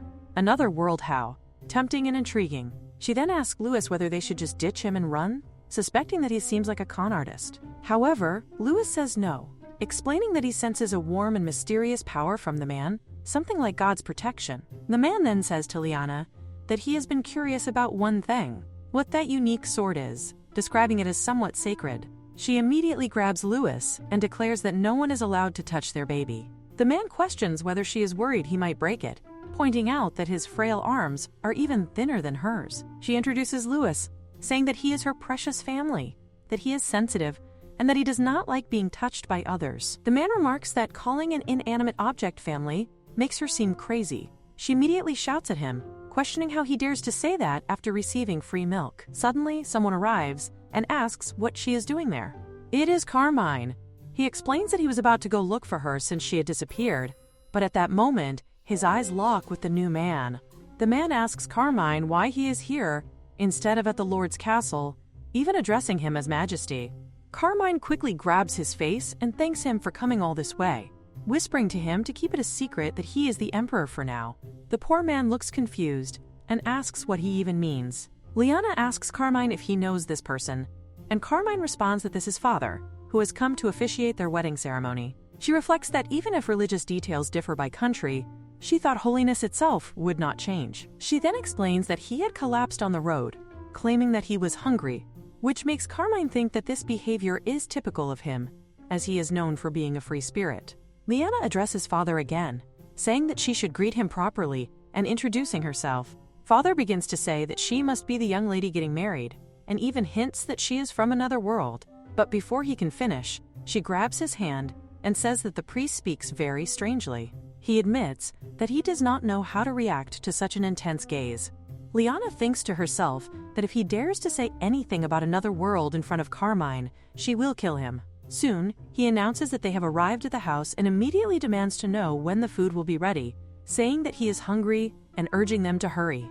Both Carmine and Liana feel the urge to kill him on the spot. Father then teases them, saying that if they are not going to serve him food, he might have no choice but to reveal the secret immediately. The two of them shout at him in response.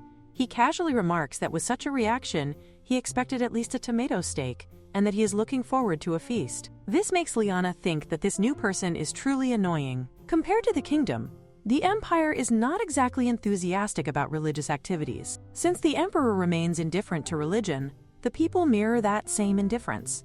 As a result, the temples of the empire are constantly burdened with financial difficulties. The empire's temple treasurer, Cardinal, points out that they are in deficit once again. It is a deficit, yet the high priest is nowhere to be seen. Cardinal notices the absence and questions where the high priest has gone again.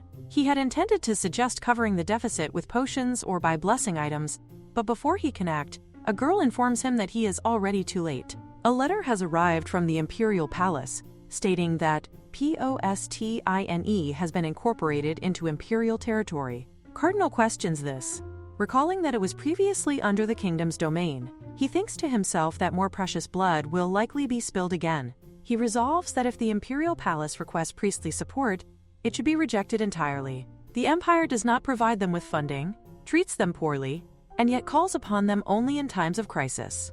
A priest is someone who performs miracles by borrowing divine power. Among priests who reach a high level, some possess healing abilities, which is why they are often requested during wars, with many casualties. Among them, the one who has reached the highest level is called the High Priest.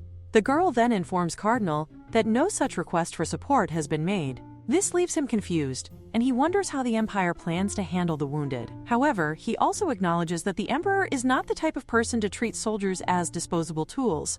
The girl suggests the possibility that it might have been a bloodless conquest. Cardinal finds this unlikely, thinking that the kingdom is not foolish enough to simply hand over its territory without resistance. The girl then proposes that perhaps the local lord was persuaded. She mentions that Postine is a place where the late emperors once resided.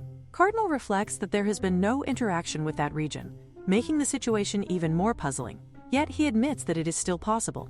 Carmine may appear like a bear, but he thinks like a fox. His thoughts shift to the royal wedding, and he finds it strange that it is not being held in the capital. Instead, it is set to take place in Postine. This confuses him further, as the empire has both an imperial banquet hall and grand temples, making the choice of a remote village seem illogical. The girl then suggests that this might be because of Duke Douglas.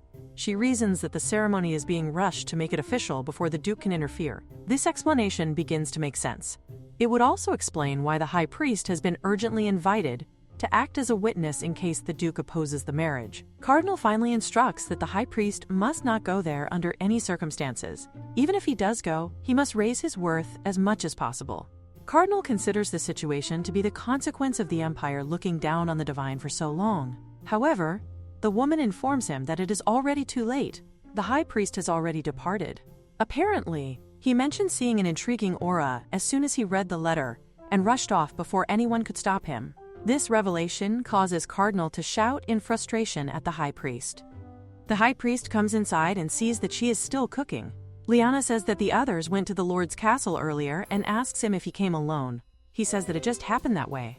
By the way, he questions what she is making this time. She says that since she has milk, some fresh milk, she thinks she will make a few things such as cheese. The word cheese makes the High Priest visibly brighten, while she tells him that no matter how he looks at it, she is not giving him any. The High Priest says that is too bad, as he happens to have a high-quality bottle of vinegar. This makes her shout in surprise, wondering how and why he has that. He explains that their parish makes and sells vinegar. The Empire does not provide funding for religion, so even temples have to work hard to make a living. She asks him whether he receives donations from believers even without funding. He replies that perhaps, due to the central government's policy, there are not many religious people. Liana thinks that this is the opposite of the kingdom. She reflects that while the temple's situation is heartbreaking, It also means people do not need to rely on religion because they have fewer worries. She considers whether that means it is a good country to live in. The scene cuts to a cardinal shouting at Carmine, asking him to consider the dignity of the temple. Carmine says that he understands his position, but having many people rely on religion is not necessarily a good thing. It means the people have nowhere else to return to, so they must be cautious. The high priest, standing there, thinks that he had expected them to use funding as leverage to gain backing, but this is unexpected. Carmine must be anxious due to the unstable rule caused by Duke Douglas. He wonders whether to call it upright or stubborn, but concludes that they are quite alike. The high priest says to Liana that he thinks the same. It is much better than those charlatans who sell healing through divine power. While he does not mean to brag, the vinegar their parish makes is of excellent quality. With cheese, how could they do without vinegar? This makes her think that he is a merchant after all, yet it truly does sound delicious, sweet and sour. Making vinegar itself is not difficult, but obtaining good wine as a base is quite challenging. She owns the largest vineyard in the area, yet she has not set up a winery. She tells him that she will share some with him and asks him to wait. The high priest observes the process, noting how unique the cheese-making method is. She explains that they stir and heat the milk, then add salt and vinegar, and it turns out like this. She remarks that prohibiting processed food is truly a foolish doctrine. The high priest reflects that food becomes something entirely different through the cooking process. According to the temple's doctrine of pursuing naturalism, priests are forbidden from consuming processed food. He thinks that it is ridiculous, especially considering that they themselves produce vinegar. Liana notices that he has eaten all the bread and butter, yet his stomach still seems empty. He admits that he understands because he does not usually get to eat delicious food. This makes her think that even priests have to work to make a living, so he must be quite poor and unable to eat properly. She decides that she will make him plenty of nourishing dishes while he is here. The high priest says that since he keeps receiving, he should give something in return for the food. He offers a prayer, wishing that the breath of God will always be with her. Liana wonders what this is as a warm energy floats toward her, like dandelion seeds. It feels as though it seeps into her entire body. She asks what it is, and he replies that it is a blessing. She wonders whether it feels different, because the God they serve is different, as it does not feel the same as when she received a blessing at the royal palace before. Suddenly, the gate opens, and Russell enters, asking if they have anything to eat. He is soon seen munching on the food, remarking to Liana that the bread is so soft, sweet, and delicious. She encourages him to eat as much as he likes, which makes the high priest shout in protest, questioning why her reaction is so different toward him when she had scolded him earlier. She explains that Russell has not eaten anything, which only makes the high priest protest louder, pointing out that he has not done anything either.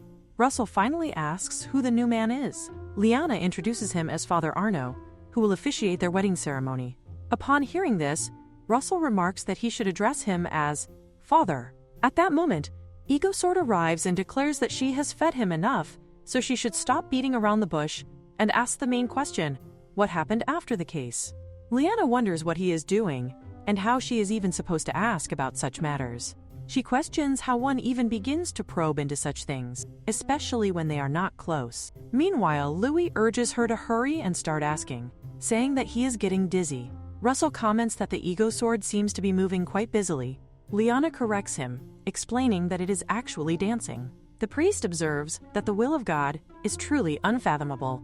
To bestow intelligence and human-like emotions on such an inanimate object, Liana recalls that it supposedly received a blessing from the god of abundance, though she struggles to remember the name, something like Alelical. The priest responds that it sounds like a rather good name. Meanwhile, poor Louis becomes extremely irritated, prompting Liana to wonder if one might be cursed for mispronouncing a god's name. The priest laughs, explaining that nothing serious happens from such a mistake. In the past, many gods ruled the world equally, but now there are no gods capable of causing great events. They are merely forgotten entities. Liana thinks that this is a harsh assessment for someone who serves a god. The Ego Sword's existence and power are real, so perhaps the gods are as well. The high priest compares it to ancient magical artifacts that still exert power today. They have not disappeared, but they no longer hold meaning.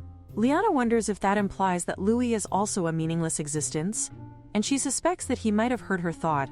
Suddenly, Russell winces and says, "Ouch." Liana asks what is wrong, and he replies that he has a small bruise on his cheek. Louis explains that it is a trace of the kiss Suzanne gave him earlier when she smashed her lips against his cheek. Finally, Liana reluctantly gathers the courage to ask Russell about his personal life. She notes that he appears to be a knight by profession, and if so, he must be quite popular with women. She asks whether he has thought about marriage and whether he has met someone he likes.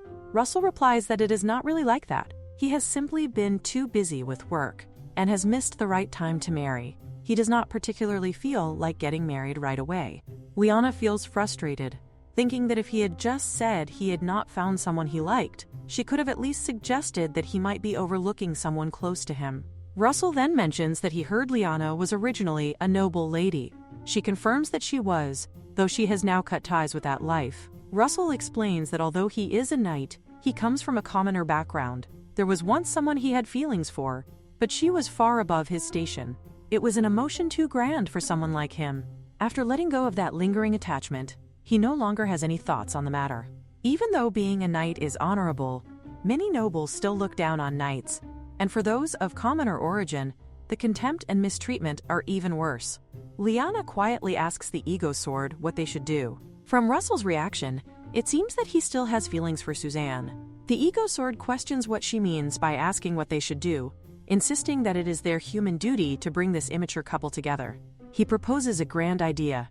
They should host a large party.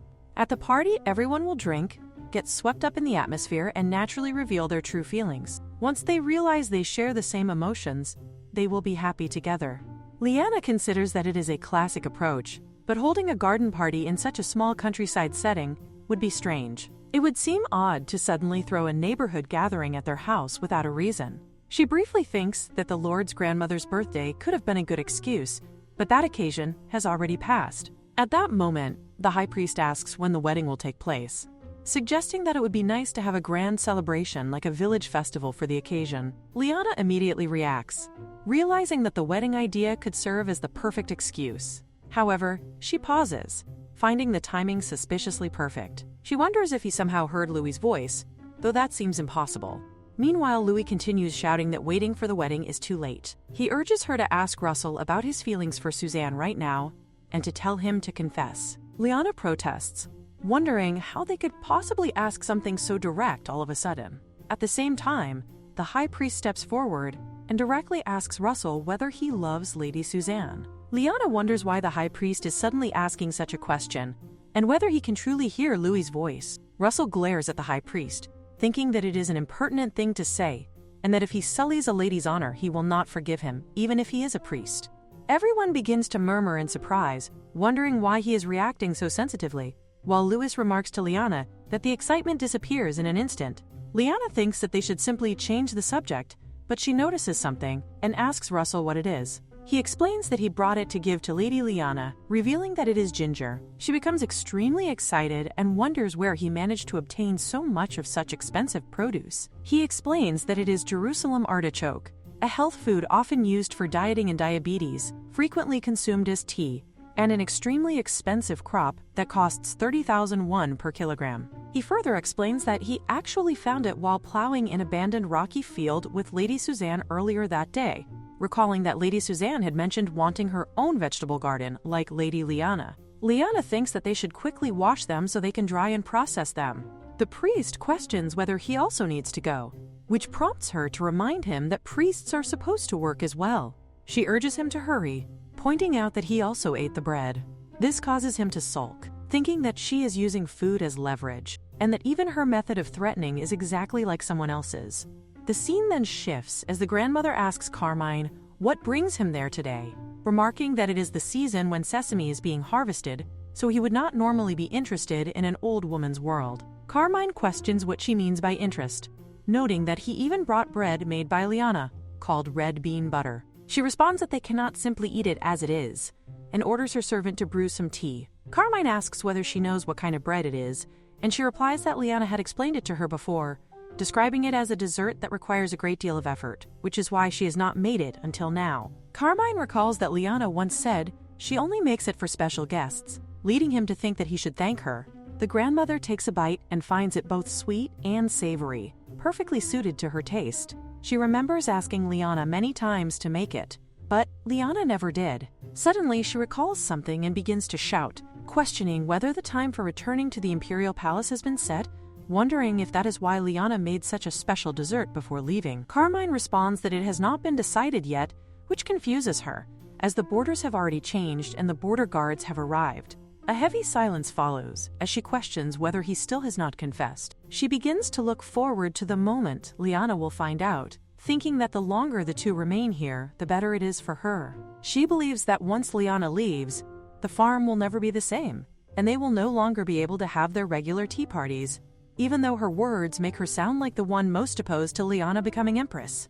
Carmine reflects that he might be able to enjoy Liana's cooking more frequently now, as she is planning something called a meal kit business. The grandmother thinks this is an excellent idea, noting that it would benefit not only young people, but also elderly individuals like herself, as those living alone often skip meals, but would be more inclined to eat regularly if they could access delicious and convenient food. Carmine considers that when people live alone, it is easy to neglect proper meals, and he thinks that including healthy herbs in the meal kits would be beneficial, especially for single-person households and the elderly. The grandmother agrees, believing that Liana is knowledgeable enough to make it possible. She then asks whether he has considered implementing a welfare system that provides meals free of charge to the poor, noting that many people become lethargic due to depression, yet some regain vitality simply through cooking. Carmine admits that he has not thought about it before, but promises to look into it. He acknowledges that while the intention is good, making it completely free would be unrealistic, so he would need to consider alternative methods of implementation. The grandmother remarks that Liana's unique ideas are proving to be very helpful to him as well.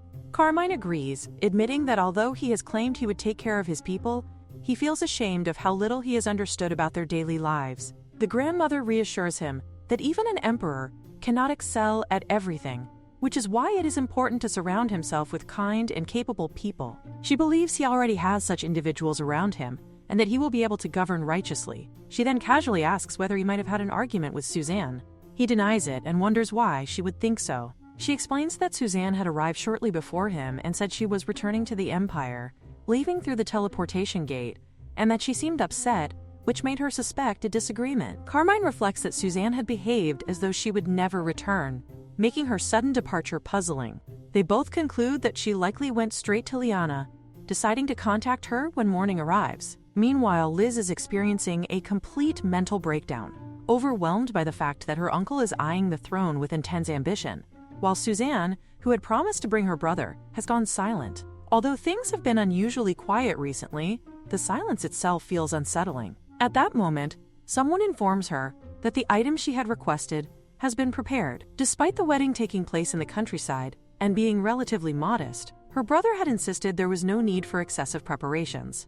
However, she believes that the bride's feelings might differ, and since it is still the emperor's wedding, appearances must be maintained. She assumes that there will be a formal ceremony once they return to the palace, but she begins to wonder whether they will return at all. She considers the possibility that they might choose to remain in the countryside even after the marriage, but quickly dismisses the thought, convincing herself that they are simply enjoying rural life for the time being. Someone arrives and announces that the second imperial princess has arrived. Liz assumes that she must have come to collect the dress and decides to take advantage of the opportunity to learn what is happening there. Suddenly, Suzanne rushes in and embraces Liz, appearing distressed and unsure of what to do.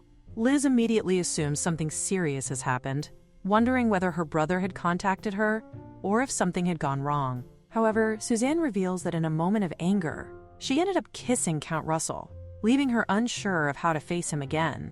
Liz is completely taken aback by this revelation. She finds herself thinking that both her sister and her brother are behaving in equally chaotic ways. She feels a surge of frustration, believing that they were sent to Postin for important matters, yet all they seem to be doing is falling in love. Finally, it is done. She says that things do them.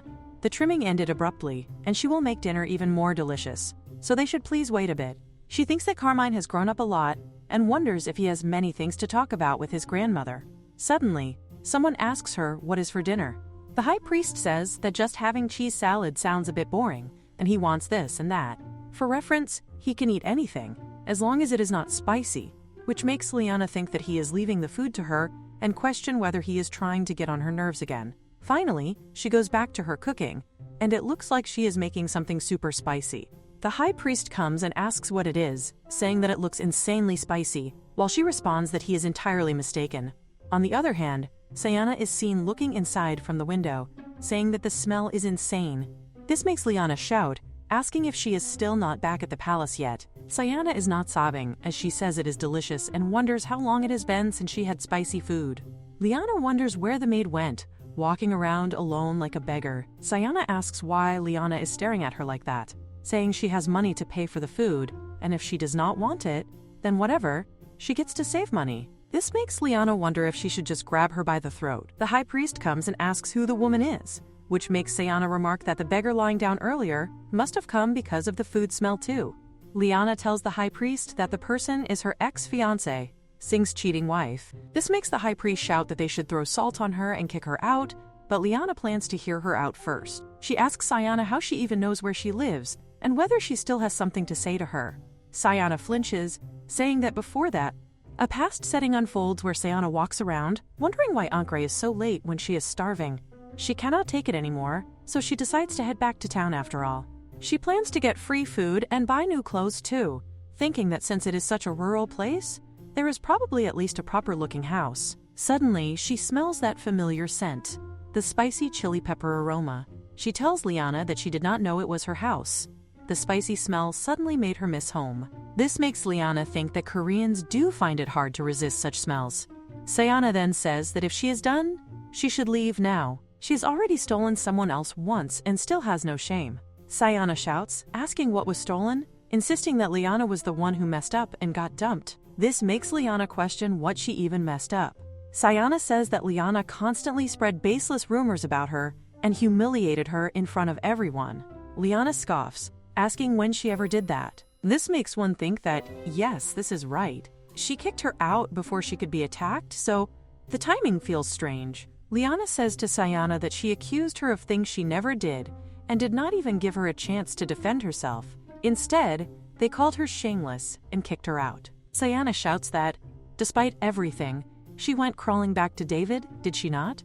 If not, then why would he miss her so much? Liana remarks that Siana is the same as always paranoid and never listening to others. She says that perhaps he regrets it. He abandoned someone who did nothing wrong to strengthen royal power and chose a saint who cannot even use divine powers.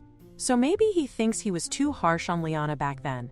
The scene cuts to nighttime as Liana sits down, thinking that today felt especially long. Carmine returns as well. She welcomes him, asking if he is busy and why he is so late. He explains that he had a meeting with his grandmother about the meal kit business, and that is how the time flew by. She stands up, saying that it is already that late, as she thought they only talked about it briefly in the morning.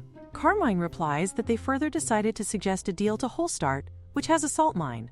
If everything goes well, people from there will visit soon for a detailed discussion. This makes her think that Carmine always listens to her sincerely. She then asks whether he met Susan at the manor. Carmine says that he did not meet her, but he heard she returned home. He also heard that she did not look well, so he plans to check on her tomorrow. She must have already arrived. Liana notes that if it is only half a day away, then her house must be quite close. He replies that it is not that close, but there is a shortcut so it does not take long. Liana wonders what she should do. She understands the urge to run away from shame, but if she keeps avoiding it, she will never fix things with Mr. Russell. She says that she wants to talk to Suzanne alone. Since it is close by, she suggests that they go to his house now, as she has not properly greeted his family yet anyway.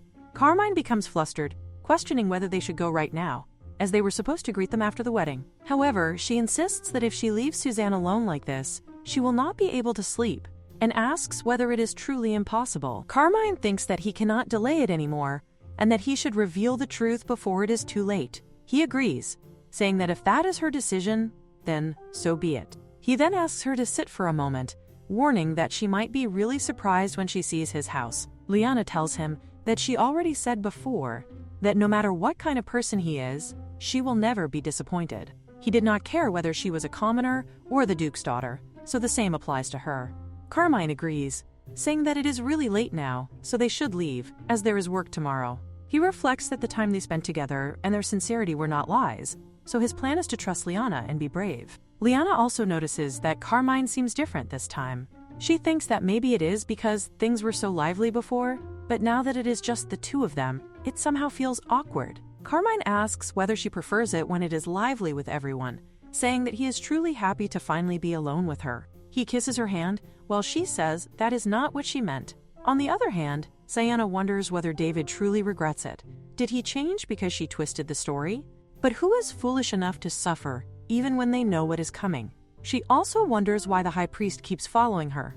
The high priest explains that he is curious. She is a girl from another world, and there is definitely divine power coming from her, yet she has never trained to use holy power until now. He thinks that she has so much divine power, yet cannot use it, and questions whether someone might be suppressing her powers through a scheme. If that is true, then as someone who serves the divine, he must help her. Siana asks if he is really talking about everything she mentioned. She claims that she is a special being, living proof that the gods are real, so why should she need training? She insists that it is the gods' fault in the first place for throwing her into this world, and they should have made everything easy for her. She questions what kind of gods would make people suffer this much. At that moment, he understands why the gods brought another being from another world. There are those who lose everything and still strive forward with strength, yet the one who stole everything from such a person still asks for more. He turns away, saying that if she continues blaming others for the rest of her life, then even if someone like her receives divine power, she will only use it for her own selfish desires.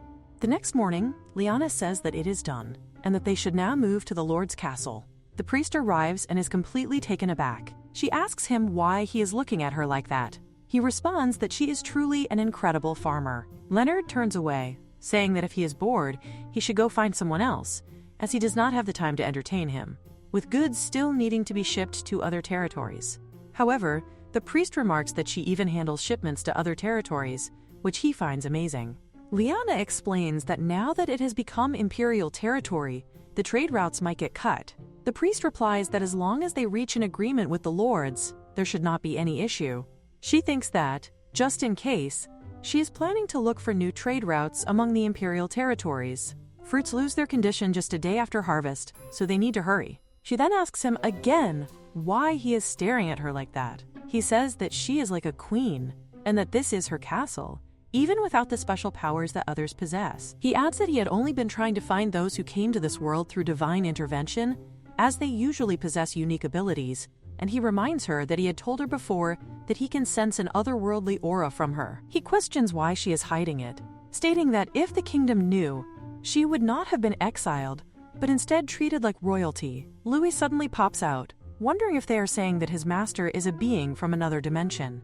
Liana asks the high priest whether he would believe her if she denied what he said. He replies that if she plays dumb, there is no real way for him to prove it. She then asks what if she tells him the truth. He responds that he could perhaps be of some help to her, as she has been enduring everything alone all this time, and assures her that he will not tell anyone else, so she should not worry. She then explains that, for starters, she is not an otherworldly girl, but that she was an adult woman before she died. He asks if she died in that world and was reborn here, and she confirms that she did, explaining that it is called reincarnation.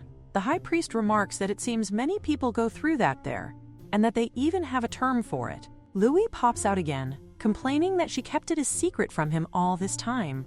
She explains that she only regained the memories of her past life, and that perhaps it was divine providence meant to ensure that she would not starve on the streets like before. Louis says that he is still upset, insisting that someone else knows more about her than he does. She pats him, telling him that he is still her best friend, her family, and her dad, and that does not change. The high priest comments that it feels like she is going too easy on him for that to be true. Anyway, she says that she has told him her secrets, so now he should tell her something useful. He replies that he is a bit busy right now, which makes her say that she guesses she will save the grapes for Carmine instead. Hearing that, he immediately changes his tone and says that actually, she can do the same thing too, which shocks her. He explains that despite appearances, he is a priest with very high divine power, and he can help awaken her abilities. She stands up, saying that she is not really convinced. She points out that even if she were strong, who would believe that she is a saint?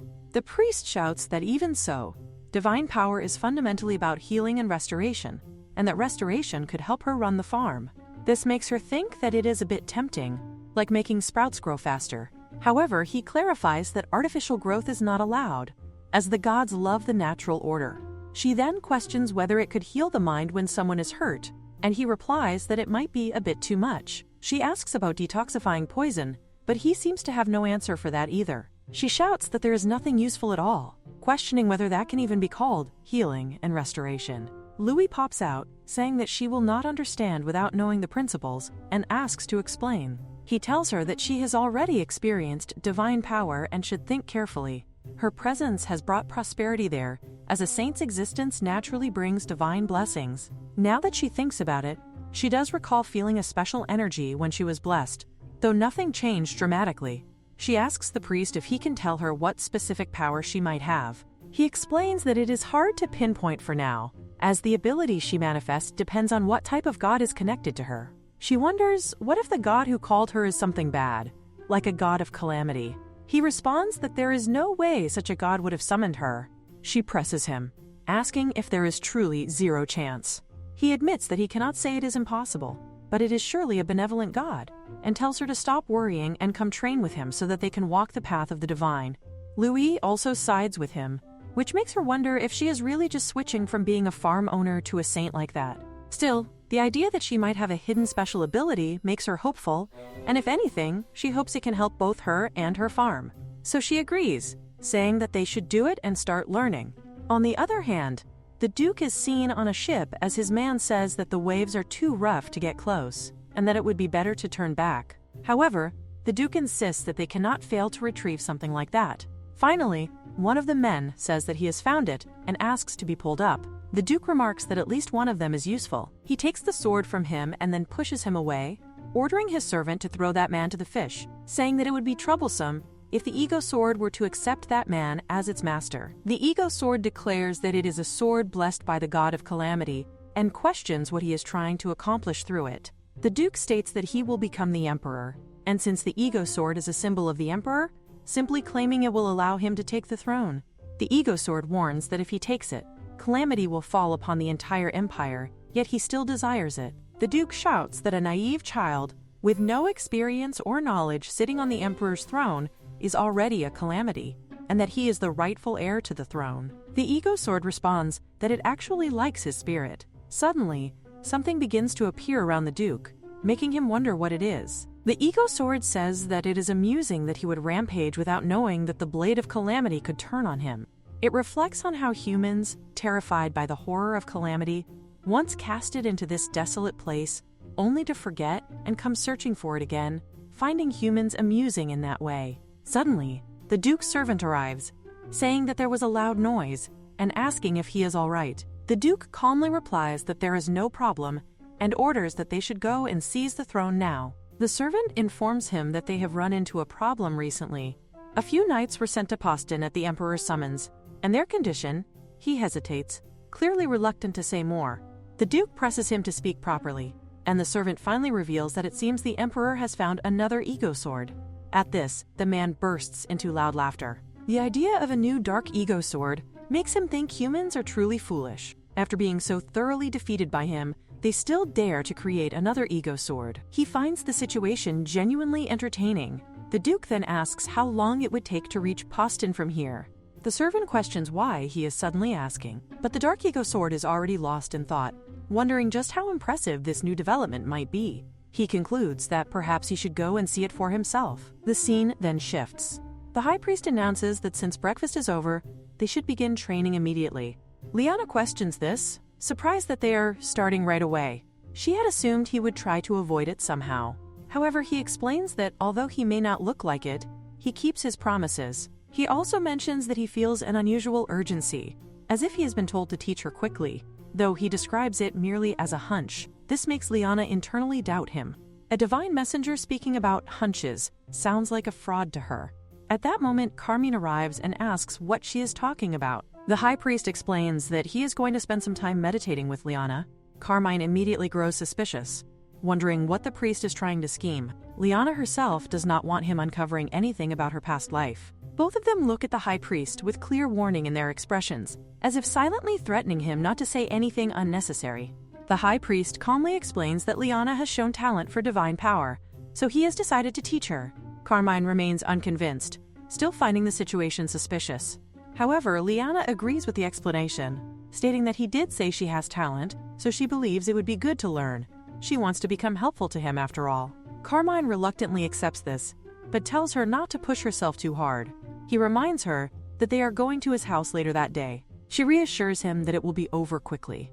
Outside, the high priest begins the training by asking her to close her eyes and remain quiet. He instructs her to listen carefully to the sounds around her. Any sound will do. The goal, he explains, is simply to recognize that many different sounds exist around her. Perhaps because it is still morning, Liana does not hear much at first. The high priest tells her not to let her mind wander and to focus only on the sounds. He adds that among those sounds lies the voice of the god who brought her here. Liana inwardly dismisses the idea. She thinks that it cannot possibly be that simple. If hearing a god's voice were this easy, anyone could become a divine messenger. Yet, to her surprise, someone calls out to her. She hears her name Liana. She is immediately startled. The high priest notices her reaction and asks if she has heard something. Liana admits that she is not sure if it was the voice of a god, but everything around her, the birds, the wind, suddenly fades into silence. In that stillness, it feels as though someone whispers right next to her ear. However, she cannot understand what the voice is saying. The high priest tells her that if she continues training, she will begin to hear it more clearly. He assures her that she truly has talent, and that in time, she will naturally come to understand the god who called her. Hearing a god's voice makes everything feel more real, and she finds herself wondering what kind of god it could be. A thought lingers in her mind. What if it is an evil one? The high priest observes her carefully. Although she appears calm, he assumes she must be anxious. He explains that he had originally planned to take things slowly since it is her first time training. However, her progress has exceeded his expectations. Because of that, he decides to put her through a crash course in divine, power-hard mode. He confidently assures her that he can guarantee results. The scene then shifts. Carmine asks Liana how her training went. Before leaving, the high priest reminds her not to forget what she learned today, adding that he will check on her next time. Liana reflects that although the priest may act strange, he is quite strict when it comes to his actual work.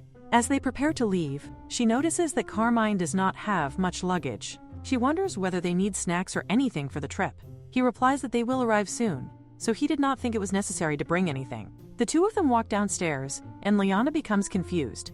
She had no idea a place like this existed inside the Lord's castle. She points out that if they are taking a carriage, it should be outside, so she questions why they are here instead. Carmine explains that there is actually a shortcut if they go this way. They continue descending the stairs, and Liana soon notices something astonishing.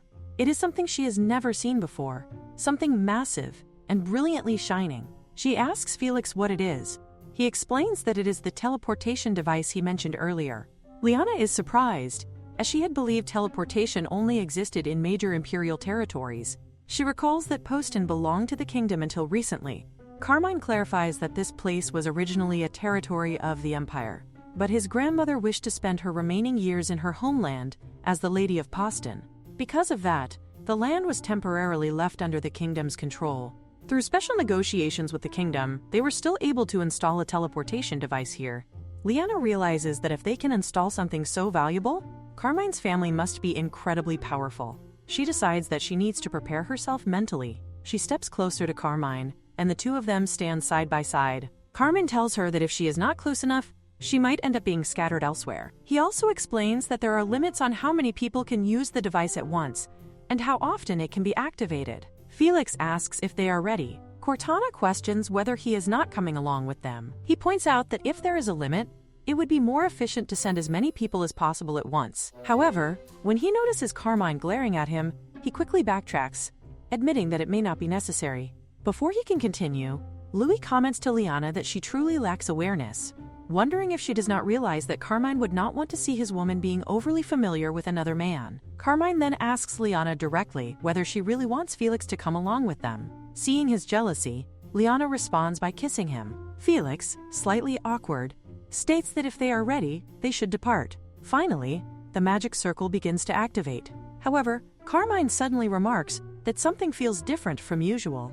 At the same time, Liana becomes confused as she notices that her surroundings appear somewhat transparent. Carmine urgently tells her not to let go of him, no matter what happens. She questions the sudden warning, but Louis also tells her to grab onto him without asking questions and to hold on tightly. She obeys. After a moment, she opens her eyes, wondering if they have already arrived. The instant she does, she quickly lets go of Louis, startled by how hot he feels. Carmine, now standing nearby, states that someone interfered with the teleportation magic. Liana asks if that means they are not where they were supposed to go. Elsewhere, another scene unfolds. The Duke quietly mutters that it is about time they arrived. He reveals that he interfered with the teleportation specifically for this moment. Anticipation gleams in his eyes as he looks forward to seeing exactly what kind of sword Louis truly is. Liz and Suzanne remain visibly startled as they inform Carmine that he has genuinely frightened them with his sudden arrival.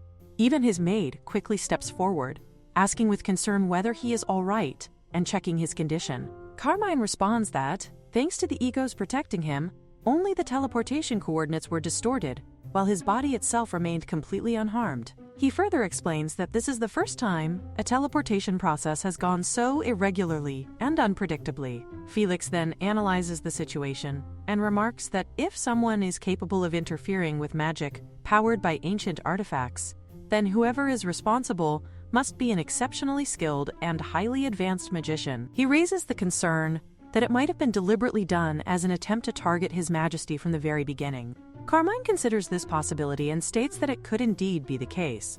Until the true cause is identified, he insists that they must proceed with extreme caution. He adds that the first priority is to determine their exact location and then establish contact again once it is confirmed. He also orders everyone present to remain at their designated posts and continue performing their duties without deviation. Meanwhile, the scene shifts to Liana, who is observing Louis and noting that his condition appears to be improving, with his fever having noticeably subsided. Carmine arrives and asks her about Louis's current state. She confirms that he is significantly better than before. He then inquires about what information has been received regarding their current location. Carmine explains that everyone was relieved to hear they are safe, and he mentions that after surveying the surroundings, the castle appears to be relatively close. Fortunately, they do not seem to be far from Postine, suggesting that returning should not take too long. He proposes that they should locate a nearby village to obtain food supplies, as the situation could become dangerous again if monsters appear, similar to the previous incident. He then firmly asks her not to leave his side. Carmine remains visibly tense, fully aware that they had narrowly escaped death, and the thought of how quickly everything changed weighs heavily on him. Liana expresses gratitude for the situation stabilizing, reflecting on how, in just a blink, they had been transported to an entirely unfamiliar place. This sudden displacement reminds her of the moment she first regained memories of her past life, when she had been completely alone and terrified. However, she realizes that this time the fear does not overwhelm her, possibly because she is not alone and has someone like Carmine with her, which keeps her from feeling anxious in the same way. The scene then transitions to a separate location where the butler urgently reports to David regarding matters related to the Crown Prince. David responds that he had already instructed that all affairs concerning the Crown Princess should be handled exclusively through her attendants. The butler then informs him that only the Crown Princess's attendant has returned alone, and that Her Highness herself has traveled to the Martial Empire. David reacts with concern, noting that even when permission is granted, such actions are likely to generate speculation within a foreign nation, especially in a politically unstable place like the Empire, which is already burdened with various troubles. He immediately instructs the butler to bring further information without delay. Soon after, the attendant arrives, and David questions what exactly has been happening between the Crown Princess and Liana. The attendant explains that she only followed in order to assess the situation and was not aware at first that their destination was the Empire. She adds that initially, the Crown Princess had stated that they were going to meet Lady Liana. This confuses David, leading him to conclude that Diana likely went to meet Liana, possibly to vent her anger after their falling out with him, as that aligns with her usual behavior of blaming others and being overly critical. The scene shifts back to David as the attendant continues, explaining that the Crown Princess and Liana did indeed meet within the Empire. However, the attendant admits that the details of their conversation remain unknown. From this information, David begins to piece together the situation logically. He concludes that Liana is most likely still within Postine, since entering the Empire is not something that can be done easily or without significant obstacles. Based on this reasoning, he further deduces that Diana is probably still trapped in that same region as well. After carefully considering all the implications, David decides that the situation can no longer be left unresolved. He states his intention to go and meet his father briefly, as he now plans to personally head toward Postine to handle the matter directly and settle everything himself.